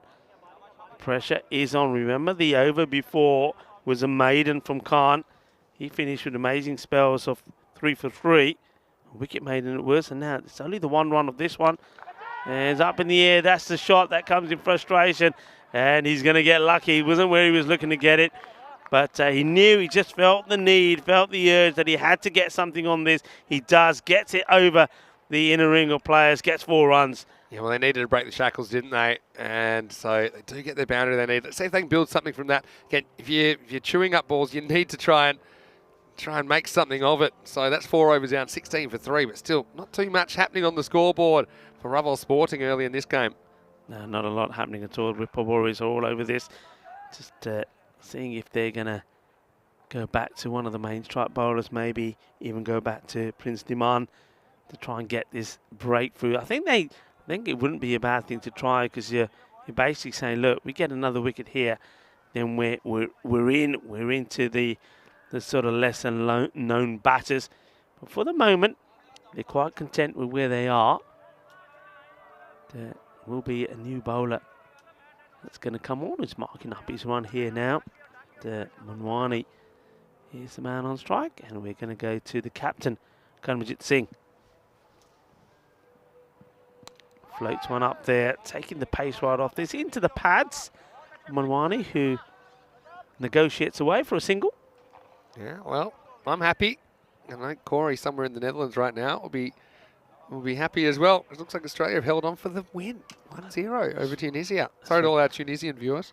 That's fantastic. So Australia, well, with the draw first up and that win, yeah, should be on course to go to the next round, right? It wasn't really a draw. We lost 4-1 to France, but still, Corey was claiming it was a win. Anyway, his Karamjit. And leg side. Yeah, Manwani hasn't really clicked. Maybe he needs to slip over and hurt his knee again, because that certainly got him going last time. He batted fearlessly, like he didn't care about getting out. And that just seemed to suit him. I think today he's conscious of the injuries. He's just thinking a bit more. Now this is in the air, and it's coming our way. It's going, and it's gone. Maximal. That was cube bound. But Kish just shows you he's got some power as well. He's taken a bit of time to get in, but this one is launched. 6 runs. Yeah, really good hit this, and it doesn't really, I mean, even that has gone a long way. It's gone right over us, and goes into the boundary wall behind us, but he doesn't get out the middle, but still gets plenty of it. This is what Kish Patel can do. And I think you're right, you know, when you're talking about Manwani there, I think he just did a bit of a show because of the wickets that have gone down, but he needs to just open up and says, forget about that, I just need to bat like it hasn't happened, bat my own way. To maybe seeing that Kish Patel doing that will spark him into life as well. Kish Patel looking to go after the captain, Kamjit Singh, once more. There he does, and this is another one that's going to go all the way. Balle, balle, balle. Kinnasona Shakalagya. Yeah, watch that Kookaburra fly. That's twice he's done this. So, yeah, Kish is bringing it and trying to whack Raval Sporting back into this contest. They might need a few runs, I tell you what. Ripple Warriors, they've got some very good players there. And this one is on the legs. It's been hit pretty well, but straight to the man. That's square. And Manwani and has to hobble to the other end. We'll have a ball to face from the captain, Kamjit Singh. Approaching the halfway point here now. Only just into the 30s. And starts to come down the track. We saw him play a shot like this earlier where he carved it through the covers for 4 runs, but this time round he ends up being a dot ball. So though they get 15 off that over, they're still only just poodling along. It's 31 for 3 at the halfway point. Yeah, so it's just a different mindset, I think, from Manwani. I know he's not quite in, but seems to be playing on his mind a little bit. He just seems like he's wandering at the ball. Before, he was occasionally charging, but he was just a bit more, what's the word? He was owning it a bit more. At the moment, he seems a bit reactive. Let's see if we can get it going, because he has been in there for a while. I want to say hello to Navteshbir Singh as well. Hello to you. Saying hello to us from Melbourne. Hello to all of you out there. Hey, it's a great time. If you are lurking, why don't we do a lurker call out? Get in the chat, even if you don't normally. Let us know where you're watching from. Okay, let us know where you're watching from. Okay, you ready? Yeah, come on, we're ready. Right, come at us, come at us, come at us, come at us, come at us, come at us. It's the weekend. Yeah, come on. Yeah. Right here. Let us know where you're watching from. We want to say hello to you. And it's one of the cool things about ECN. It's unlike anything else, really, that you can interact with the commentators when we're live on air. And now, Sachin Iqbal is going to bowl over number 6. It's being well struck. That's really just a single. It's interesting that they've gone kind of keeper back to the spinner, which is something that I've been seeing a bit more of it lately. And I guess it takes the stumping out of the equation. But what it does do, it gives you a bit more range. So it gives you the ability to catch more of those little edges. So you can see he's good, probably 2-3 metres back here, Mohammad Masood. This has been absolutely crunch. Well, that one is out of here. Well, what a big hit that is. So, well, Manwani, I had a thought that maybe after he's seen Kish Patel hit it for you out of the park, that he may be tempted to do the same, and he is. That has been absolutely clobbered, and look, that Kookaburra is still going. Yeah, that one has to be returned. Can we please have a ball back? I know we go back to him in a second. He's saying, what is going on? This doesn't look like a baseball at all. What a shot, though. That's more like it. And he goes this one down the ground. That's to the right of you, Vinny. It's 6 and 4, and, well, Manish Manwani looks like he has woken up. This is a lovely shot straight down the ground. That's more like it. And the key to this is the head. Head is perfectly still. Whips it away. And Kish Patel goes up to him and says, that's my boy. A bit more of that. It's a very talented bat. Very talented bat. I think he's just gotten over the hump now. Let's see if he can make something of this. Making a bit of a change in the field here. So getting long on much straighter. That's Prince Demand. Wider. And we'll call the wide. Clever bowling and also clever batting to then pull out. You see, on the charge, bowler kind of sees only just wide, but yeah, that's one way you can get Manwani. Maybe if he charges, you can get him stumped, bowl around him. Well, this one I think is okay. Yeah, I think it is okay. Yep. He just sneaks inside. It's really clever bowling. Yeah, you see a number of guys went up to the bowler and said, look, bowl it wide of him. That's what they're doing here now. I don't think he'll leave this one. He doesn't. It's well hit, and it's another one that's out of here. Kinna Sona Shaka Lagia. Manos arriba, Vidro. Porque eso es una 6, una grande, una Ariana. Maybe 6 inches closer to him, but it's close enough for him to reach. He absolutely pounds it. I was going to say, yeah, the previous one sneaks in because it's judged, the ball is judged when it passes the popping crease, if it's inside the line or not. But, I mean, that one's a bit too close to him. And he fetched it and he whacked it. A bit like this, though this is flatter and will be handled by Waka Khan down there. It'll be the end of the over. Also the 50 for Raval Sporting. This partnership is growing. And Raval Sporting are putting something together. It's 50 for 3 after 6. Yeah, starting to get going. So after a very slow start, just 11 was in the power play. 11 for 3 they were. 16 at the end 4. And then, well, the captain came on. He went for a few, almost doubled the score. Went for 16 to 31. And then that one, well, that one goes for 50. So 2 good overs, an over of 15. And that, an over of 24, have got Raval Sporting going again. A few people think we should bring out the heavy roller for the pitch. But I will say this is kind of like day 6 of this pitch. It normally gets reset every week. So that's why you can see it's kind of, yeah, probably not as flat as it was at the start of the week. But still, actually kind of like it because it actually replicates in a turf wicket. You have some deterioration in it. Yeah. For the most part, it's okay. It's just a couple of those spots. Anyway, here's Waka in over number 7. This is played down the ground for a single, and it gives look, both these batters have started to play some nice shots, so I don't think it really matters who's on strike. I think rotation is also important. If you're not going to get the boundary, get the single. Just got to eliminate the dots here. Kish Patel, he's hit straight down the ground really, really well. That's what he'd be looking to do again against Waka. Down he comes, and he hits it high up in the air, and it will drop a couple of times. Prince Demand will do the fielding. One thing I'm a little bit surprised that we haven't seen a lot of bowlers bowling that length that we saw one shoot from Aktadar. You know, we haven't seen anyone really targeting that. That's one thing I'd probably be doing. Just try and make the most of it. Either go get that or I'll go Yorker. Anyway, Manwani, let's see if we can deal with the pace now.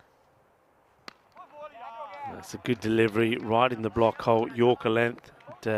Manwani can only just work it away for another single, so it's good comeback this. Good bowling. From Waka Khan. Really good bowling. Hello to Mayur Patel, hope you're well. Nice to see you. And yeah, Kish, it's his turn now. I think he wants to go straight, probably over mid-on. Up in the air, he's trying to get it in the gap, and he will do. Gets 4 runs. Intelligent batting this, because just look at the way he makes sure this goes in that gap. Look at the way, that's it.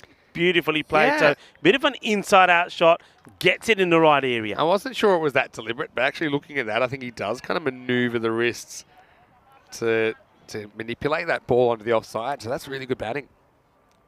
So just keeping that surge going here. Good partnership. Short, and misses out on this. He drags himself away from the ball when he should have gone towards it, looking to cut it. There's a big gap there as well. And any good bit of bat on this, and the ball would have raced to the boundary. Yeah, I think so. So yeah, always expected a bit of a fight back from Raval Sporting. So yeah, they can still get up to something. What are we talking here? Maybe pushing 100 if they can really get going, these two. Again, that won't be easy to defend, but they do have some very good bowlers. Last ball, the 7th. Good delivery, just rolls his fingers around. It's a slow ball, so there's a bit of a smile on his face. He does well. Did go to the boundary on one occasion, but a good comeback, a good over. There's the score at the end of the 7th over. It's looking a lot more productive for Raval. They're up into, well, they've gone around about that, up to that 10 over mark. That's where they want to be.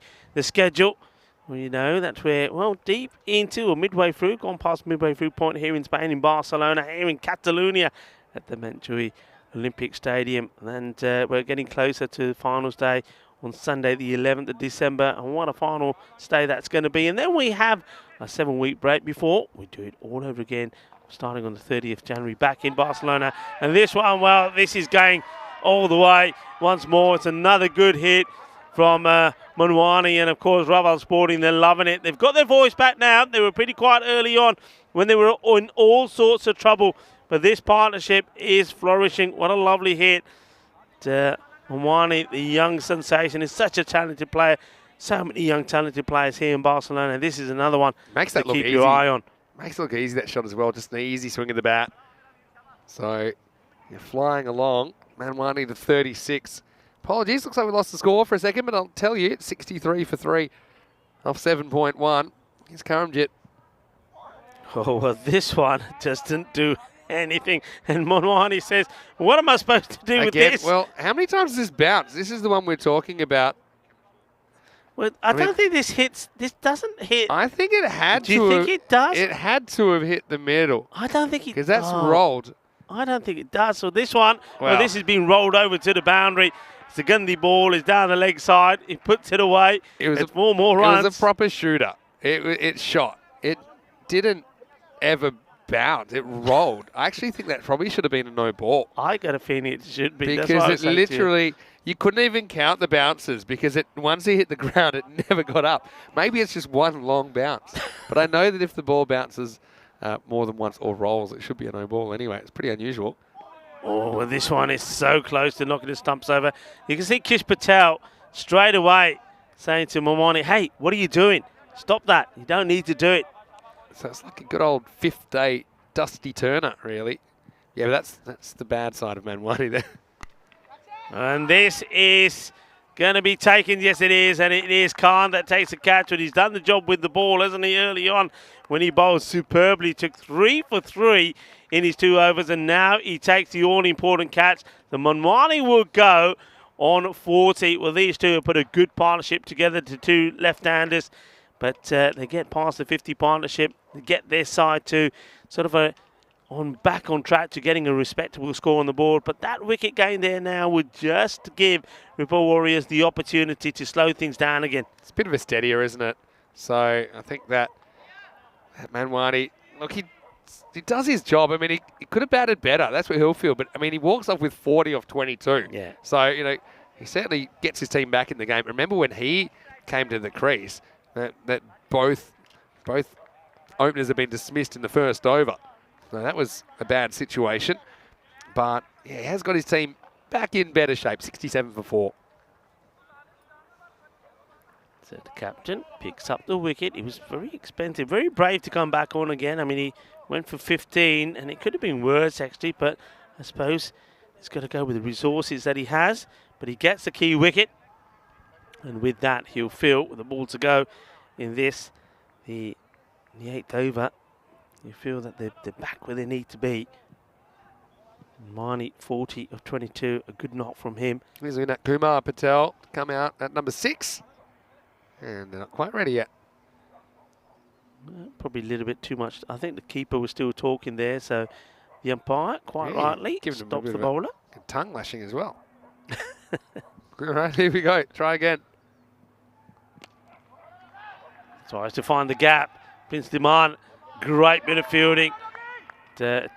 Showing his class as he makes the stop. Not getting past me, he says.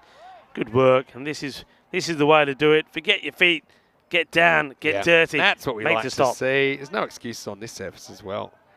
Anyway, so it's at 68 for 4 after 8. So, yeah, from here, a really big finish. Maybe you can still make that 100, but it seems a long way off at the moment. Right now, they're on 85, 86 pace. Yeah, I think a lot of it will depend on if Kish Patel can get going here. It's not going to be easy because Prince Diman will come back to bowl this. The 9th. What happens in the 9th? Well, if Raval Sporting are to get to the 100, a lot has to happen in the 9th. Let's have a look at the Manhattan here so far, but you can see that. How about that? Look at over number 3. Only a red dot there because that was a wicket made and had 2 good overs there. 15 over number 5 went for, and number 24, well, it was a magical number as the 6th over went for 24. Diman comes in, first ball hit down the ground, and it will be a boundary. So Kish Patel, he's not deterred. Bring it on, he says. Bring it on. I'm ready. I'm ready to rock and roll. Yeah, so Prince rocks out the rolling off cut of first ball, but it's picked and it's hit pretty well by Kish Patel. Moves to 23. That was just hit too hard for Waka Khan to reach it. Diman. Yeah, that's the area. I was going to say to Kish Patel, bang it in short, and again across his body, short, outside the off. That's where he hasn't been able to get hold of. Hasn't been able to play the cut shot. Everything that he's played has been straight down the ground. That's true. And Kish Patel maybe giving a bit of a signal to the bowler there, Prince Diman, subconsciously. Well, this is what I think of you. Giving him another target, but he don't want to be bowling that. Anyway, he's not even looking at him saying, you know what, you can stare at me back for a moment while I get myself readjusted. And the Prince Diman, it's not amused. He's saying, when you're ready, bat. And there we go. Let the battle resume. And, oh, that's a beautiful Yorker. Lovely delivery. Almost knocks out the leg stick. Yeah, again, he allows it with that footwork going away to leg. Otherwise, you know, obviously it's down the leg side, but it won't be wide because it's between the body and the stumps. Well, there's a bit of a comparison between you and Tony Gregg from Tekliko Kumaran. Oh, this isn't... Well, this one doesn't matter. He's going to be run out. And that is the end of, Patel. And that's a Unat Kumar Patel. He gets run out.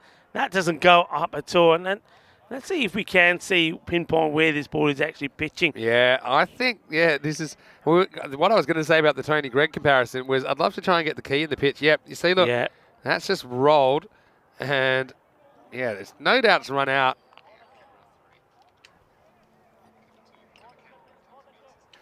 Yeah, the thing is, that if you can prove that it bounces more than once, it's probably a no ball. I don't think anyone's really prepared for this. This is a proper shooter. You see, where's that second bounce? So, good piece of keeping, I'd say, in the end. It's a proper roller. And, yeah, Unat tries to take it on and can't get there. So, I mean, are you... I'm going to see... they may... I think in between the innings, they may try and...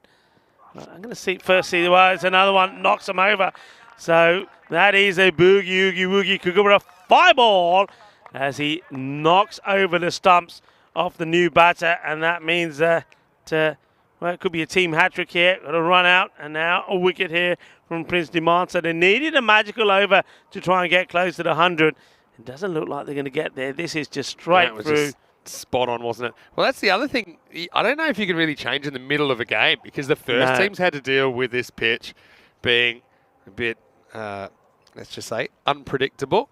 It reminds me actually of the cricket on ice pitch. But I will say this pitch has played really well. It's gotten through 3 weeks, but essentially every week it's relayed. So we're at the end of week 3. We're at the end of a week where obviously maybe it's come apart slightly where the join is, and that's just creating a bit of a crack. It's no different to if you look at actually some archive footage of, I think the Wacker at one stage has some crazy cracks going down it. I know there's been some issues with pitches in the West Indies at times. Yeah, the only thing I would say, but the thing is that you can't do it now because what's happened in the match so far. You can't touch the pitch because it wouldn't be fair. Yeah. You see this one does bounce a fair bit. They're looking to take 2. This is a bit risky. Oh, that's great running. Very good running. That's exceptional running. But no, the only other thing was to say I've umpired in places where the pitches can be, and normally it's when we've used different mats, like the coconut mat, for example, where sometimes the ball doesn't bounce. And if it doesn't bounce at all, we just automatically call it a dead ball. I've heard of Even that if it's a wicket, just call it a dead ball. But you've got to do that right for the onset. Of course, I don't think the match officials were prepared for this. I don't think technically it's in our regulations to do that. So then you have to go that it's a no ball, which, to be honest, it's a bit harsh on the bowler, but they're also getting the benefit of some balls that do keep really low. So it kind of goes one each way, doesn't it? So if you can prove it bounces a second time or it rolls, then probably no ball's the correct call. But yeah, I don't think anyone was quite expecting it. Anyway, 75 for 6 off 9. It's the beauty of cricket, though. Hey, different conditions, different results. Yeah. And I'll tell you what, in the second half, the Ravel Sporting guys will be hoping that one shoots through and hits Prince on the foot in front of middle stump. Anyway, let's roll into the 10th over. It starts with a big swing and a miss from Kish Patel. Yeah, and it is Grawal that comes on to bowl. Ramjot Grawal, and almost gets a wicket straight away. Look at him. He's a last over specialist, he is, Grawal, and he pretty much bowled them to a golden ball, even though Prince nicked it off him and won the game for Ripoll. But Grawal was the man that got him there.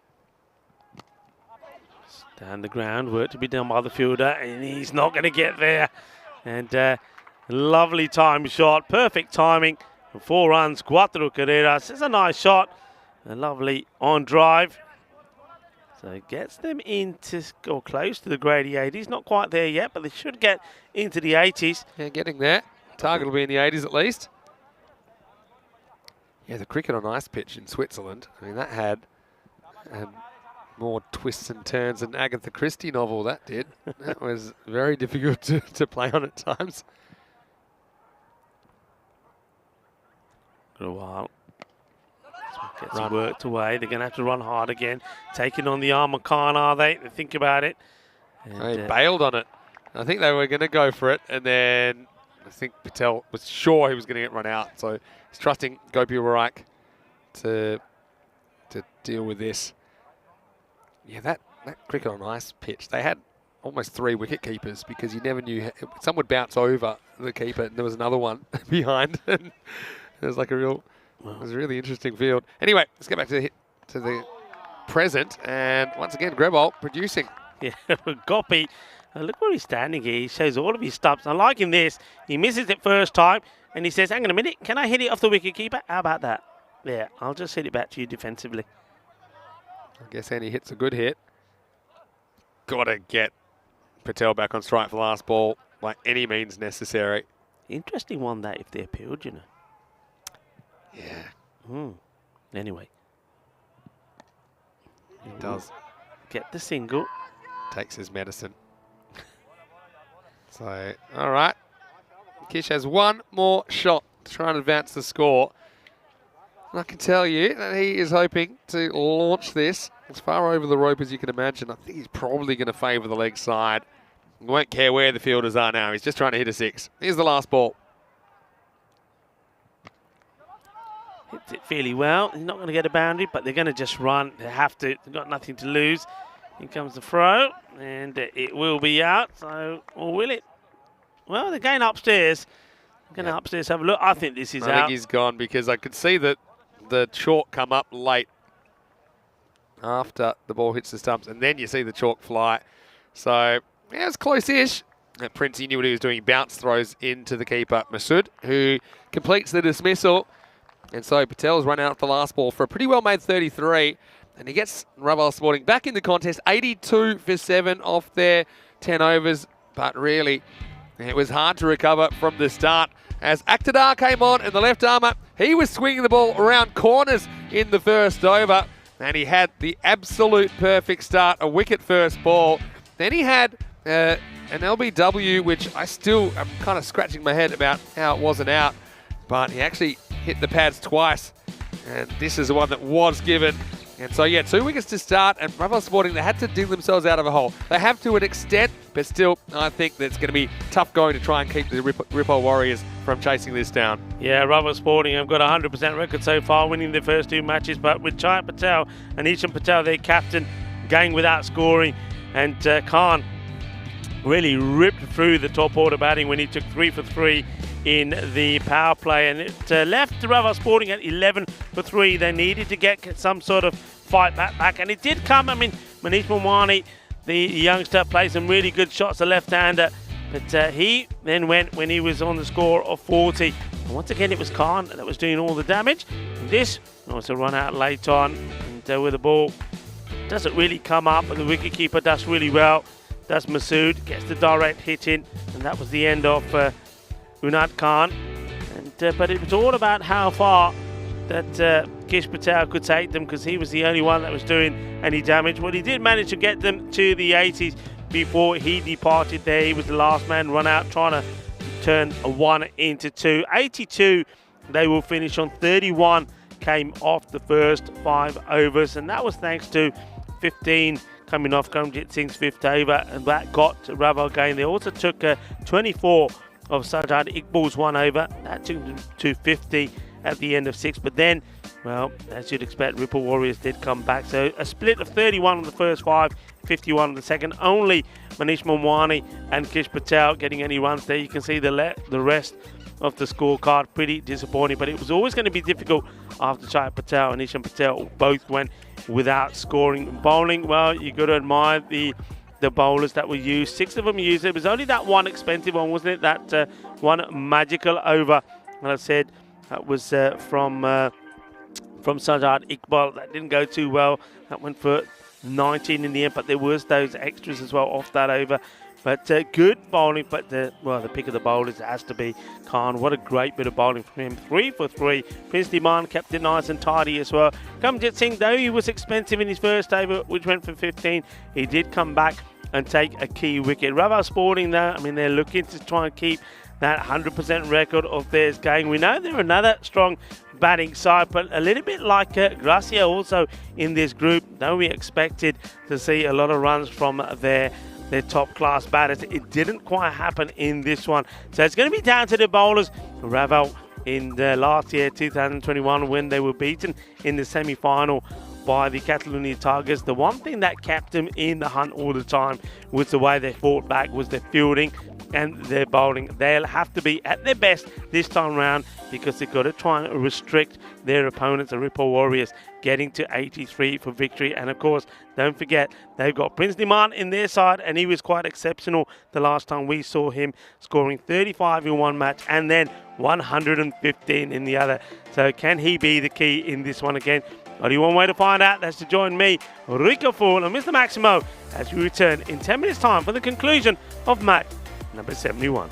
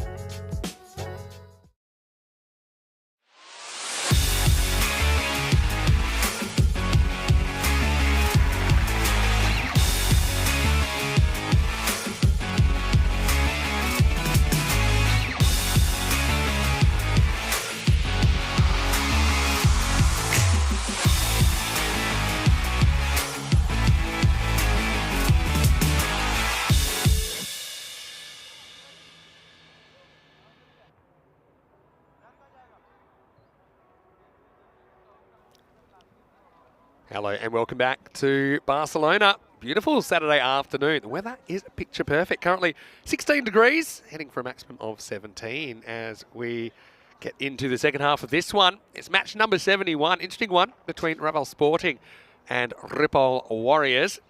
News from the first half of the game. Raval Sporting got to 82 for 7 off their 10 overs. Look, it wasn't a bad effort considering they were in a bit of a hole early, but they were dug out of it with some good batting from Manish Manwani and Kish Patel. What I would say, this pitch playing up a little bit, so you know, thrown up a few surprises so far. And so 83 the target for the Ripoll Warriors. Would imagine that they've got the batting to do this. Looks like Kaiser Zulfikar is out there in the middle, but facing up will be Prince Demand, the Spanish international. Let's get going. Manish Manwani has the ball, 83 to win. And we're away. And caught a few people napping, but we are away. And we'll start with a single.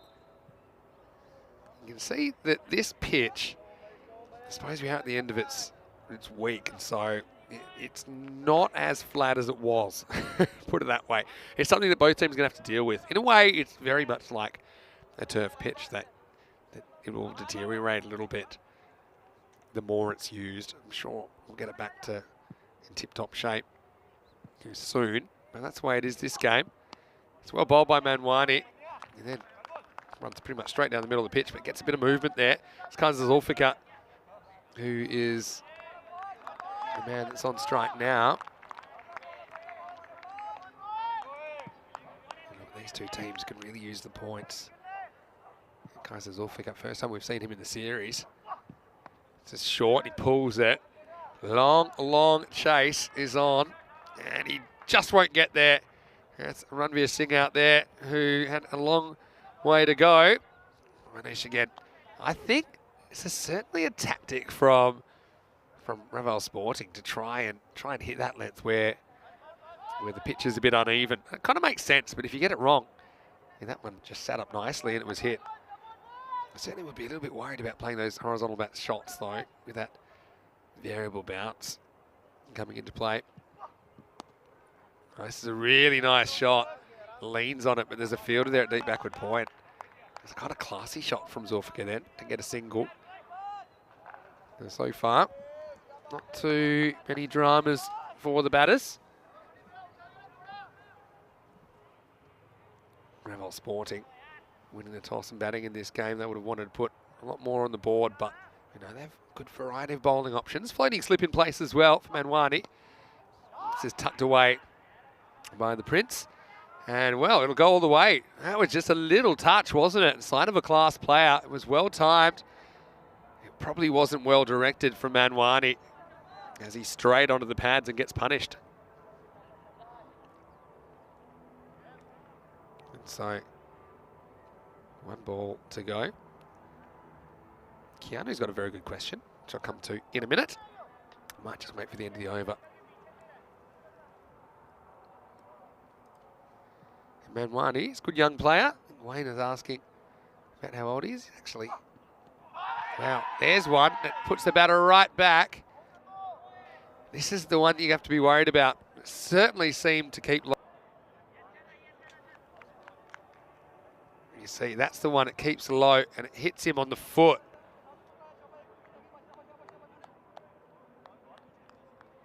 I mean, maybe it's just sneaking down leg. But yeah, this one certainly keeps low. Maybe just sneaking past the leg stump. A tight one though. Yeah, Prince seems to have a bit of luck with those LBs now and then. It's the end of the first over, 10 for no loss. So you can see, so 83 might not be as easy as it looks. 7 matches without a golden ball. Well, lucky 7. It was the Warriors that won the golden ball. Golden ball 37 just 2 days ago. That was a really entertaining finish against the Hawks. Yeah, so Manwani, yeah, he is 18 years old. He turns 19 in about a month's time, just a few weeks' time. Here's Ranveer Singh. Encounter, haven't forgotten you. Coming back to you now. This is cut and well handled in the circle. They don't run as the fielder throws from a lying down position. Yeah, so it's a bit impractical to change ends at this ground. There's a couple of reasons for that. One of them is the fact that we have the tower set up at one end of the ground. So it would mean that you'd have to build another tower or move the tower, which isn't very practical. Obviously, that takes time and it's not particularly easy. A lot of work goes into getting the ground set up. So we always want to shoot behind the bowler's arm wherever possible. The other thing is, I think we might need to call the Kookaburra factory if we're going to bowl from the other end, because it means that right-handers, their leg side would be over the fence. So I think that's probably another reason. So yeah, I don't think with this artificial surface, the run-ups and things don't deteriorate. So I don't think there's any reason to bowl from the other end. Good question though. Hopefully that's a good answer. Again, we're really thankful for all the people that help the ECS run so smoothly, including all the people from local organisers that keep us fed, keep us happy, transport us to and from the ground.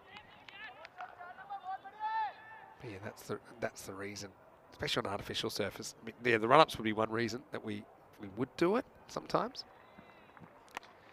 This is in the air, hanging. Fielder, he backs off. He pulls the shoot. Prince a bit lucky to get away with that one. He'll get a single. Yeah, so yeah, run-ups and those things, that's the reason, for example, at Kartama, we do change ends. But I suppose at Kartama, we've got the extra cameras, and so we've got the extra tower already built at the other end, so it's not too much of a drama to change ends every week. Yeah, but apart from this, I'm trying to think of anywhere we've done an ECS that's been longer than 2 weeks, and I can't think of anywhere. Oh, this is a lucky one for Zulfikar. Inside edge just misses the off stump. Yeah, apart from here, where else have we done an ECS that's been longer than 2 weeks? And to be honest, I don't think I can think of one. I know we originally had a 3-week series in Barcelona late in 2020, and then followed on to another one due to the inability to move at that stage. It's another dot, so Zulfikar he's played some nice shots, but also he's been bogged down a little bit. So take us to the end of the over. And Ripple Warriors run a ball pace through the first 2. It's 12 without loss after 2 overs. Having a look at the table. Well, it's congested, to put it mildly. You'd expect that early on as well. Grathia, I'm sure they'll make their move. Yada Tigers, they were in a winning position the other night. Just had a couple of things go against them. It was the Ali Youngstars that were able to get the win, both wins over the Yada Tigers. So they find themselves on 4 points. But yeah, bottom 3 will drop out at the end of the group stage here in Group B. Time for some spin. Ishan Patel is going to bowl over number 3. Ishan, pretty experienced customer. This is in the air, gets over mid-off. This will be 4. So slight mishandling from Sam, but he still makes the stop, protects the equipment. That's rule 1, of course, here on the European Cricket Network. Protect the equipment. And the project manager, Sam, out in front. But a good shot, good power play batting from Prince Demand. That'll push mid-off back now. They bring deep square leg up into the circle. So fairly wide long on and wide long off for the 2 outfielders. They'll be going straight here. Instead, he turns it round, he gets dropped. They just brought that man into the circle and almost a run out. That's Goreng Mayavanshi, who spills the catch. Again, he might have created a run out the other end, though. You see Akhtardar's off, and Prince sends him back. Akhtar goes 1 step too many. Does he get back? He does. I don't think so. He is going to be gone. He's just out. You see the whole line there. So it will be a run out. So Mayavanshi drops Prince, but he gets the run out anyway. But it's Akhtardar Khan that's going to have to go. And he just took 1 step too many. And yeah, Ishan, he affects the run out. There's the decision now. Ishan does the right thing. He's disappointed, but he gets in quick position. Gets the ball down onto the stumps, and Akhtardar probably knew he was struggling there. So not the man that they were really going for, I think, but they still get a wicket nonetheless. It's the first one of the second innings, and the Warriors lose it 16 for 1. So, Goreng Mayavanshi, good recovery from him. He'll be disappointed because Prince has been living dangerously. He had a really tight LB off a ball that shot low at him. There was a ball that he kind of uppercut towards the third man. But yeah, You better take age to get to the crease as well. This is something we've talked about a little bit. Again, the clock is running, right? So you're definitely within your rights as a fielding team to appeal for a timed out. Because I feel that's probably, pushing the 90 seconds now. Yeah, rushing to the crease is Waka Khan. Ishan Patel gets another crack at Prince Taman. Yeah, so some really good individual contests in this ECS, that's for sure. Pulled away, Maivanchi, who has only just moved up into the circle. After the boundary was hit down the ground and found himself in the action straight away with an opportunity.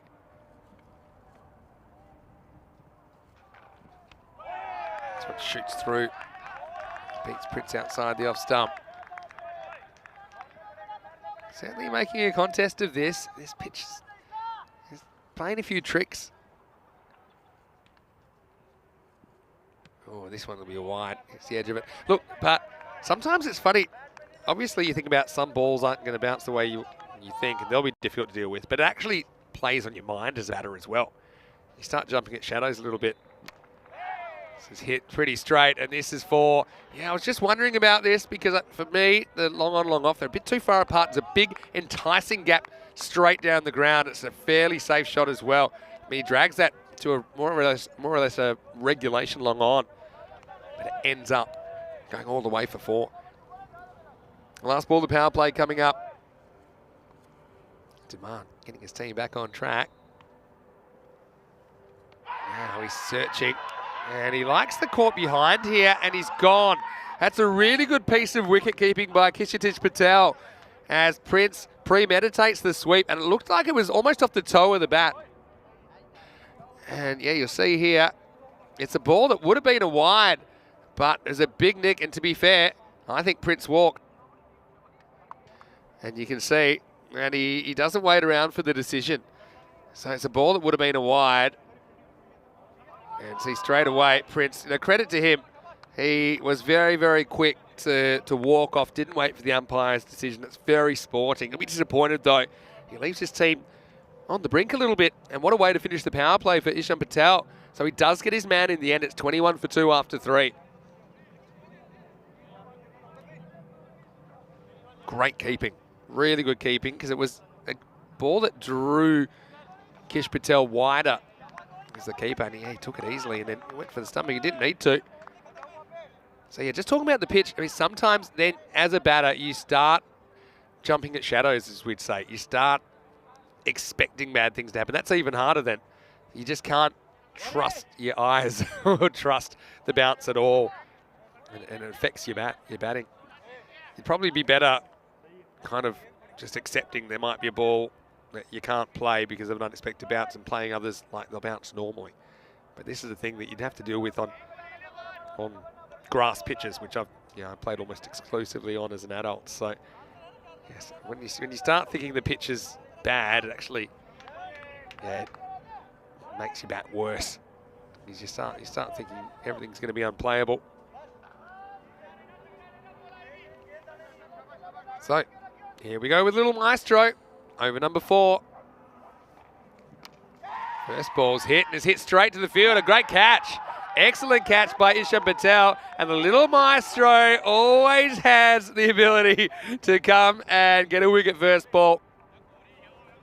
He tosses this up, and you can see that Waka watched from the other end, but he will go very first ball. And Little Maestro, wow, he gets a little piggyback. Why not? And so that's a handy wicket to get. Waka, that's not his game as he departs. It's 21 for 3, and it's game on. Yeah, in these conditions, his 82 just might stand up. Karamjit's left there. He's at the non-striker's end. And he's been replaced by Imran Hussain now.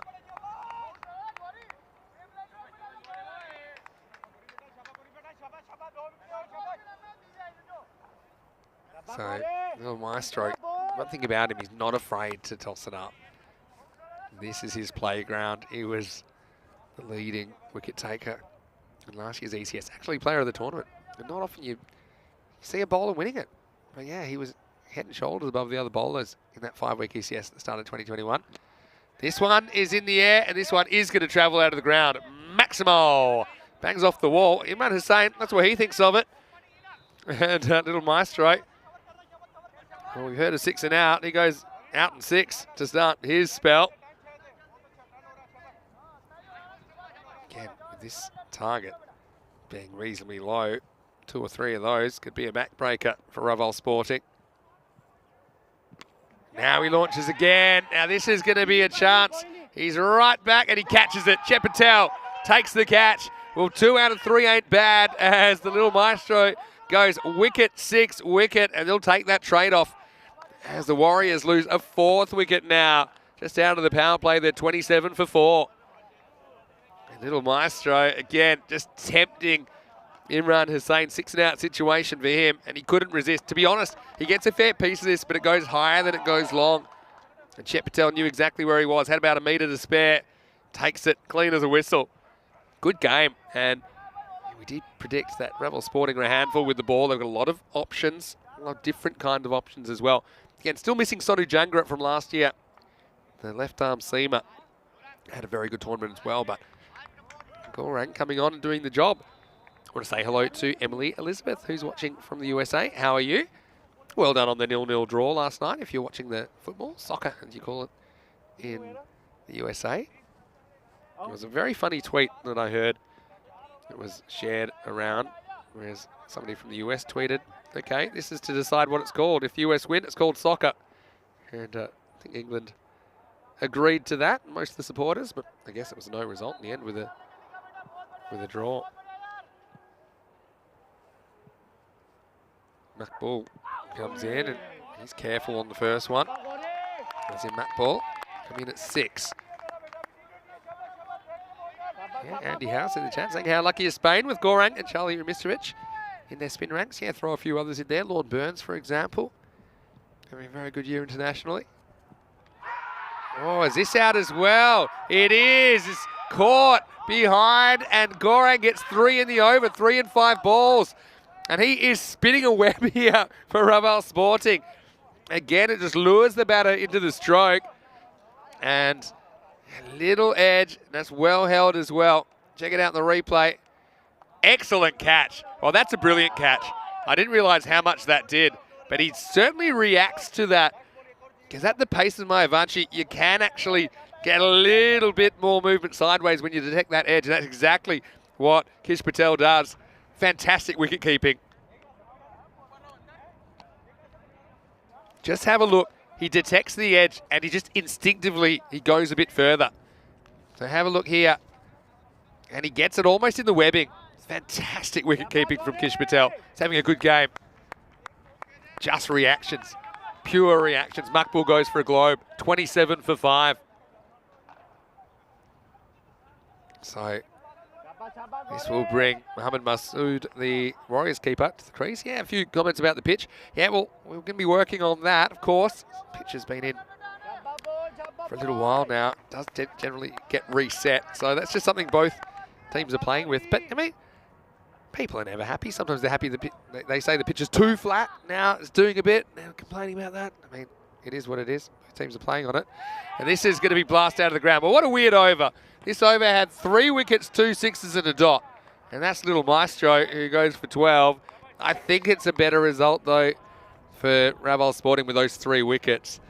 And that's the end of the 4th over. 33 for 5. Masood, well, he had 0 patience. Decides he's going to go for it straight away and he gets away with it. Have a look at those figures. 6, love 6, love 6. Well, a bit like a tennis match if you ignore Prince Demand's 14 at the top.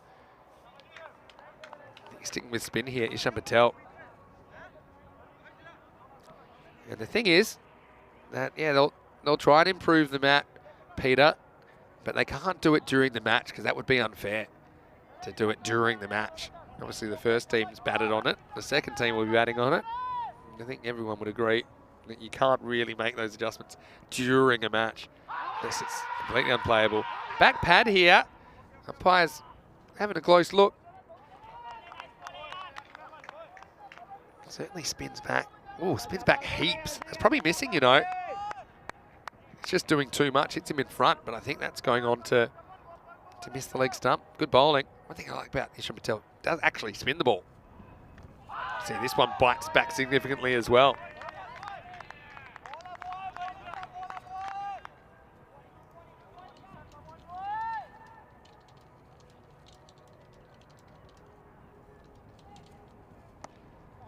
Goes back, punches, gets one. Run's hard to come by at the moment.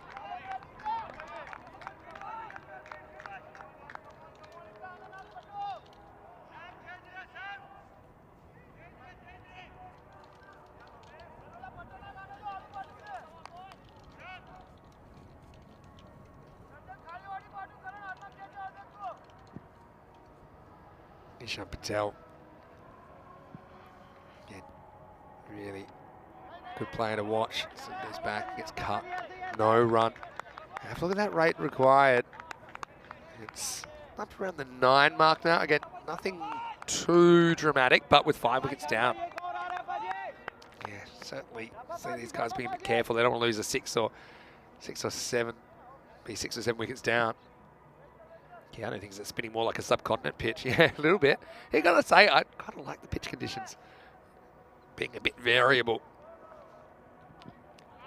And people always saying, oh, everything's in the batter's favour, everything's in the batter's favour. I mean, well, this isn't in this game anyway. Like I said, I'm sure they'll do what they can in between games. But yeah, during the game, just gotta let it be. Last ball of the over for Patel. Last ball of his spell. He's only conceded 11. Does have 1 wicket. In the air. Carrying. Not quite. And Wani tests out that knee. He is able to knock it down. And he's saying, hey, don't forget I'm on 1 knee here. I'm not going to be diving for that. It'll be the end of the 5th over. And the score is 36 for 5. So just a shade behind, just a handful behind where they'd want to be at this stage, runs-wise. But I think the biggest issue is the 5 wickets against the Warriors, including their playmakers at the top of the order. Beautiful afternoon. And yeah, Wick saying I'm the ultimate ECS supporter whatsoever. Yeah, I think it's not just that. It's that I'm a positive person, I think. I see positives in most things. I'm a glass half full kind of a person. And so, yeah, I suppose what you need to know also is to make these adjustments takes a bit of time because there's the carpet which is nailed in over the wood as well. So you have to understand that. It takes a bit of time. Mayamanchi is coming back, little maestro. Well, there's one that just doesn't bounce. And look, he's saying, hey, that's rolled. And it probably did. But the second bounce is after the crease. So actually that one is legal. And the thing is, this happened in the first innings. You've got to understand that. It happened when the Warriors were bowling as well. See, that one, I think, you know, once we work this out, that one should be called because it's rolled before the line. Yeah, so the one, and Gorang's good enough to exploit this. The first one bounced once and bounced the second time after the crease. Just. This one, it rolls from the get-go. Look, it's a genuine Bay City roller. Wow. Welcome to Chennai. Here we go. What's next?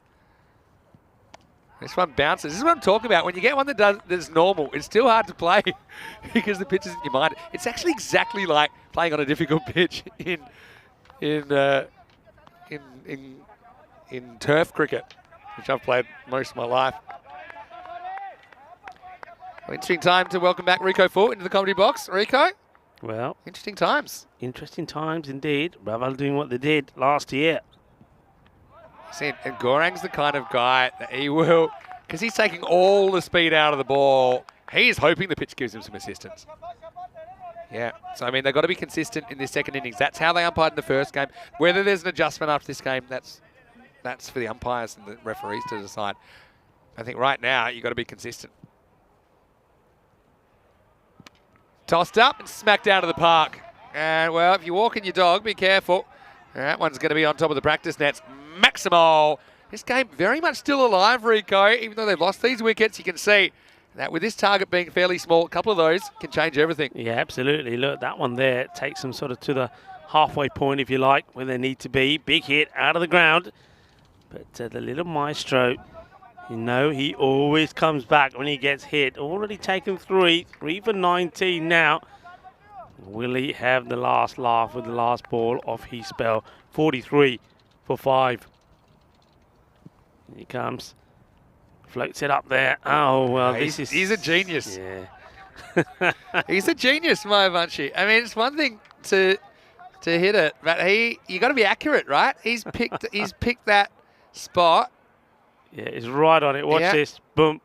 Again, they've had to stick to the way they umpired in the first innings. I think they were caught off guard a little bit. Yeah. And so if that's what you do in the first innings, you got to do it in the second. But what I will say, it's a bit like, you win the toss and you bat while the pitch is good. Mm-hmm. We've had, I don't know, we've done thousands of matches, right? So have you.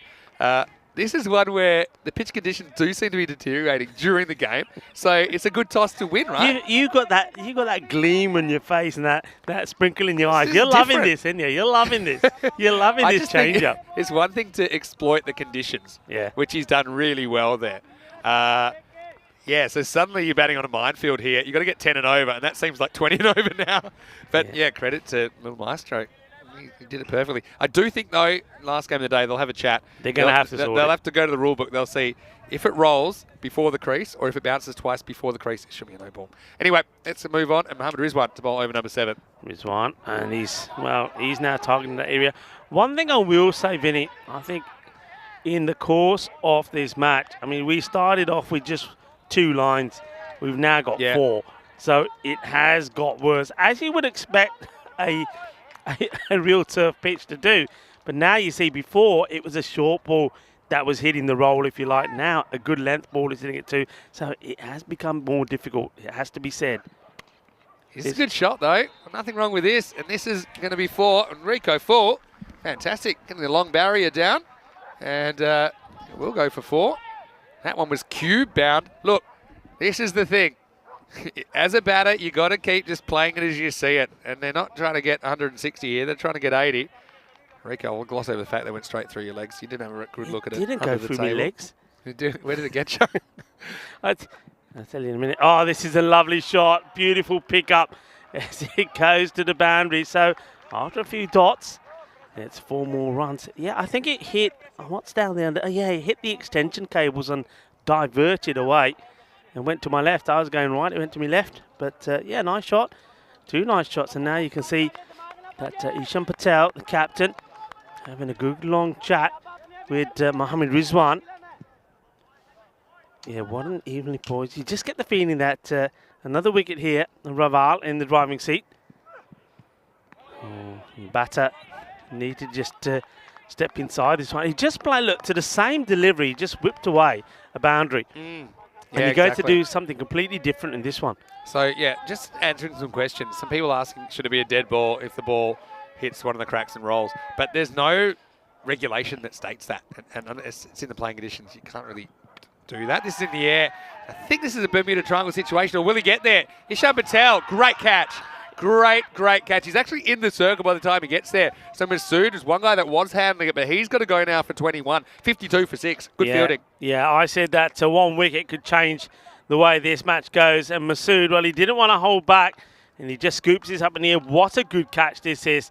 Ishan Patel comes in from the boundary. Look at the way he gets underneath it. That is why that catch is taken. Slides in and gets right underneath it. A very good catch from a top quality player. Yeah, I like the way he even goes to his knees there, protects the ball. So fantastic fielding, 52 for 6. Yeah, so just going back to that, I mean, I have played in tournaments before. If it's an issue that's foreseen, that they will call dead ball for those kind of incidents. But that's an add-on to the rule. It's a playing condition, basically, informal or not. Here, because we go by the regulations, once the ball's delivered, it's either legal or it's not. So it's either legal or it's a no ball. So I don't think they can call. The other thing is, Vinny, and the key thing here is you can't change what's been happening in the middle of the game. Correct. It's got to be kept the same for both sides. So that's the other thing. They can't change what they've been doing. Just pushed a little bit too wide. It'll be called wide. And as we see, Akhtar Khan had a very good time with the ball. Now he's out there with the bat. Yeah, so, yeah, this is true. And if anything, you know, it's perhaps an oversight in the first innings. But, yeah, that takes priority. I think you need to be consistent within a match. Hits him. Outside leg. Yeah, hits him around the crease. But, yeah, they'll scramble through. He's got the big towel going as well, Akhtar Khan. And look at that. Expect that when you... It's like the world's cheapest thigh pad he's wearing. But, yeah, it's actually a bit closer than we thought the first time, maybe. But let's have a look at this. Where's it about? Pitches outside leg stump. And, yeah, you just got to scramble, beg, borrow, or steal, as many as you can. 7 overs down. The score is 54 for 6. Let's have a look at what's coming up in the last game of the day. In fact, it's the last game of the week, Rico. Match number 72, Revel Sporting versus the Ripple Warriors. Now, don't know yet if there might be a slight delay to that game, partly because we're already 10 minutes behind. Also, they may need a bit of time to try and get this pitch. Yeah, I think they will have to spend a bit of time to try and sort the pitch out. And I think the crew are ready to go out there. Yep. Back to the action here. Just a slower delivery, gets worked away. We'll take a single. Yes, I've been advised it will start 10 minutes behind schedule. So, yeah, it'll give us a bit of time, give all the ground crew the time to try and get the pitch in tip-top shape. Just got to handle one more game in the week. Anyway, one thing about ECS cricket, it's always interesting. You certainly can't really make an argument around that. Here's Gopi Warak, who's got the ball now. This one may be another wide. It will. See what he's trying to do, trying to just squeeze it in, that guideline for the wide. But well, anything thereabout that touches is going to get called. The umpire's been very consistent on that. Yep. Testing also for the umpires, isn't it? When these things happening, because all sorts of questions being asked. The players, the batters are on them. Just lofts it up in the air, but he gets lucky now. Chance for a run out. You will be gone. And yeah, I think they're going to go upstairs here. I can understand that. And the umpires, there's so much happening out there at the moment. They're thinking, you know what, let's just call it safe. But I think he's out by a long way. Another wicket goes. So Revel Sporting, they're looking favourites here to defend this. Let's have a look at this again. He's a bit slow going. Takes it cleanly. And yeah, no mistakes there, Torn. You can see with that shot there, the bat, a good few centimetres short of the line. So well done. Good fielding under those conditions, because the fielder who's doing the fielding stays calm, doesn't get flustered, and a nice easy throw back to Gopi. Yeah, well, Karamjit Singh, the Warriors captain, he probably feels like he's got the weight of the world on his shoulders right now. Again, leaves the game probably tilted slightly towards Revel Sporting, but yeah, you can see he's not happy. But I mean, that's just the way things went. I mean, Revel won the toss. They batted. Turned out to have been a good toss to win. And, yeah, Wayne said if he's using a towel for a thigh pad, Akhtar Khan, I wonder what he's using for a box. Good question. Hopefully more than a few tissues. Yeah, but, yeah, it's a delicately poised game. Again, 1 or 2 big hits here, and it probably swings it back. 10 and over required, so you kind of need that boundary and over to stay on task. Maybe it's a delicately poised soap holder, you know? Could do a trick, couldn't it? Perhaps. It needs to be made of metal, though. Plastic would be no good, as Gopi comes back in. And, well, they're going to go again, and Gopi gets the throw in, but this time should have been looking maybe to keep his gloves, but I think they would have made it. I think it would have been too much for Gopi to turn and throw at his hand, which is probably where it was more of an opportunity. Good running there, good hustle from the non-striker. Dot balls are really going to kill you at this stage, so I think minimum 1 off every ball. Obviously look for more. And Revel Sporting really did strangle that middle of the innings with the spin, didn't they? Did that very well. This is Sajjad Iqbal. This guy I thought bowled pretty well. Now gets his chance with the bat. Hits it well. Will they go for 2 here? Don't look like they're settled for 1. Yeah, I mean, this brings up memories of what Revel Sporting did last year, though, doesn't it? I mean, they weren't, as we said earlier, they weren't great with the bat. They struggled, but with the ball, they were brilliant, the bowling and fielding. And it was the spin duo, the captain Patel and the little maestro, Manishi, that did the work and got the wickets. Couple to come in this over. Need a big one and then get it. Again, this is just ball, which he kind of backs away to, has trouble reaching it basically. Akhtar Khan. Last ball, the over coming up. Gopi Warak's ball, really good over here. He's only conceded 4 at a critical stage in the game. Let's see if he can get out of it unscathed.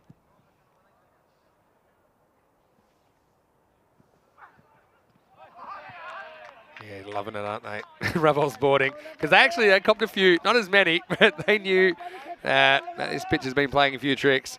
And that'll be the end of the over. So Gopi only goes for 4. And looking like a mountain to climb now for the Ripoll Warriors. It's 58 for 7 after 8. So 25 required of the 12 deliveries. And look, still, we've seen it plenty of times. We've seen one over go for more than 25 on a number of occasions. In fact, just in this match, over number 6 in the first innings, bowled by Sajjad Iqbal, went for 24. So it's not over yet, and this will be a wide, so that'll help. Yeah, Mohammad Rizwan comes on. This one hits the edge of the pitch, so it is a wide.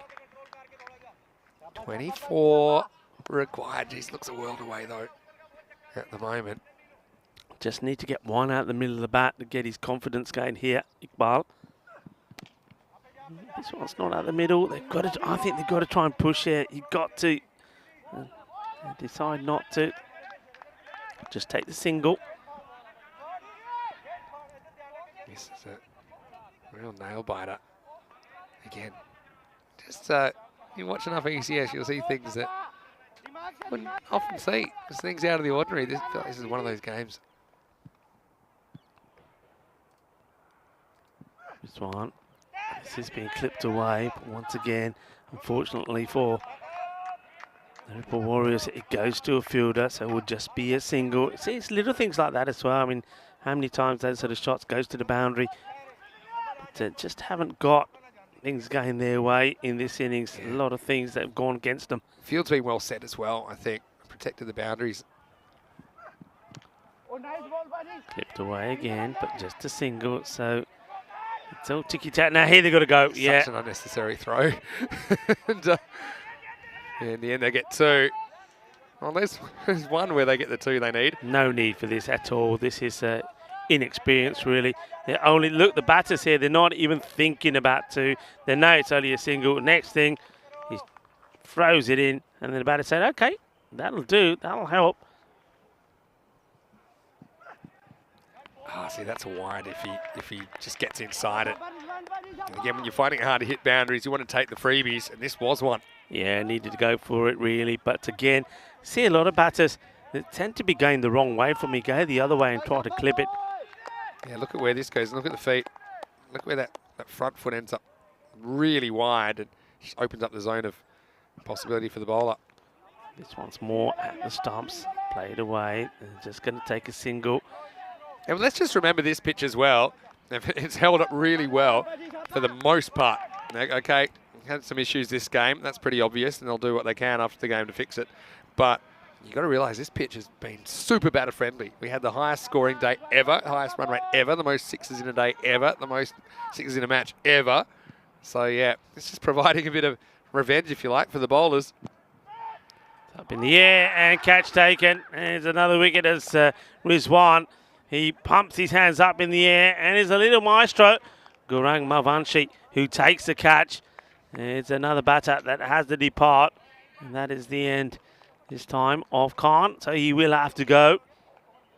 Nicely helped by the little man. He said, I may be small, but I can still get up there if I have to, and delight for the bowler. Back in form. Little maestro dropped Prince early, and even he pulled a run out off that ball. It didn't cost him too much, so last over coming up, 19 required. Doesn't seem like it's on, but we know that last over pressure can get to people, can get to bowlers sometimes. We had a 45 run last over last week. Don't think we'll have that. But anyway, let's see who gets the responsibility for Raval.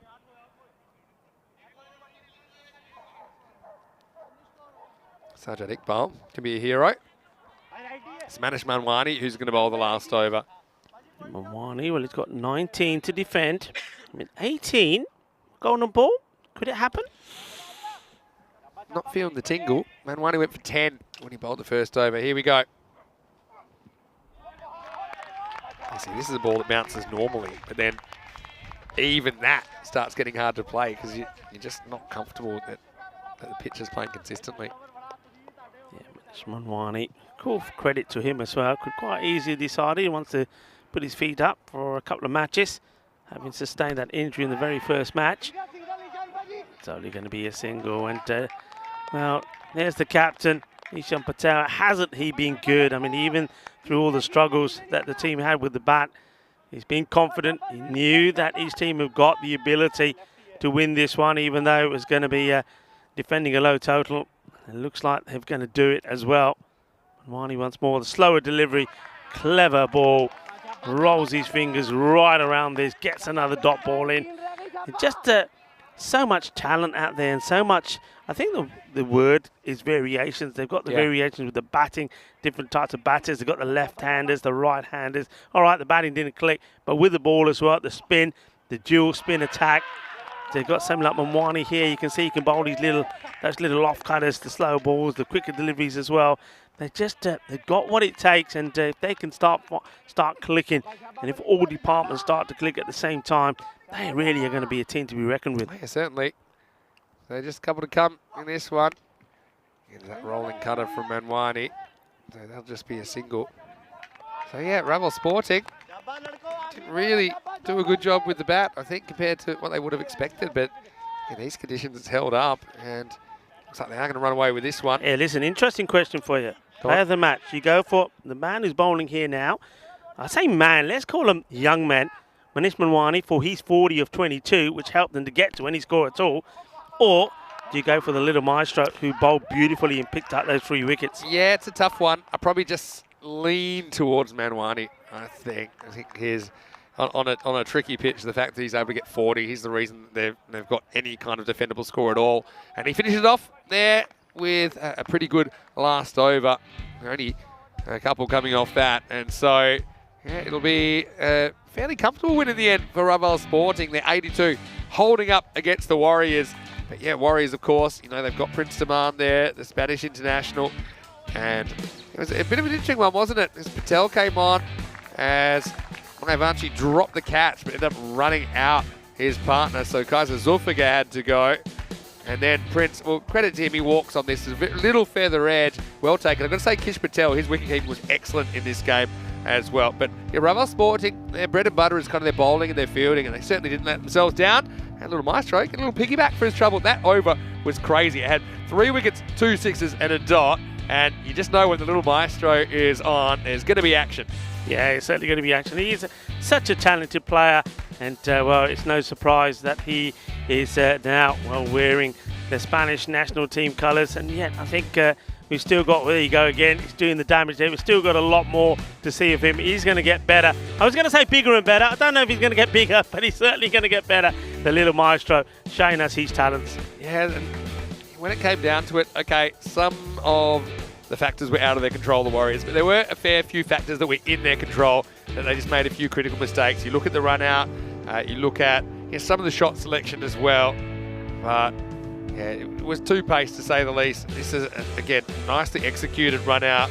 Again, bowler gets back to the stumps, and in the end, it's the Warriors who'll be hoping they can get some points on the board in the second match between these two teams. Mayavanchi did the job in the circle once again. This time holds on to the catch. That was the end of Akhtar, who certainly started things well for the Warriors. Manwani, he's a bit of a one-legged warrior, but he is a guy I think is having a pretty good series if he can stay fit. That will be an interesting one. Yeah, for me, still lean towards Manish. I just think the all-round contribution was pretty important. Yeah. Let's have a look at the batting scorecard. Only Mohammad Masood was able to get going. He was caught well by Patel for 21. Apart from that, only Prince Demand gets the double figures at the top of the order. And pretty disciplined bowling. Okay, the conditions were helping, but only 5 extras. 4 wides in that innings. 3 for 19, Mayavanchi. He got all 3 of those wickets in his first over, and he really tore the heart out of the middle order. 2 for Rizwan, and also 1 for Ishan Patel, with bowled really well. Ranveer didn't come back. He only had 2 off his over. Gopi only 4 off his, so plenty of options. That's what we said about Ravel Sporting. They've got a good balanced attack, and I think you see they put on an expert defence of that 82. Yeah, it was a very good performance. We know, we know from the way that pitch is played that to batting was going to be difficult. And Ravel Sporting, well, maybe we were being a little bit unkind to them, saying it's a bit of a low pass score. They had their issues related to that pitch as well when they were batting. But really, I think the way they came out there and fought with the ball just goes to show just why, once again, they are the team to be reckoned with. Unbeaten now in 3. Well, we have one more match to go this week. 10 minutes later, the next game. They're working frantically to get that pitch up to scratch, but we will be back in about 15 minutes to take you into match 72. And it will be the end of week 3 after that. Vinny Sander here, Mr. Maximo, on a beautiful Saturday afternoon in Barcelona. I'm here with Rico Full. Please join us once again for more cricket just around the corner on the European Cricket Network, and you're watching the FanCode European Cricket Series.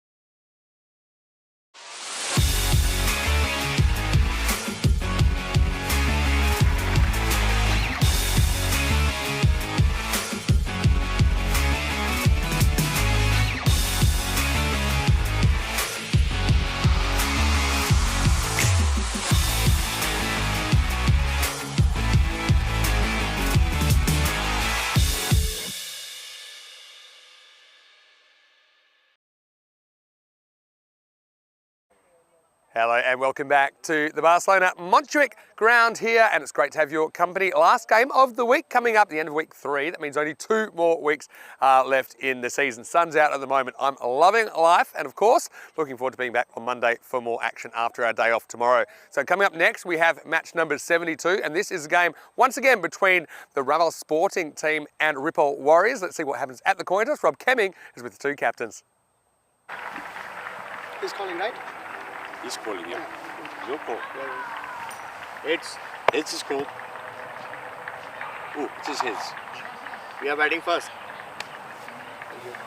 So Ishan Patel of Raval Sporting, he's won the toss again and again. He wants to bat first, and he'll have to ward off the early spell of Akhtar Khan this time, because I tell you what, he was bending the ball around corners. 2 early wickets just put Raval Sporting on the back foot, and we know that both these teams, they've got lots of players with the bat and the ball that can impact the game. Again, all eyes on Prince for the Ripoll Warriors as per usual. But also, you know, like I said before, I think Raval Sporting, they've got a good mix of bowlers, and I think, look, both these teams, it's still early in their campaign, but they know the importance of trying to get these early points and getting up in that top half of the table and out of the danger zone. Well, it's been a great week to welcome Rico Full into the commentary cube, and Rico, I know you're looking forward to your day off, but we'll have to wait for one more game. I'm looking forward to seeing how these 2 teams shape up in the rematch in match 72. Once again, Raval Sporting winning the toss and batting. It's over to you, and Rico Full, let's get it going. Thank you very much to Mr. Maximo Vinny Sandu, also the marathon man. Well, he just keeps going and going and going. I'm sure Vinny is looking forward to his day off as well. And maybe we'll see a little bit more of Barcelona. Well, that's a lovely side of Barcelona just there. This is the ground we're at the moment. Quick look at the 2 teams. So they'll be at it again. Raval Sporting taking on the Ripoll Warriors. And the Warriors, well, they will feel that they missed an opportunity after reducing Raval Sporting to 82 for 7. Had the opportunity to get a win, but, well, Raval Sporting, we know all about their talents with the ball.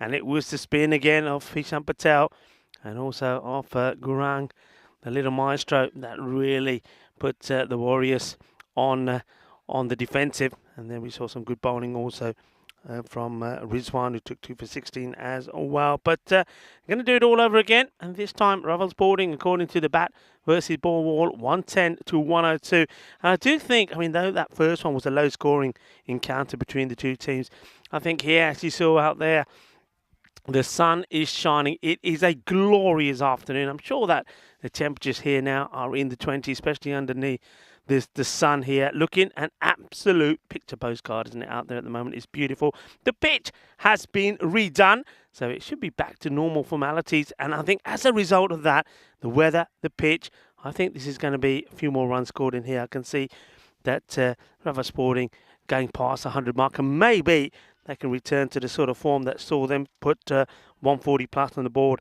on 2 occasions against Fateh. But this man, Akhtar Khan, will have a thing to say about it as he bowls the first one. He was brilliant in the first match, but in this one, the first ball will be whipped away on the leg side for 4 runs. Well, he started the first match with a wicket straight away, but this time, the same man says, oh, no, you don't. And he gets enough of this, and he makes sure, look, a little bit of the oomph in the shot, sends that all the way to the boundary. Good start from Jayat Patel. Gets the boundary off the very first delivery. Akhtar Khan, I've got something to think about here now. Just a little bit too short that time. Let's see if he can get it right. Left arm over. This time hits it out.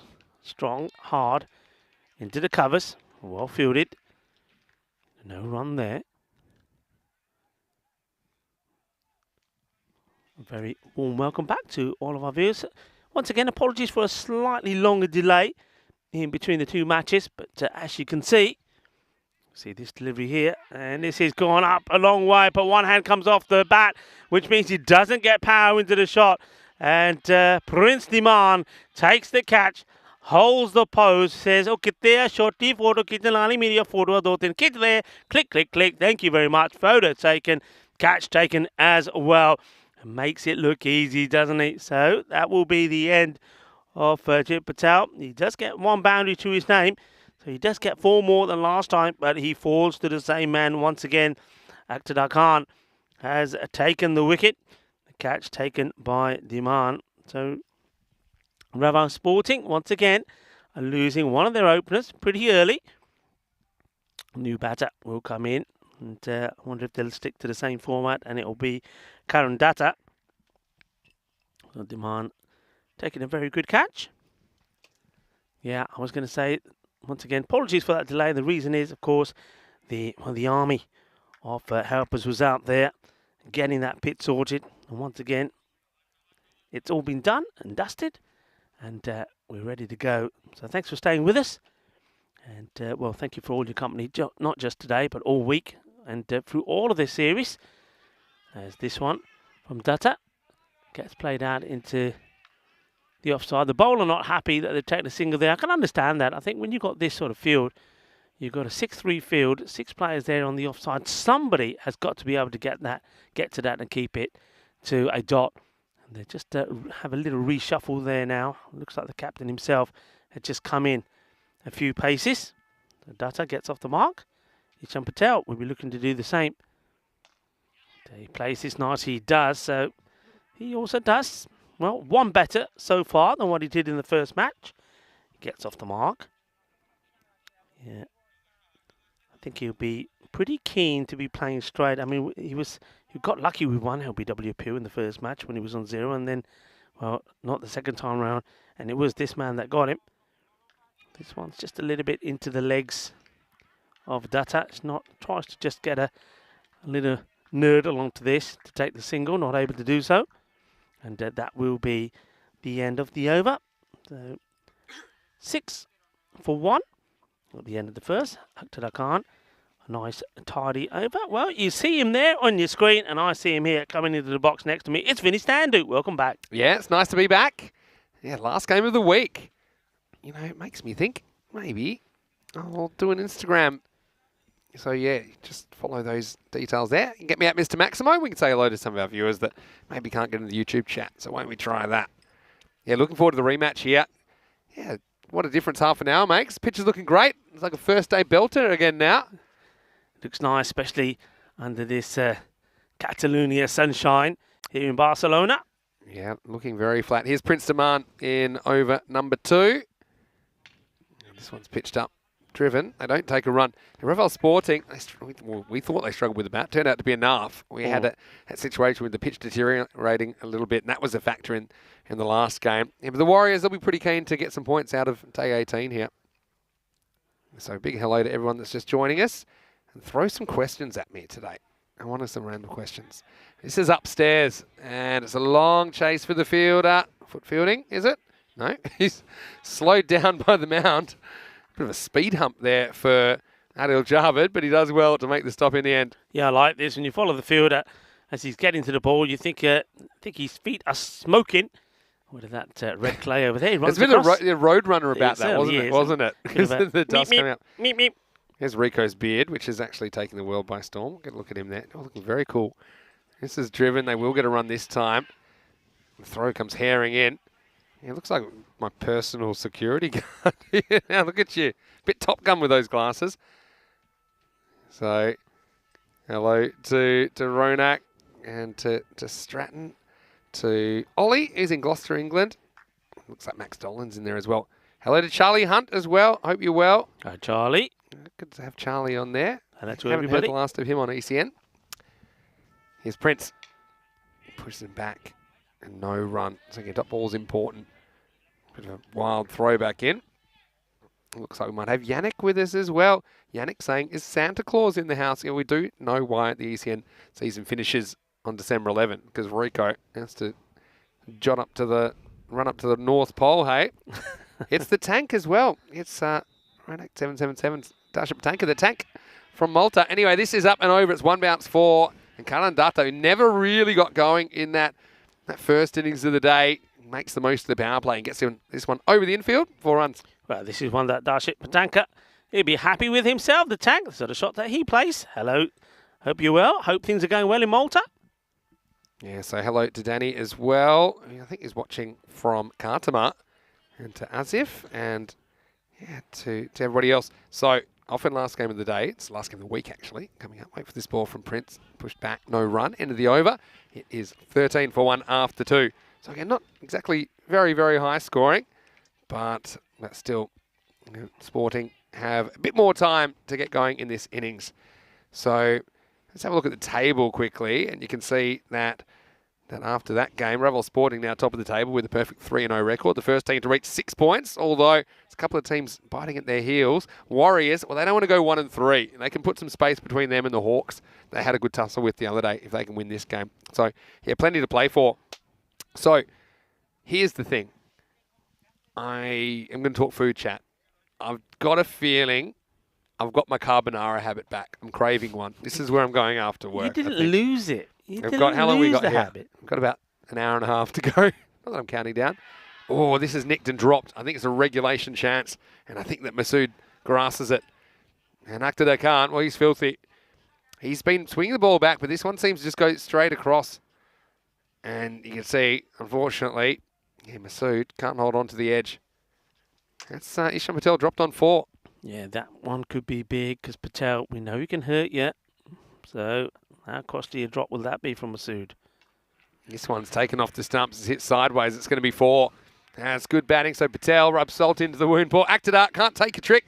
Yeah, what a difference a game makes, especially like the first ball of the game going for a boundary instead of being out. But that'll be 4 runs to Revel Sporting. Look, it's no wonder us bowlers, we lose our hair quickly when things like that happen. He'll be putting it out. I mean, it was a straightforward catch from the keeper. You see what you keepers do to us? Yeah, well, only if we're badly behaved. Goes around the wicket then. This is a really good shot over cover, and that's going to go all the way. Maximo! Patel making the most of his life. He goes 4 and 6 pick-up sticks, and this is just the boost that Revel Sporting need in this power play. Yeah, it's a lovely shot, beautifully timed, absolute top draw. That's that little trigger movement from his little left foot kick. And Diana Ores, well, she's hiding in the shade, taking the pictures. Well, that Kookaburra is following you around, Diana. This one he goes back and punches. A little bit of foot fielding. It's kind of counterproductive from Waka Khan, who kicks it away from his teammate. But I love this. Look at the chalk. This is a bit of McEnroe. Didn't you see the chalk flight? Watch this. Yeah. Oh, I love that. That's a bit of action. That's a proper explosion. That's a smoking Kookaburra. They've just remarked the lines there. Of course, you can only really use this powder on this Oh, underfield look surface. at that. That was a bit of a literal smoke bomb. Yeah. Wasn't it? When you're leaving the party, like the Irish goodbye. Anyway, couple to come in this power play. This is a slower cutter. Another one. Let's hit into the line. Yeah, so hello, Darshit. Great to see you. Dolan is asking if I can sound like Danny Morrison. I think I already do sound a lot like Danny Morrison. If there's one commentator that I sound like, maybe his voice is a bit higher. I don't do a great Kiwi accent. But yeah, I think there's a lot of similarities. Anyway, it's the end of the power play. It's 24 for 1. So, hello to Shafat. I hope you're well. Hopefully everything's going okay with the body. And yeah, our day's going well. Darshit Patanka saying, bale, bale, bale, bale, bale. And he's pretty excited to see you, I think, Rico. Everyone is excited to see Rico. And Rico's beard is something else. Bajendra Yadav as well, saying he's keen to support ECN. Well, that is fantastic, Bajendra. So great that you're enjoying the action. Yeah, it's been a big week. But a few people asking what my Sunday plans are. I think, not to go into the food chat again, got my favourite brunch place. Only get to go there once a week. Well, twice, actually, because I got to go there on the extra date that you covered for me on Tuesday. And then, yeah, perhaps watch a bit more of the World Cup and probably just get some rest in. I think this stage of the year, we're getting to, well, I know, I think in a couple of weeks, start of week 5, I do my 2000th game. Really? So, yeah, 2000th game, I think on the Monday of the last week of the season. Wow. That's including all years. That's year, amazing. I won't quite make the 1,000 this year, but I'll be in the 900s, pretty solid 900s. But, yeah, hello to Stephen Jones as well. Hello to Raj as well. Thank you for your nice comment. Yeah, throw me some random questions, okay? This is the time where you can do it. A few people are getting excited that my carbonara habit's going to be back. Now I'm really, really craving it. Listen, you know you're in Spain, you're in Catalonia. There's great food here. I'll tell you what you've got to try. Yeah. And we'll talk more about this because it's the last match. Fricando. You'll like fricando. Okay, tell me about it. We'll after this ball a bit more. Yeah, they've brought Grewal on now. First one worked away, but no run. Now, fricando is like the Catalonia version of a roast dinner. Okay. So slices of veal, cut and cooked in a rich sauce with seasonal mushrooms. It's absolutely amazing, and it has the gravy, so you can forget your Sunday roast. Fricando, look out for it tomorrow. I'm just hungry, actually.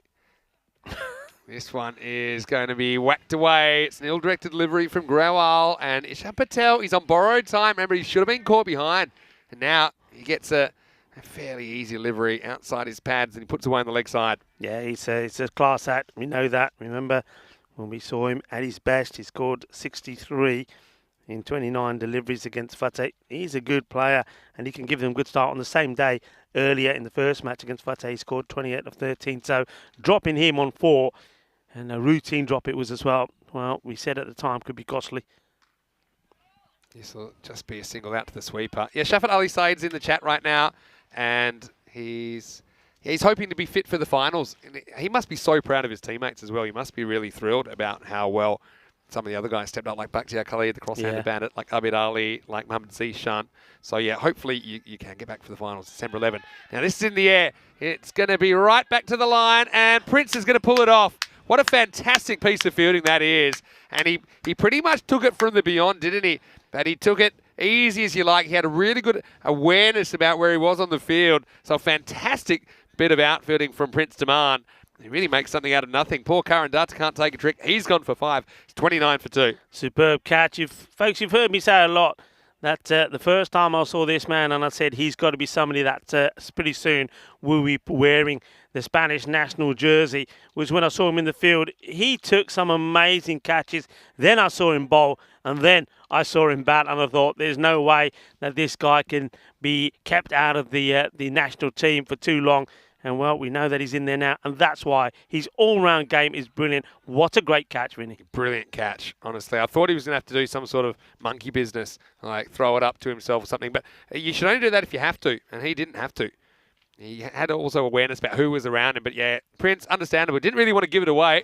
He knew he had just enough room.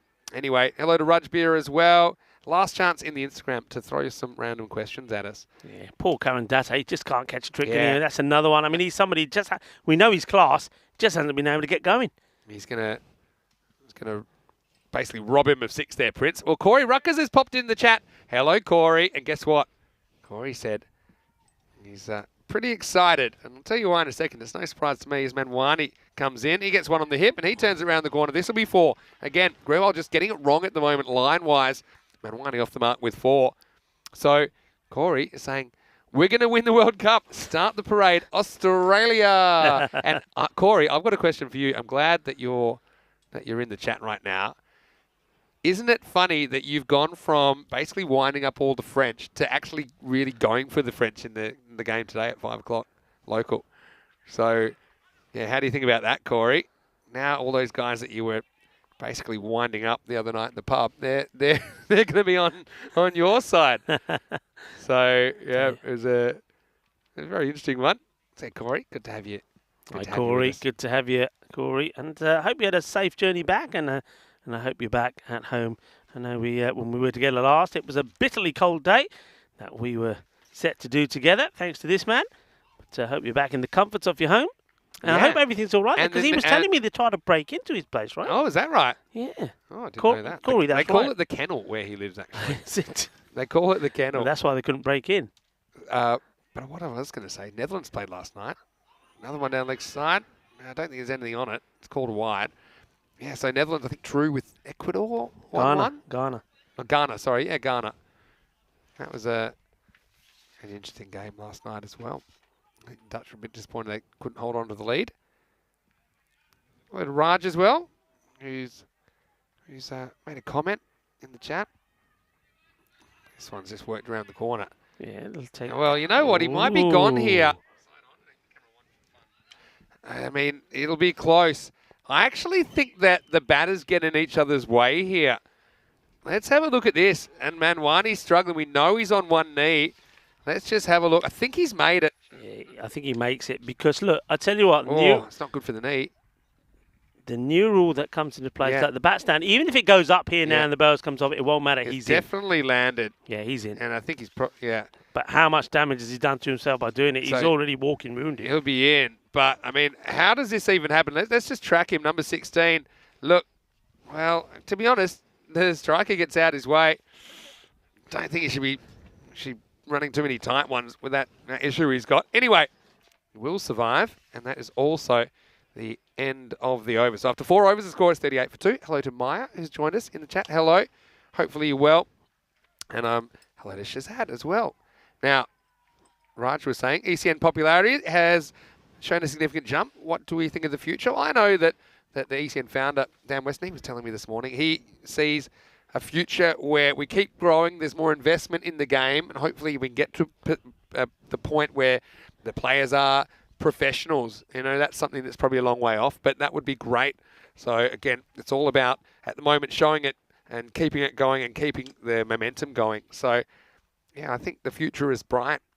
But, you know, again, still a lot of people putting a lot of work, and volunteer work as well, to keep European cricket going. No doubt about it. Hopefully you're enjoying it. Thanks for your comment very much. So, Raj. Now, Raj Beer has a question about what's the pitch made of. Well, this is a wooden base with carpet over the top. So, it's a slightly unusual surface. It's played pretty well. We had some issues with it in the last game, but we delayed this game a little bit just to iron those out, pretty much literally.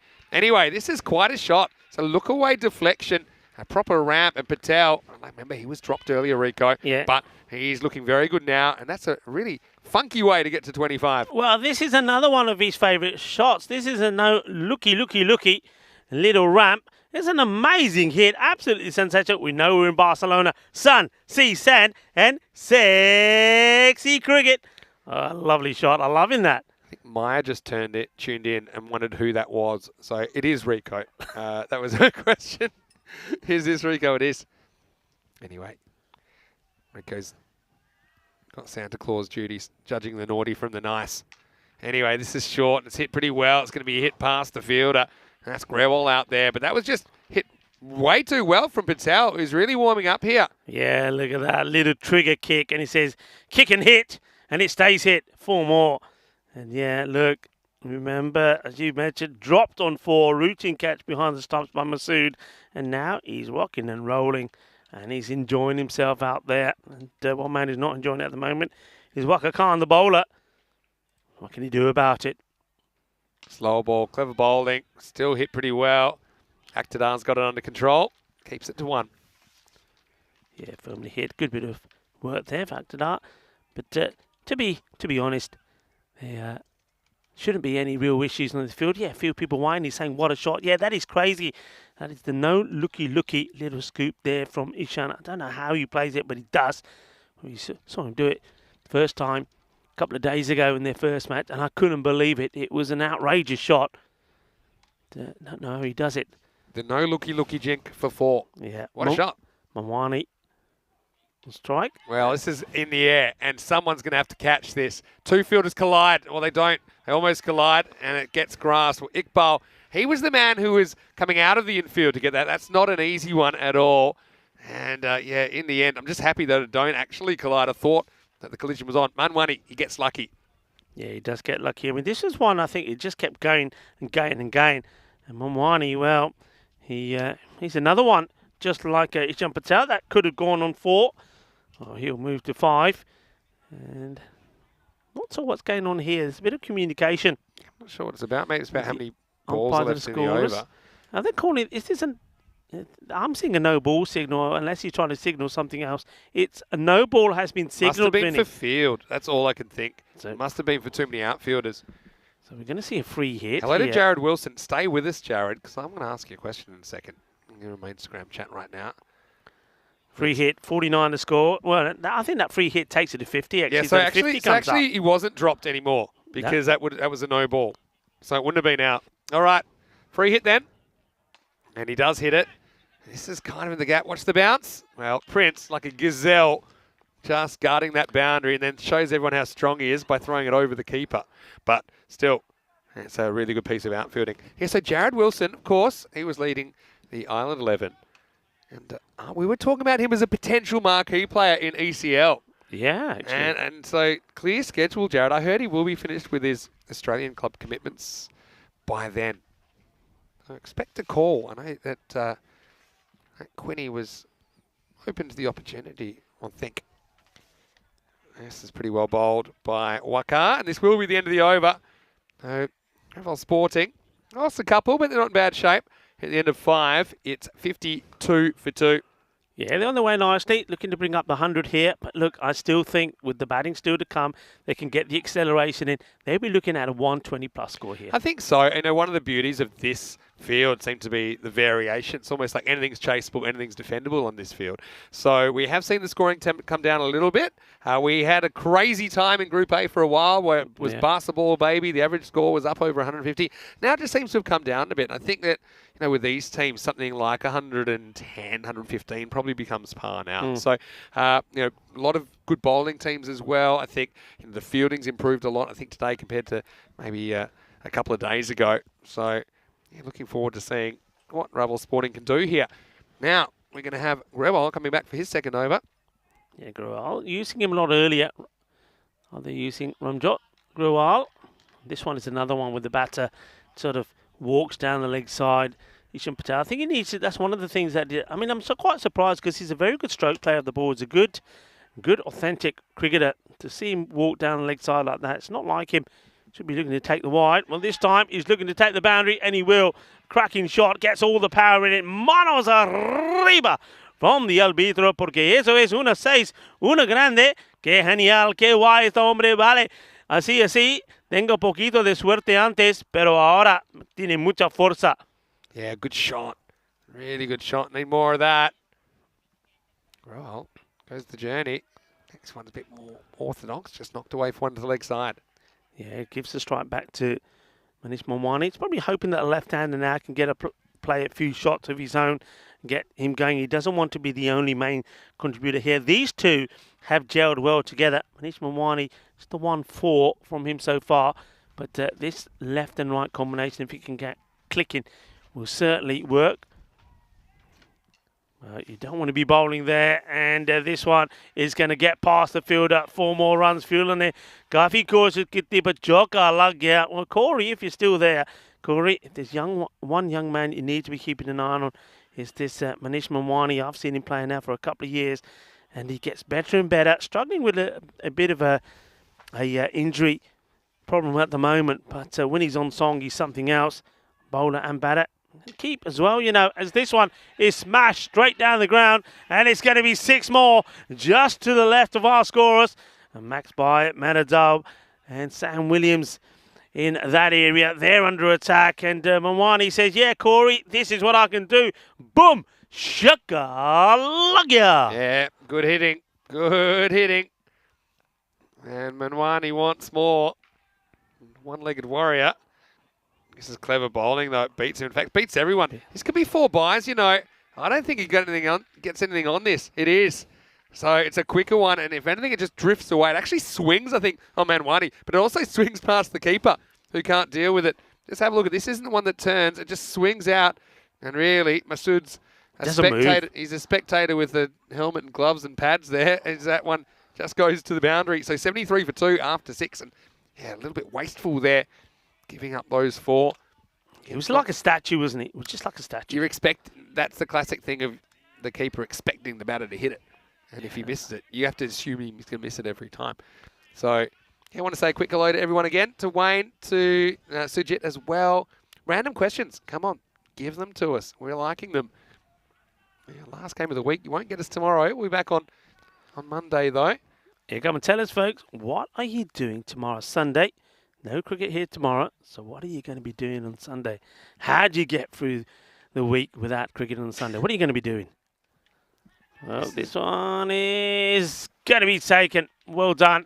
He's got a bit of ground to make up, and he does. This is all about anticipating this, Vinny. If he stays stuck on his feet, if he stays rooted to the ground, he's not going to get there. So he does well, and that's Imran Hussain. And he thinks he's going to be in the hunt for a catch here. Look, he's not expecting this, but he's nimble. He's on his feet. Yeah. He does well. Takes a good catch. It's almost a genuine backstop there, really. But yeah, it's all about the jump with those. So he ends up getting there fairly easily. So Ishan had a stroke of luck early in his innings. Ends up getting to 38, but he goes now off his 21st delivery faced. And at the start of the 7th over, it's 73 for 3. Hello to Tim Reedman. Hopefully you're well. Really good to see you. Hopefully your weekend's going well. We're having a good time here. Alam Sheikh saying, hi Rico, sir. How are you? You looking very long time. I don't know if he means you look old or he hasn't seen you in a long time. Yeah, I've aged a lot. I get you. I get you. Look, I'm trying to tell these people the beard has got to go at the end of November. Sean Connery look is got to stay. I'd actually like to see it go until I was going to say the ECL final, which is March 24. Well, what is but with I'll you? settle for February. You're losing it. Again, I'll put the link in the chat for the WWF ways to support WWF and tell Rico how much you've donated so that he keeps his beard. He's an absolute magnet. Yeah, come on. If you want it, then I want to see you donating to the World Wildlife Fund. Makes me want to dye my beard grey. Because it's working for you. Pick up and throw. Wow, that could have been interesting. I have a feeling you might have just been out if that had hit, you know. Yeah, I'm loving the effects that we have, the visual effects that we go with these type moments. Look at this. Watch the chalk again here. Watch this. Oh, I love it. Yeah, maybe you would have been all right. Hard to tell because the throw was pretty wide. Yeah, I'm glad that Tim's feeling a bit better. Now he's watching the ECN. That's good to hear. This Cumrunjit.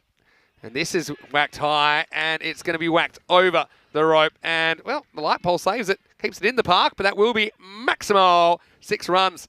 Again, with Manwani, I think he quite likes this angle of attack where he can kind of open up that leg side, and he takes full toll on that one. Yeah, quick hands there.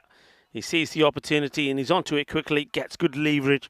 I'm a bit worried about your beard, and I'll tell you why in a second, because this one is knocked down the ground. That it may finish your commentary career. And what I mean by that is that you may just become a full-time model and then we'll lose you. So I'm actually a little bit worried if you keep it. Because so far, all the feedback, it's not often people agree on, everyone agrees with something, but I haven't heard one negative comment about your beard. You're looking brilliant. And with the shades, yeah, you're looking the part. Now, this one's too wide. I think it gets a bit of the pitch. Yeah, it gets just a little bit of it. That's why we see the deviation. So wide delivery from the captain. Let's have a look at it. Yeah, I think it hits the edge of the pitch. You can see the way that it deflects. And so, yeah, typically that's been quarter wide. Pitch is playing well, by the way. Not really noticing it, which is a good thing. Well, this one is launched, and it was knocked down at least. I'll think about 2, and they won't go for it. I mean, it was a funny little one, wasn't it, for Makbul out there, who ends up just kind of sticking the hand out, hoping it would stick. Next best thing, though, he does stop the boundary. Yeah, it does. The bowler, the captain, is not as happy as we are about it. He thinks he wanted to see that taken. Knocked over, and Manwani's going to have to go. And, well, finally, Karamjit Singh has got something to crow about.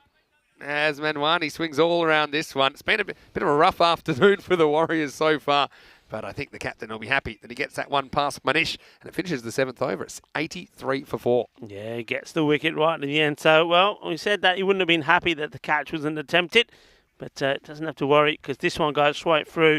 Manwani, once again, why does he miss this? Well, this tells you the story. He's off balance. You've got to be balanced. If you're not balanced, then you're not going to make these ones count. I mean, so much of it could be to do with your balance, but I like the celebration there from Karamjit Singh. That's a proper Punjabi-style celebration. Kinda chak de fatte, and look at the mucha. First the chak de fatte, and then here, the mucha. Yeah, get them pointed upwards. That's right, Sunshine. Nicely done. Yeah, fantastic working. It's a little pat on the back from the umpire as well, saying well bowled. Anyway, let's tell you what's coming up on Monday, because we do have tomorrow off. Let us know what you plan to do with your Sunday, maybe. But yeah, coming up on Monday, we start with match 73. Grathia, without any points, and they're taking on Ali Youngsters that took all the points out of their first doubleheader. That's the morning session. Afternoon, Catalunya Tigers versus the Yeda Tigers. So a bit of Tiger on Tiger action if you want to see 2 Tigers in the corner of the cage, and Don't say come to the right place. Don't say it. I just think that, well, you know, that when Tigers go to war, it'll last 4 hours, and that's what you'll be watching on Monday afternoon. So join us, same time, 7:30 a.m. GMT, 8:30 in Central Europe, and 1 p.m. in India. Let's go back to the action. It starts with a wide. Again, hits the edge of the pitch, which in this tournament is called a wide. 2 Patels in there now, and Patel comes in and joins Kish Patel out there. Kish Patel hasn't really got going.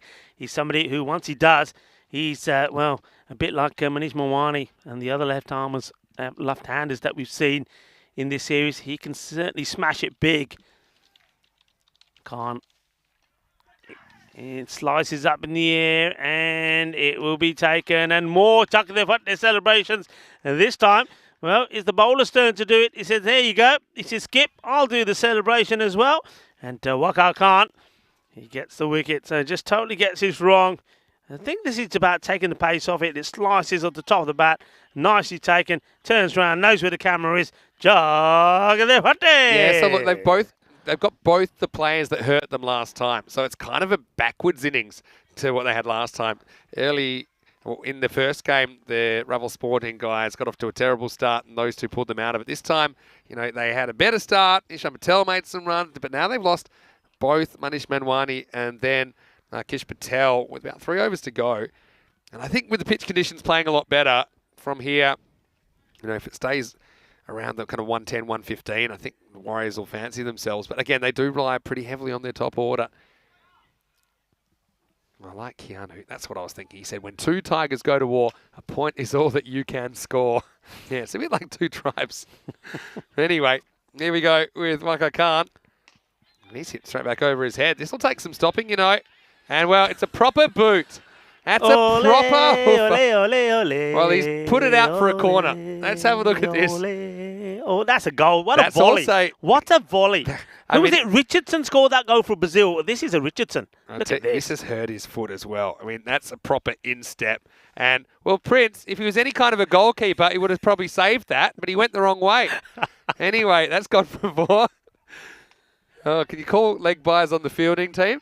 Anyway, the next one is going to be a genuine 4. This one isn't kicked, but it's still the same result. 4 carreras más. Yeah, well, I tell you what, Numan Ali, he's coming into the side here and thinking, hey, what's all the fuss about? Just you see this bit of wood in your hand, swing it hard, hit that white ball, and get a boundary. He's got 2 in 2. That would have been such a good stop. Imagine if he kicked that straight to Prince and he hurls it in. Anyway, 2 balls, 2 boundaries for Ali. And now he skies one. This should be gone. And it is gone. So Akhtar Khan this time uses the hands to good effect. So not a bad little impact innings from Numan Ali. He does get a couple of boundaries which are welcome, but he goes off the 3rd ball that he faces. It's 92 for 6. Yeah, 2nd wicket picked up for Waka Khan.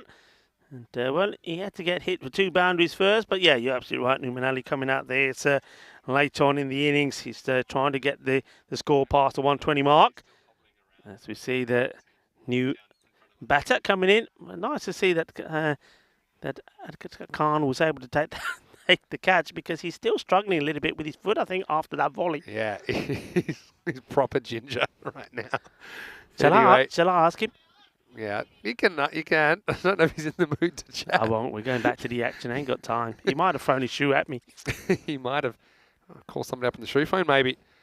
All right, this one's worked away. New batter is Mohammad Rizwan. Coming out. Well, they might. No, he could have got 2 if they'd gone straight away. Kumar Patel, not interested. He wants to face the ball. Hasn't faced one yet. So one to come in the over. Baher kidda? Aktadar?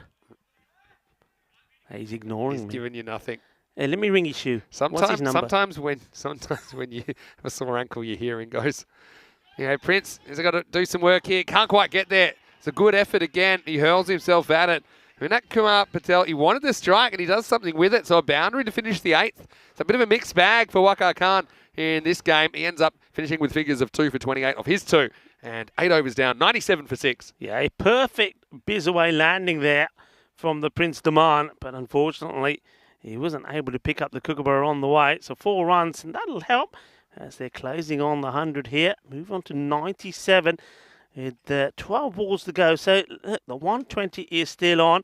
And I'm liking this response from the lower end batters here from Raval Sporting. Yeah. They're coming out and they're having a whack. Well, look, they've lost 2 wickets in each of the last 2 overs, but they haven't been terrible overs on the scoreboard. They've gone 10 and 14. The one before that went magical in the 6th. So, after a quiet first couple of overs, they've been a lot better. In fact, they've accelerated in the second 4 overs compared to the first 4. Again, Prince has got more work to his left. This time he will handles it well. So, the first 4 overs went for 38. The second 4 overs actually went for 59. So you can see they've been able to put something together. Now, perhaps they can get to that 120, which will be, for me, about a par score, maybe a few more here in Group B. This is in the air. Who wants it? Bowler's going after it. He won't reach it. And meanwhile, Waka, he's watching to pick up the crumbs. Again, that's probably an easier catch for the fielder coming in rather than the bowler going away. Yeah, I think though that the captain, Karamjit Singh, he's already put his name on it. Says, I won it. He was hunting his third wicket. He's bowled really well, 2 for 12 now. But I was worried that we were going to get another one like Haroon Salik, that it was going to hit the deck and hit him on the way up. Nose buster. Hit down the ground, hit pretty straight though, and this will be 1 bounce 4. So, Rizwan comes to the party. Again, Prince is always going to his left here. I think he keeps creeping straight, but he's not straight enough. So that one still evades him. Cuatro carreras más. Yeah, good spot. I mean, that's 3 boundaries that we've seen in that area where if Prince was straighter, he would have been able to get to it. That previous one, Waka Khan, the infielder, didn't do too much wrong. I think once you hear the bowler call for it, he respects the call. I just think it probably wasn't a great call from the bowler. Anyway, he's over the wicket and beats him outside the off stump. So, 103. This is a pretty good recovery from Ravel Sporting. I said, despite losing those wickets in overs 7 and 8, they're still finding a way to pick up those boundaries. Now, this is going to be more than 4. This is going to be 6. Out of here, Maximo. Rizwan doubles down, moves to 12. It's just kind of a slot length. And look, he takes the risk. He goes and fetches it, goes leg side, but he gets it more or less out of the middle of the bat. Yeah, the tail of Ravel Sporting is showing what they can do there. They can still club it, they can hit it, and they can smash it. And he goes for another one. It's another one that's out of here. Balle,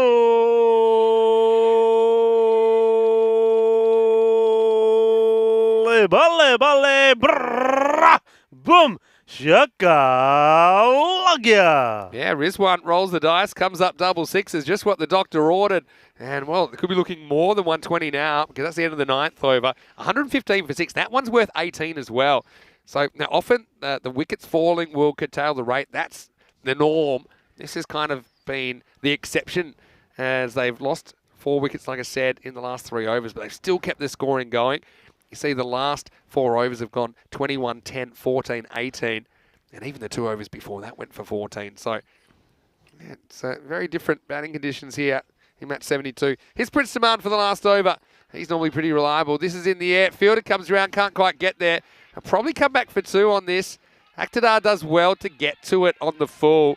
At least prevents the boundary, but does cost him 2. Yeah, 1 error there for me. I mean, the catch, okay, was difficult. It's away from the body. It's a good effort, but you take the 1. You got to keep the big hitter on strike here. That was an opportunity to get Rizwan back on strike. Slower ball this time from Prince. This is into the gaps, into the hole. It's going to be 4. So they just can't stop the flood at the moment.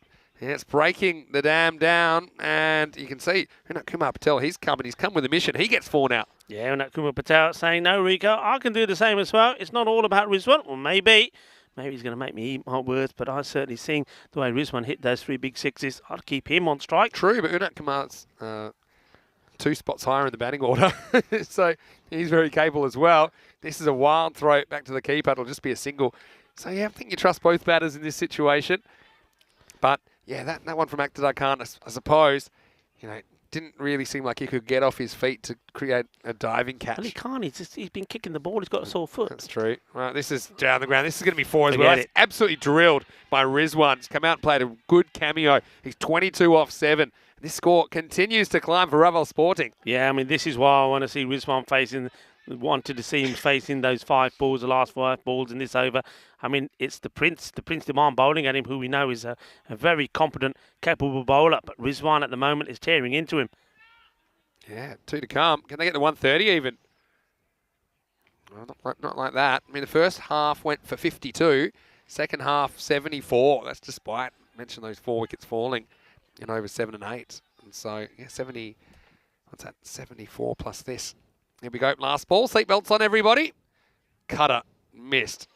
No runs. So, 126 for 6. I think in the end, they'll be pretty happy with that, Ravel Sporting, considering they did lose a wicket in the first over. They only had 13 off the first 2, had 24 off the power play. So they're going 8 and over back then. But they are able to put 102 off the last 7. gets them in pretty good position, although the Warriors, we know, they haven't fired with the bat yet, but they'll have much easier conditions, I think, to take on this chase of 127 here in match 72, the last match of week 3. Yeah, as I suspected, I did think that though the bat versus ball wall was saying it would be about a 107, I suspected there'd be more runs. I thought the 120 plus would come up. It has come up, hasn't quite got to the 140 scores that they posted on their first day against Fateh's, but it's been a good solid performance. What I liked about it is that they were able to accelerate in the second 5 overs. Like you said, 52 in the first, 574 in the second. And even though they lost the wicket, the batters that went out there, they were framing the bat at everything and they were executing the shots pretty well. Yeah, that's true. I mean, saw Prince take a very good catch on the boundary a moment ago. And the fielding maybe was a bit hit and miss is probably what I would call it. Some good anticipatory catches. Manwani ends up swinging all around one. That was after he almost blew his knee out again, trying to dive for the crease. But a couple of danger men that got them out of trouble last time, Ravel Sporting, as we saw the chuck of the foot there and the moustache tweak from the captain. Yeah, but when Kish Patel went and Manwani had gone, they needed someone else to step up, didn't they? And I've got to say that Unak Kumar Patel, and particularly Mohammad Rizwan, did really well. That little kick in the tail as they just kept scoring. The last 2 overs went for 29. That's despite those two just coming together with 14 balls to spare. So some good striking all the way down the order. That's good signs for Ravel Sporting. And normally they would say their bowling is their strength. They do have statistically what's a par score. Feels a little bit more than par here. They've got that to defend. That's thanks to Ishan Patel. He was dropped early, but he ended up scoring 38. 24 to Manwani. 22 not out was a real good cameo at the end from Mohammad Rizwan. 22 off 9. And Unak Kumar Patel, he chipped in as well with 12. Even Numan Ali didn't waste any time, went 4-4 and out, so that was a useful contribution. But yeah, for me, the question will be, can they get the key wickets early of Ripple Warriors, particularly the big wicket of Prince Daman, who is coming off a century the other day. Looking at those figures, identical figures for Waqar Khan and Karamjit Singh, 2 for 28. A wicket as well for Akhtar Khan, bowled very well once again. And Grewal, 1 for 31. Well, he did get taken down a little bit. His over went magical in the 6th, went for 21. So we'll have a quick break. When we return, we'll be looking forward to seeing the last innings of the week. And I think it could be the Prince show, although don't count out some of the other players as well, just like we saw earlier on. We've got Waqar Khan in there. You've got Kaiser Zulfikar in there as well, potentially to open. But yeah, it should be a great finish to the week. 127 will be the target. Vinny Sandu here, Mr. Maximo with Rico Full. Back for one more innings after the break. You're watching ECN, and this is the FanCode European Cricket Series.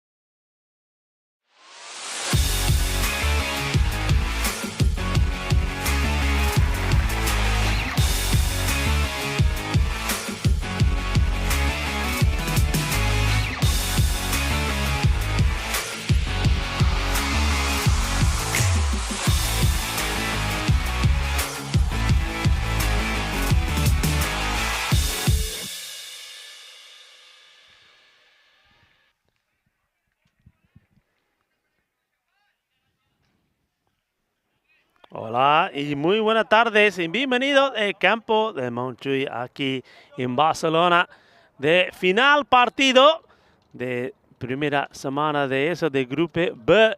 Hello and welcome back, and nice to see that well, we've got the ECN geographical channel up as well. Nice to see some of the owners walking their beloved pets around this beautiful ground. Last time back this week for the final innings, where the Ripple Warriors need 127 for victory. You can see there that it will be Manish Manwani to bowl the first ball. Prince Diman is the batter. And you just get the feeling that if the Ripple Warriors are going to do this, that the Prince is going to be key. Pretty wide. But he gets drawn to it, plays it out on the offside. Good stop there. While the fielder keeps it just to a single. And how important is going to be the spin and how well the Warriors play that spin. Go off the mark straight away. And now opportunity for Kaysar Zulfikar to see if he can get going in this one. What are your thoughts, folks? What are you saying on the chat? Who's favourites for you? This is nicely played. Chops down on it, guides it down to the third man, who's very wide. It's almost like a backward point on the boundary. It's got a slip in play as well here, which is interesting. Beautiful late afternoon sunshine caressing this beautiful Olympic ground at the moment. It will get awkward for the fielders. That to the right-hander or at mid-wicket. Cow corner. Sun will be right in their eyes. This one just defensively paid back by the Prince.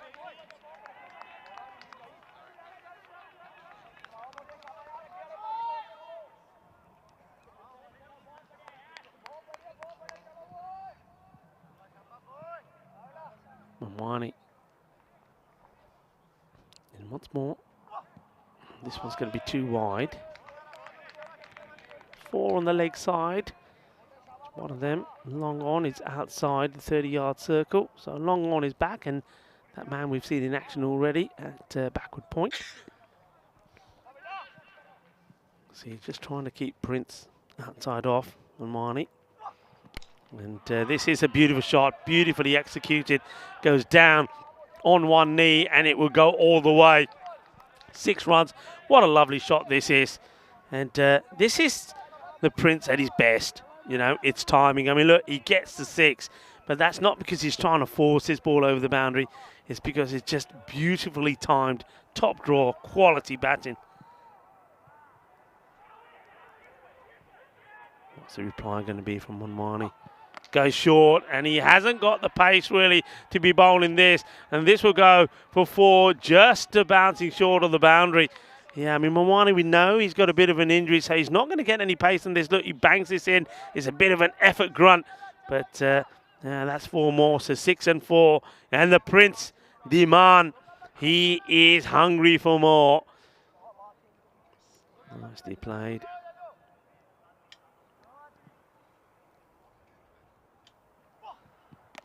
Slower delivery.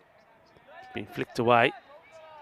Just takes the single this time, so we'll stay on strike, end of the over.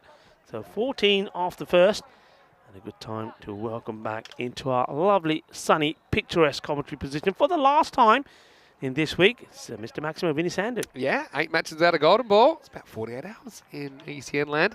Yeah, it's great to be back. Beautiful, sunny Saturday afternoon. Has a bit of a weekend feel to it. A bit of community sport going on around us as well, so that's really nice.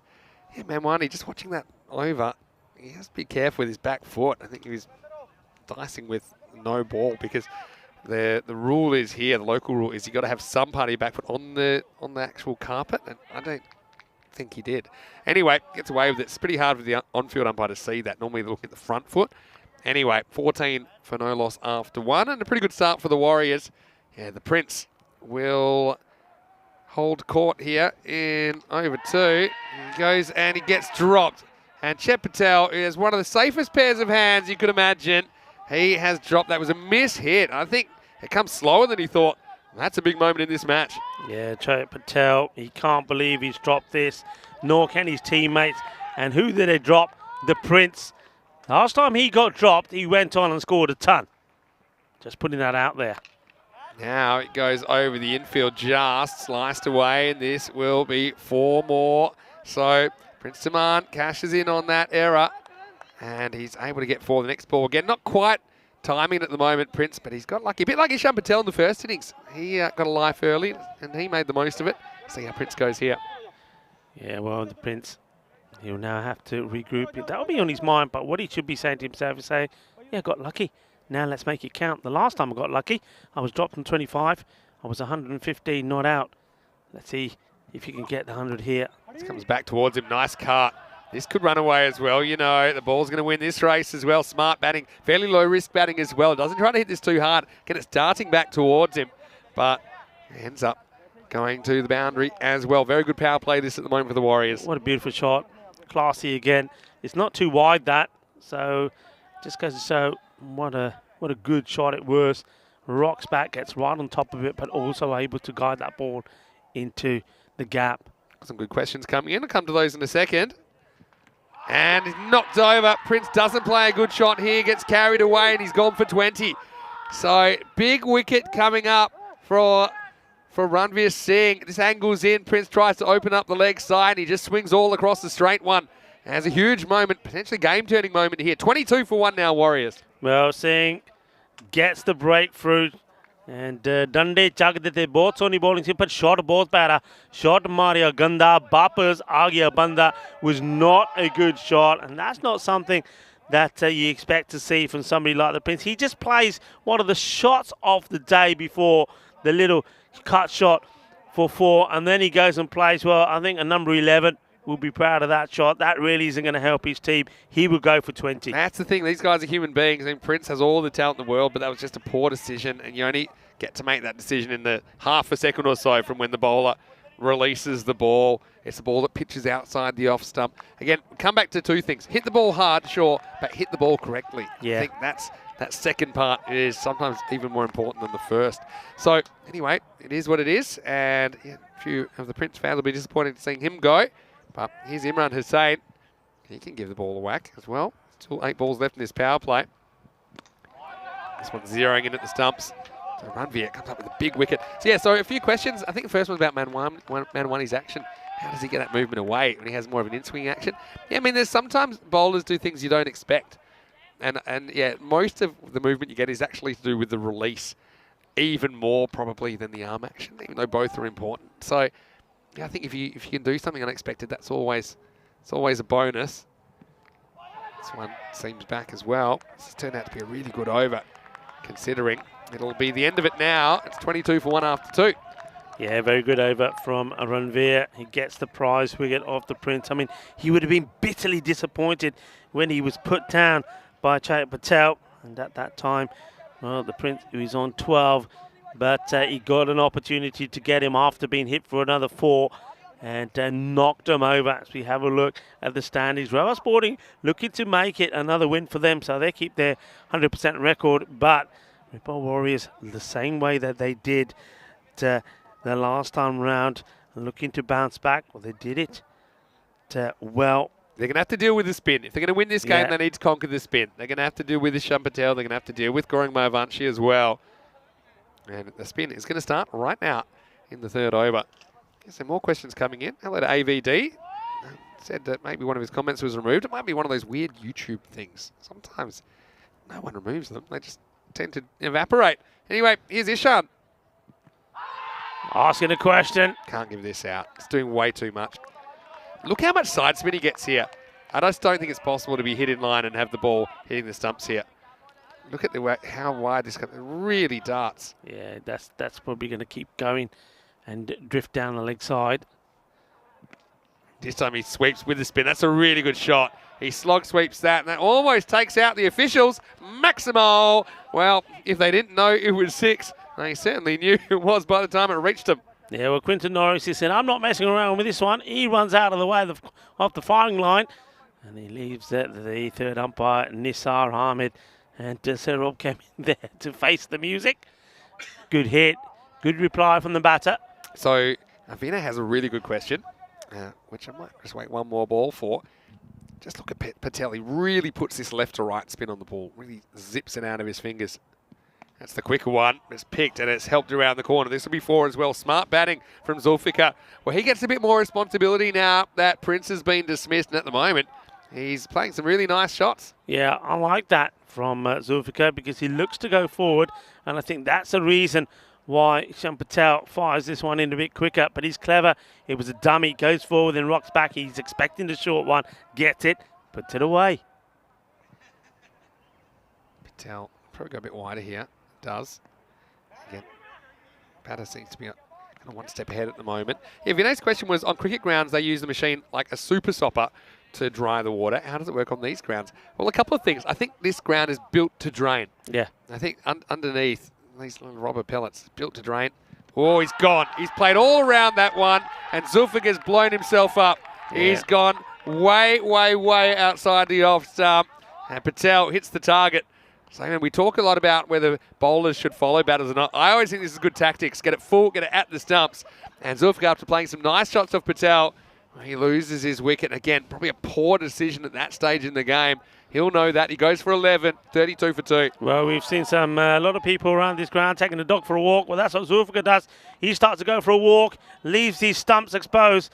And, well, Ishan Patel, he's too clever and too wily to miss out on that. Sees the batter move early, and this time it's his turn to fire in the Yorker length delivery and knocks him over. You won't like looking at that again with Zulfikar. And I think you've got to say here, Vinny, Prince Diman and also now Kaiser Zulfikar, both the openers, have literally thrown the wickets away. Yeah, that's it. That's it. It's hard to know sometimes where the line is between aggression and recklessness, but I think that the two batters that are out so far have strayed the wrong side of that line. Let's go back to Vinay's question. Yeah, so on this field, I think it's built to handle water, and also the whole ground's on a bit of a slope, so you can't really detect it. But I think the whole ground is, so the right-hand side is slightly lower than the left-hand side. Yeah. So that's a bit of the Lords about this. No Lords has got the slope, right? Oh, does he play this one? He doesn't really. Yeah, I think this one, just check the line of it. Probably outside the line. Yeah, of the but I mean, stump. does he play at it? Oh, yeah, kind of does. Does. But yeah, it was an interesting little dab. Yeah, going to the, I mean, these surfaces, because like I've said, I mentioned I played football on them as well. Yeah. And in Valencia, they've got a similar surface. We were talking at questions about water, how it's more economical that you don't water the grass, etc. It does need watering. It needs a fair bit of watering. And that's what keeps it going, running smoothly. That keeps the ball going past it. Those rubber pellets underneath have to be kept moist. So as a result of that, there is good drainage system underneath. Yeah. So, that helps to absorb. If we were playing here in July and August, Vinny, this would be watered a couple of times a day. Yeah.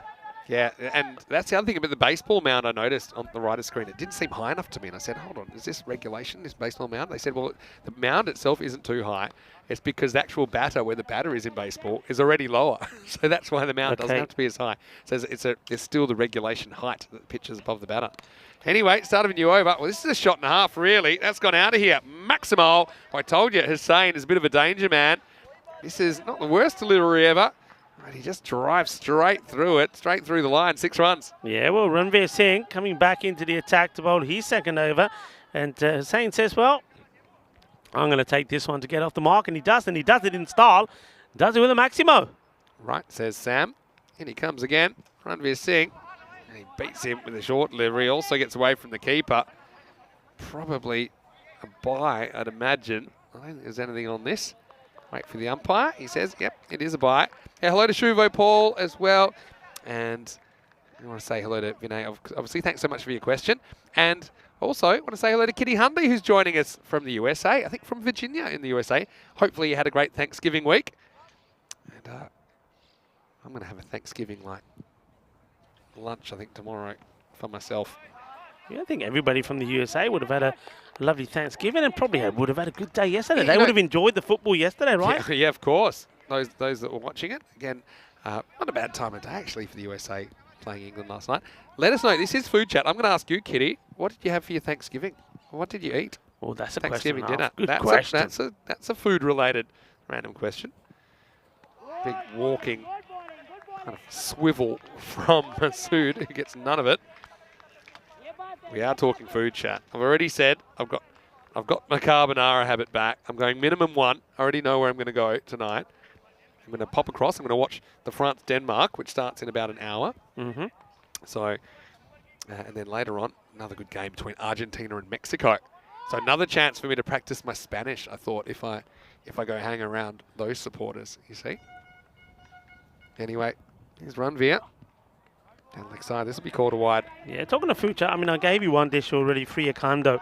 Another one, and this is a great Catalonian invention. And it's basically their own take on meatballs. It's cooked with cuttlefish in a rich gravy. It's a combination of meat and seafood. It's very common. It's called mar y muntana, so sea and mountain, mar y muntana. So if you see that on a sign anywhere, got to try it. Lovely meatballs. Spain are famous for the meatballs. This is going to be another wide ball. Yeah, so sounds just good. Going down the leg side a little bit too much here at the moment. Yeah, I'm excited. I'm excited to keep the food chat going. Kitty said she had to work yesterday, so that wasn't ideal, but yeah, hopefully you got the Thursday off for Thanksgiving. And that's one of those holidays, like I said, being Australian, we don't really grow up with it. Just see it on TV, really. Sounds like a good idea, though. I like the idea of everyone slipping into a food coma as well. And I think I mentioned this, I didn't get through the whole story before, but my brother, he was actually going out with a girl from New York, actually from New Jersey, actually. And she was over in November in Australia a few years ago. And so we tried to put on Thanksgiving dinner for her. But all I knew is what I'd learnt off, like, sitcoms. So this is cut away. It's a bit of work for the fielder, but he should be up to it. Yes. And so just a single. Masood does get off the mark. And it's the end of the over. It's 42 for 2. So just a little bit behind where they need to be with the rate at the moment, the Warriors. Yeah, so we had a nice turkey and everything like that. And at the end, I even put on the American football because I know that's the whole thing. They have Thanksgiving night, even though it was a replay because of the time difference over there in Australia. But yeah, I can definitely get into it. Anything that has food on the table, you've got my interest. It's basically like they're cheating and they're doing Christmas twice, is what it seems like. So good on you, though. Americans, let's just say, I don't think they've sorted all the problems out, but I think Thanksgiving's one they've got right. And also played a good football game last night, or soccer as they call it. Ishan Patel's going to come back. He's a proper, genuine off-spinner, isn't he? He gets a lot out of this surface. Interesting they're not going with Ishan and Gurung back-to-back. They're holding Gurung back. Yeah, that's true. I think Patel's just bowling really well. But, this is a pretty good shot. It's going to get away from the field of 4 runs. They need something to happen. Masood's been bogged down so far. He gets his first boundary and goes against the spin. It's not an easy shot, but he really throws the hands through that one, uncorks it, and gets away for 4. Yeah, we talked about Little Maestro. I think that was the Little Maestro in action there, trying to stop that one. Wasn't able to. Gets past him. 4 runs. A few issues in the field today. Young Gorung. Good comeback from Ishan Patel, but the batter horns it. Once again, it's going to tease the fielder, gets away, and that's 4 more runs. So you can see it wasn't an easy one. Ranveer Singh's had a bit of a workload. This time he goes with the spin. Again, gets a finger on it, but it's not enough. 4 more. Yeah, Ranveer Singh, he's a bit disappointed. Jhansi ka ball stop karnu. But chokka lag gaya. Good effort. But he should have done better there, really, I think. And he knows it. Some good random questions here. As this is knocked onto his body, but no run. That's the quicker one, isn't it? He tends to go to that. Once he's under attack, that's his go-to ball. Fires his one in a little bit quicker. Gets the dot ball in. Okay, I'm loving the interaction in the chat. 50's up now. I'll come back to that in a second. Here's Ishan. Again, throws in the quick one. Angled away. Good running, though, to get one there. So, this is what she had. She said she had turkey stuffing, green beans, macaroni and cheese, sweet potato casserole, potato salad, deviled eggs, cranberry sauce and gravy. For dessert, they had banana pudding, strawberry cake, and brownies. That sounds amazing. I might actually screenshot that because whenever I get hungry, I'm gonna try and get exactly that. Especially love the macaroni cheese. That sounds cheese, good. Yeah. Can't be delicious. Proper mac cheese, can you? Proper mac cheese. We had a good place in Malta actually that did a good mac cheese, and it was kind of Tex-Mex kind of place. All right, last ball of the over. I need to get moving here. To be honest, around about where Ravel Sporting were at this stage. Now, that's the Doosra. It's really well bowled. And it'll be the end of the over. It's a really clever bit of bowling because everything else is spun into the batter. This one, I think comes out of the front of the hand. If anything, just goes straight on or even away. Really clever bowler, Ishan Patel. Love to watch him go about his work. 5 overs down then. The score is 52 for 2. In the first innings, I think Ravel Sporting, they were exactly 52 for 2. So literally the same score at the halfway point between these two teams. Just a reminder that we have our Christmas break, actually, 7 weeks from the 12th of December. That's our first week off, but we will be back here in Barcelona to start the 2023 season, 30th of January, here for 4 weeks. And then ECL starting 27th of February. That'll be one of our marquee events in 2023. And maybe a few surprises in the 2023 schedule as well. Stay tuned and watch this space. Here's Little Maestro, who's coming on in over number 6. Tossed up, and every time he bowls, he gets a wicket first ball. This is no exception. Hussain licks his lips. He cannot resist, and the Little Maestro does it again. Yeah, I mean, it's quite amazing, isn't it? I mean, what is the ratio of him doing that? He comes on the bowl, and really, you know, every time that we're here and we're watching him, there's so many people that come on the chat saying, well, what is it? Just, you know, he's just tossing it up, just get there and whack it away. I tell you what, it's easier said than done. He has the knack of outfoxing batters and getting wickets, and he outfoxes Imran Hassan. He will have to go for 7 of 6 deliveries. He is so hard hit across the line because the ball just never arrives. If anything, maybe you go over cover, but even then, you've got to get the timing right. So, you know, Warriors trying to up the ante, but a Little Maestro, he just has that knack. I think there's 3 times he's taken a wicket first ball. I think it's 3 times. My Yavanshi, he's on song. Had a little chat with him after the first match where he did outpip Manish Mawani to player of the match for his 3-foot. But, yeah, I mean, like you said, not having the best of times in the field, but with the ball, well, I tell you what, he's got those magical fingers, hasn't he? Gets another wicket. Okay, I'm going to try and bang through some random questions as we see Akhtar Khan coming to the crease. So your left-hander's probably a good matchup against the left-handed Mayavanshi, because at least now you're hitting with the spin if you want to drag to the leg side. Let's see what kind of adjustment scoring makes here. Over the wicket for 1. And well, it's missed stumping first ball. And now, potential run out, but the throw's pulled wide. And it's not an easy one by any means for Kish Patel, but he's kept very well today. He'll be disappointed he doesn't hold on to this. All he needs to do is catch it. He's got heaps of time if he catches it to take the bails. Yeah, he just seemed to be a little bit off balance. I'm not sure if there was any contact of any sort on that. I think it's a difficult one when it's between the stumps and the batter's body. That's the second hardest after down the leg side, because there's just a lot of moving parts. The wickets are there, the bat's there, the body's there. But yeah, I think Kish, he'll be disappointed he doesn't hold on to that. He's kept very well today. Okay, Andrew Smith saying he went to Barcelona earlier this year and had lobster paella. One of the best things he's ever eaten. Yeah, that sounds delicious. I'm a big paella fan. In fact, now I've got to work out how I'm going to have my brunch and my paella tomorrow. I think I can squeeze both in. I'll come back to you on Monday. Have you had your squid paella? Yeah, squid ink? Had it a couple of times. Black rice, of course. Price has tripled since we were here in Corona times. So that wasn't ideal. But anyway, still eating it for 2. This is how I roll. This is in the air. Could be another one. Should be another one. And Chet's got the yips. That's 2 he's dropped. And we almost have a run out. But, oh, can you believe it? I mean, Chet Patel has such a safe pair of hands. And he's shelled 2. Well, can only have to say there are 2 sitters he's dropped in this innings. Yeah, and Chet Patel, we dropped Prince Diman on 12. Luckily, they got him out for 20. But, well, will the same apply with Masood? Gets a chance. Tossed up. Akhtar, the benefit of being a left-hander is it does turn into him, so he gets 1 here. Keanu's asking, what's my favourite Christmas food? Probably for me, lamb with mint sauce.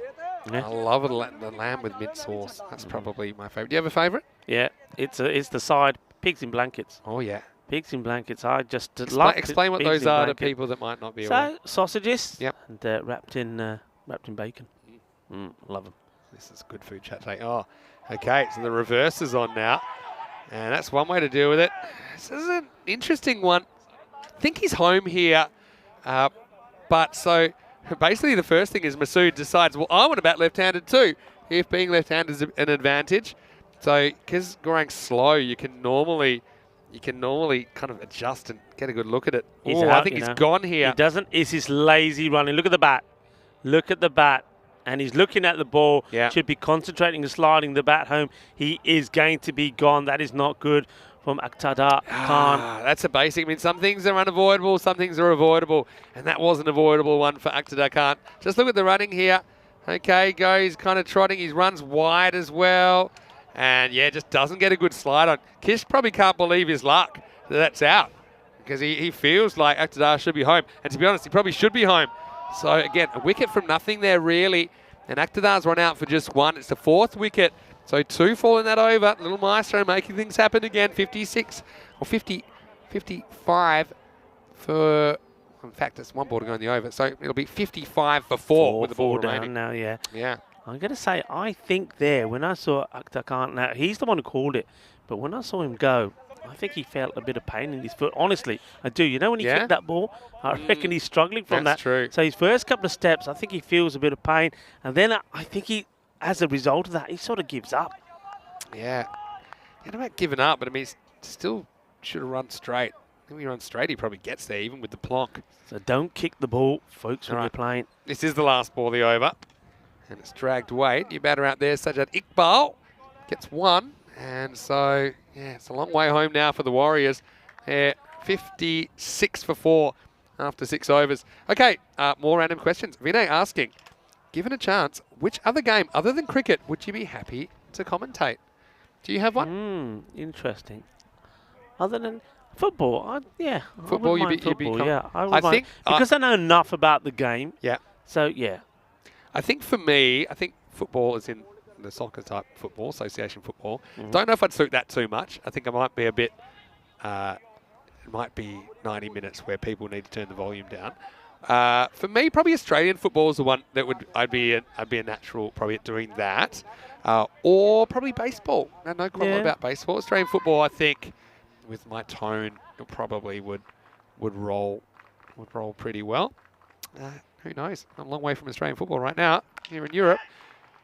Anyway, this is going to be just 1. Again, run rate's now up to 3 a ball, or over 3 a ball now, so that's tough. Yeah, so there's probably a couple of others I could do. Probably field hockey. I played a lot of that as well. I think you'd be good at golf. Oh, yeah, golf. You think so? I could. There'd be plenty of action for you to talk about, Yeah. wouldn't there? Golf. I'd be excited when the ball went in the water. I'll tell you that much. Can you I think imagine? of some random ones.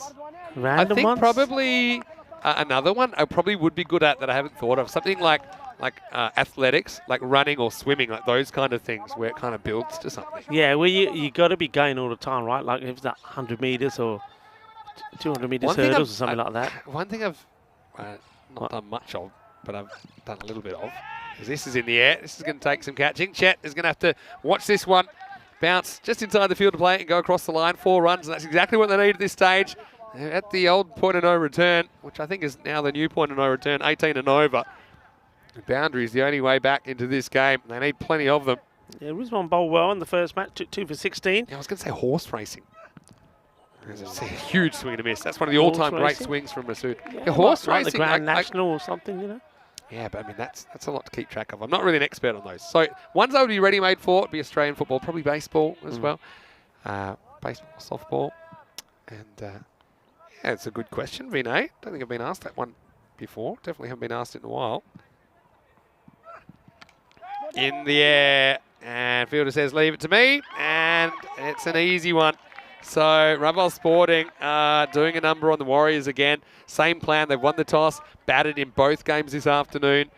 And ultimately, looks like they'll defend as we see another wicket go down. This time it's Masood. Falls on his sword for 15. It's 62 for 5. Yeah, he goes for a runner ball 15. And Gopi says, everybody stay away. This is mine. That holds on to it. And a clever bit of bowling once again from Mohammad Rizwan. Andy Just House takes the pace of that one. Andy House has popped in the chats confirming the Malta mac and cheese was unreal. Yeah. True. Sruchi Yadav says the food sounds delicious. True as well. There's a few chats about turkey prices. I'm going to go out on a limb here. Turkey is one of my less favourite meats. Yeah. I just feel it's a bit bland compared to some others. I know that's an unpopular opinion, but you know I'll give it to you straight, Rico. Yeah, but it depends how you cook it, you see. Maybe I'm not getting it right. If it's well stuffed, and you have it with a nice gravy, and you have the old, this is no ball surely, yeah, it's called straight away, so batters won't run. Take the no ball. Yeah, it came out of nowhere, didn't it? Yeah. Saeed Mohammed Rizwan is on now. And, yep, definitely too high. Free hit coming up. Okay, I've got another really good question. How do vegetarians feast on Thanksgiving? Or maybe Andy House, who's in the chat, maybe you could give us an answer. Yeah. I know he's vegetarian. Now, this is going to take a funny bounce. Watch it. Yeah, Ishan Patel. He have to get up pretty early in the morning to fool Ishan. He was ready for that to climb. Vegetarian, look, there's so many options now for vegetarians, but I think you can't beat the good old nut roast. Yeah, the nut roast. Yeah. Well, like pumpkin as well. I think pumpkin, you can do some things with that. Yeah, so, yeah, Andy, you tell us what your equivalent would be. Ouch. Yeah, bunted onto his own body. End of the over. He's 64 for 5. Well, they'll have to double their score from here in 3 overs. Can't see that happening. But, yeah, you see, that's an ouchie as well. Seen some legs going down today, haven't we? Hey, let's have a look at what's coming up on Monday, because tomorrow we are off. We'll keep you up to date with what we're getting up to tomorrow. We'll let you know on Monday morning. When we are here on Monday morning, we'll see Gracia taking on the Ali Young Stars. So Gracia without any points. I think they'll want to make a statement in matches 73 and 74.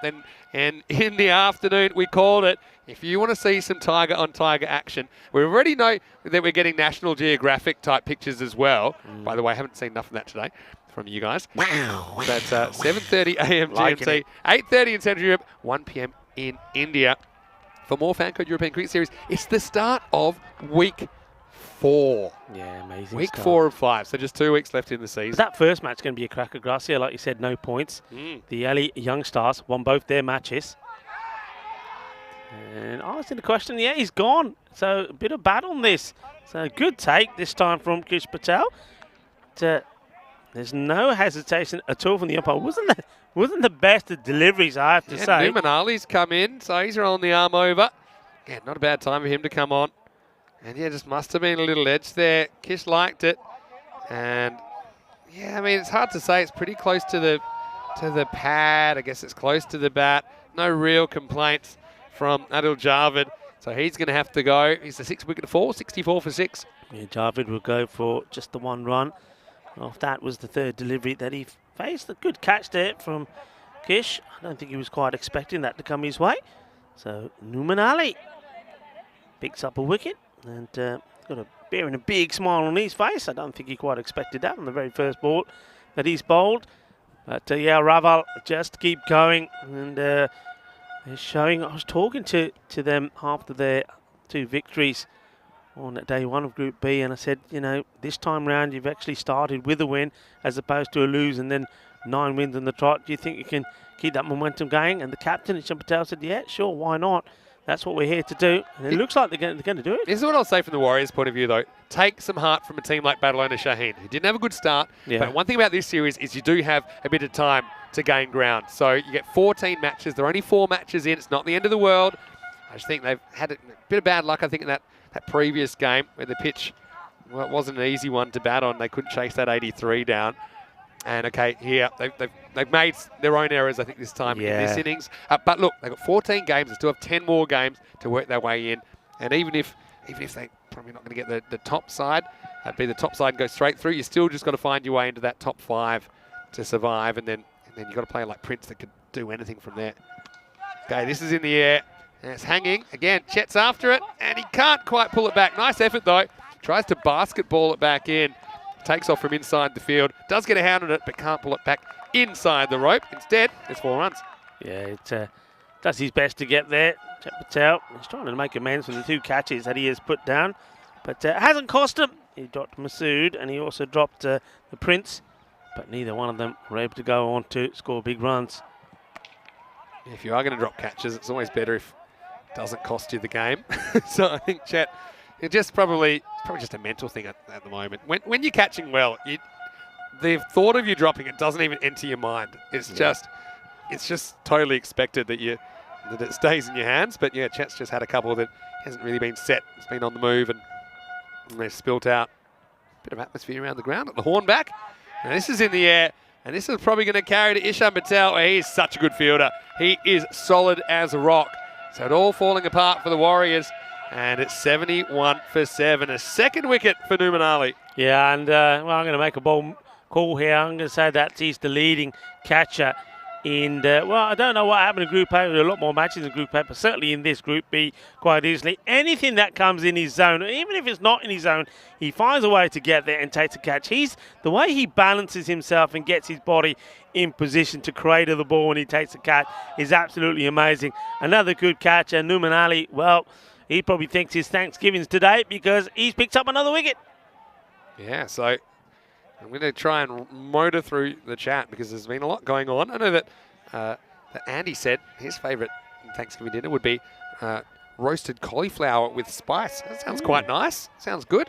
Some people saying that the 100 got a big cash offer. Who offered that kind of money? Explain that to me. I'd like to know more about that. Haven't seen that yet. And thanks to Wayne for his help as well. As we see this knocked down the ground, he's posted a helpful link about Australian football. Some people were asking what that was. Hello to Kingston Weatherby, nice to see you. Hello to Chris Schinkel from the Netherlands. And yeah, let's keep going. The last couple of overs, it's 72 for 7 after 8. Emily said she's a vegetarian. She just eats the side dishes. That's a good strategy. Goes really hard with the side dishes. So potatoes, beans, mac and cheese, cranberries, etc. So yeah, liking it. And so, yeah, just a couple of overs to go in the day. See the Warriors just falling apart. Vinay's got an interesting one. Said in the olden days, we were told Australian cricket players were known for sledging. Do I feel things have changed over time? Or like all teams have started sledging? I will say this. I think that the Australian way of doing it is a bit different. So I think problems happen when cultures clash sometimes, okay? So especially when in Australia, it can get a bit full on with the chat, but big.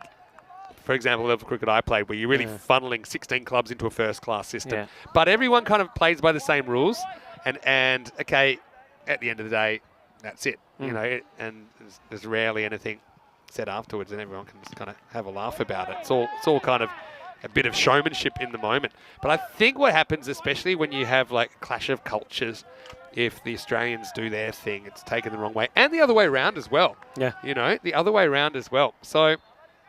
Do all people do it now? It's always been probably a little bit of it in the game. Yeah, and I would also say one more thing, Rico, is that... Oh, gone. Yeah, I think it's a good one. That's a good throw to say it on. Kinnasona, I'm loving this. Isn't he pumped? He's fired up. He's loving his moment there. Oh, yeah, he's fired up. He's pumped. What a great bit of fielding this was. Well, he's a bit of a live wire. Look at him, he's still going. He said, how about that? Did you like that? Well, I liked it. He picked his up and he throws it with his rocket arm at the stump. Numan Ali, well, he's picked up 2 wickets in the last, and now he just got this run out. This is lightning He's having a great few minutes. There's pretty much one stump to aim at. Look at that. Oh, what a shot. An absolute heat seeker. And he somehow hits the middle stump. And you can see that Waka Khan knows his fate. He's gone. Great fielding. Rubber Sporting. Again, their defending's been top class today. Well, look, there's the passion of the European cricket there for you, all in a nutshell. Absolutely loving that. That's what it's all about. That's what it means to him. And that was absolutely delightful. The pickup here, look, one-hand pickup. And, well, great work from Spring Productions as well. And, well, knocks him over. And then the celebration. Oh, isn't he pumped? Brilliant moment for Numan Ali. Yeah. And there's a little chuck of the hut there, Star. Why not? They're having a party. Rubble Sporting, they're going to be 4-0. 73 for 8 now. Time to warm up the car. Just going down leg side, I think. So, yeah, look. Yeah, last thing on the thing about the sledging, I was going to say, one thing that I've noticed, and that's because of being in the UK, being in Spain a number of years, and also the Indian I speak, a lot of issues come into effect, not because of the intent and the motives or the individuals that are doing the sledging, because of language barriers, vocabulary. Different words mean different things. I know in Spain, the sort of things that you can say in Spain and things that are said in Spanish football and Spanish sport, if you were to translate them and say them in English, it just would not be acceptable. And I know a number of players, football players, that have gone from La Liga and gone to the Premiership or gone to other parts of the world. They can't say the same things, as though it means completely different things in Spain than it would elsewhere. So that's very important as well. Yeah, that's true. There's a little French cut that might run all the way. Fielder is not going to get there. So Mark Ball will get some runs here. Warriors trying to get some consolation runs at the end of this innings. That's a rolling cutter, I think, from Rizwan, but it ends up getting edged to the boundary. Yeah, so it's interesting. Everyone's got a take on it. What I will say is when players get to top level, they're not bothered by it. I think the people that watch in the media make a lot of it, but if you can't handle that and you can't concentrate in your own game, then I just don't think you survive that level. You don't get there in the first place. This is in the air, and it's a catching opportunity, and it's taken. It's a pretty good catch. He was wrestling with the sun there, wasn't he? But they're having a good time at the moment. And looks like that's Kumar Patel out in that part of the ground. He will take the catch, despite the elements. And so they're down to their last wicket now. It's also the last over. It's 78 for 9. And I think we got the number 11 coming to the crease. Or do we? Maybe there's a bit of an injury situation here. Yeah, it looks like he is. I thought for a moment both the batters were walking up, but look, very good catch because you can see, look at the shadows there. Tells you the story. Look at that, the shadow. That's what he had to contend with. That ball's up in the air. But first of all, gets himself in the right position, composes himself well, and then deals with the catch. Nicely done. Great catch. I'm going to keep rolling through these questions and comments. I'm loving the discussion, guys, here in the chat. Eastern European Cricket Network. Again, thanks for another great week of entertainment. I know that Corey and I enjoyed it earlier in the week, and Rico and I enjoying it in the second half of this week.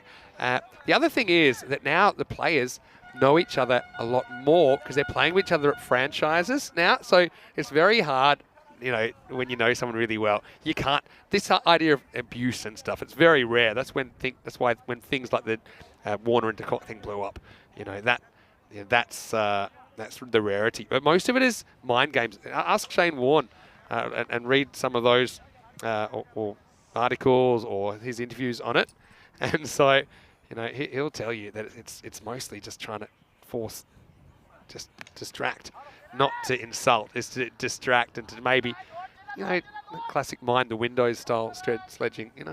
Just get something in the head. And so that's for me. I think, I was smart enough, I suppose, when I was saying to know, look, if they're trying to put me off, there's a reason they're trying to put me off. I know what they're doing. So you got to have a thick skin. That's what I think anyway. Nouman Ali looking to finish things up. We're taking a third wicket. The man who took a sensational run out as well. And he will. All over. And let's welcome the weekend. Hasn't he bowled well, Nouman Ali? 3 wickets and a run out. What a moment for him. And, well, when it comes down to it, that's a memorable performance. And he really made a difference there at the end and finished things early. They leave 4 balls on the table. Karamjit, the captain, not his afternoon. He goes for a golden. And the Warriors are bowled out for 79. Well, look, the man there finishing off. Chuck their foot their style, he says. How about that? Have a nice weekend, everybody, he says. Well, look, he could quite easily be the player of the match here. 3 wickets he's taken, 3 for 9. And then also that outstanding run out. So he's been involved in 4 wickets. And, well, what a moment for him, but also what a moment for Raval Sporting. They keep going, 4 out of 4. They will finish this first week sitting pretty at the top with 8 points. Congratulations to them. And, well, the Ripoll Warriors, well, they were unlucky in the golden ball, but today in this one, there's nothing really unlucky about it. I think they've been outplayed by Raval Sporting. And one thing that they do need to do, because they haven't quite got the depth in the batting as a team like Raval has, those batters that are at the top, well, they've got to take a little bit more ownership and a bit more responsibility with the shots they play. I think there were some weak shots played by them. They put their team under pressure and were never really able to recover. As we have a look at these highlights, and we'll see there that there's a number of shots that were played. Shot selection wasn't good, but Raval, they were good. There were still errors from Raval. Chayat Patel put a couple of catches down. There was a few misfields as well, but they're a team that are well led by their captain, Ishant Patel, and they don't focus on negativity. They focus on positive. They encourage each other. They support each other, and that's why they're a good team. That's why they're getting these back-to-back victories. Yeah, no doubt about it. I mean, they've set a cracking pace, haven't they? And look, they haven't played a team like Gratia yet. They haven't played a team like Catalan Tigers yet, but really they haven't put a foot wrong here. Again, the spin impressed me. It's not just slow balls putting the ball in play, and they're actually putting some work on the ball. They're being clever about their tactics and what they're trying to do. And I think for the most part, he mentioned Chet Patel had the yips with the catching, but most of his teammates were on song with the catching. And how about some of these highlights from Nouman Ali, including this? This is my favourite. Wow. That was a proper heat-seeking missile from side on. And really, when it came down to it, as good as it was running for Ravel Sporting, it was running pretty bad for the Warriors, who got the rough end of the pitch in the previous game after losing that toss. And in this one, yeah, they just play a couple of rash shots early, puts a lot of pressure in the middle order. They couldn't deal. In the end, they bowled out for 79, and it was Numan that finished it off. Yeah, tucked their foot this style, just a celebration. And Numan, his name will be up there as player of the match contender. Another man will be the captain, Isham Patel, 38. He scored 38 very good, very valuable runs as it worked out to be. He was brilliant with his catching once more and bowled very well as well. But as we have a look at that scorecard, the Prince Demand, well, again, he, as well as Zulfikar, will be very disappointed in the way that they got out. And after that, nobody else ready to get going. Mohamed Masood, once again in this match, as he did in the first, did get himself going, but didn't have any support in partners. And in the end, when he had to play the big shots, found that he couldn't get going. He lost his wicket. There's the wicket takers again. Numan 3 for 9, and that run out. He was absolutely outstanding. And Mohamed Rizwan, 2 wickets again from him, 2 for 14.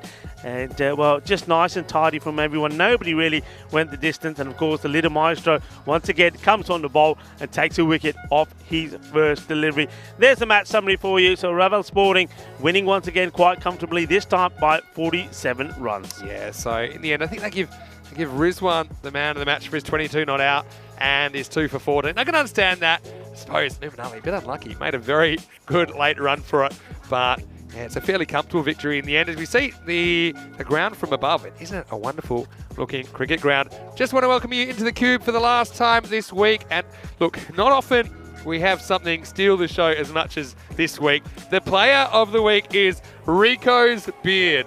It has been an incredible response. You can hardly ever get everyone to agree on something, and everyone agrees. It's got to stay. It's looking pretty cool. Anyway, there's a little noise behind us. There's a lot of sports going on. Rico, it's been great to have you in the commentary box back with me this week, and big thanks to Corey as well, who started the week. Corey. I know that he's still celebrating Australia's win the World Cup, no doubt about that. Hey, just before we go, I want to say big thank you to everyone in the chat as well. Really love that interaction. We love those random questions and the food chat. I think we really nailed it today. So thanks so much, guys. We've earned our day off, I think, but we'll be back on Monday with more cricket, starting with Grassy out there without a win, and they're going to have a tricky contest, I think, to start the week. But anyway, join us 7:30 a.m. GMT. It's 8:30 in Central Europe. It's 1 p.m. in India on Monday morning. Also, our social media at European Cricket, great place to go. If you haven't already, please thumbs up the video. Have you thumbs up the video? Of course, if not, always. if you haven't done that, it's okay. Do it now, because the more people do that, the more people will be showing the video and exposed to European cricket. And hopefully, we can keep growing the audience and growing what we're doing. For now, from everyone here on the ground, big thank you to the Blue Crew, to Spring Productions. They've been magnificent again. Great to welcome you guys in this week. Valentines and Elvira have joined us. Of course, Chris Dapps is still here as well. From everyone here at the European Cricket Network and European Cricket family, hope you have a happy and a safe Sunday. Join us and let us know what you've been up to when you join us on Monday morning. We'll be back here, right here, for more T10 action. Just 2 weeks left in the season, so we'll see you on Monday for more FanCode European Cricket Series. It's goodbye for now. Hasta lunes, and we'll see you for more cricket very, very shortly. Adios, mi familia. Bien fin de semana. Here's some highlights of the day.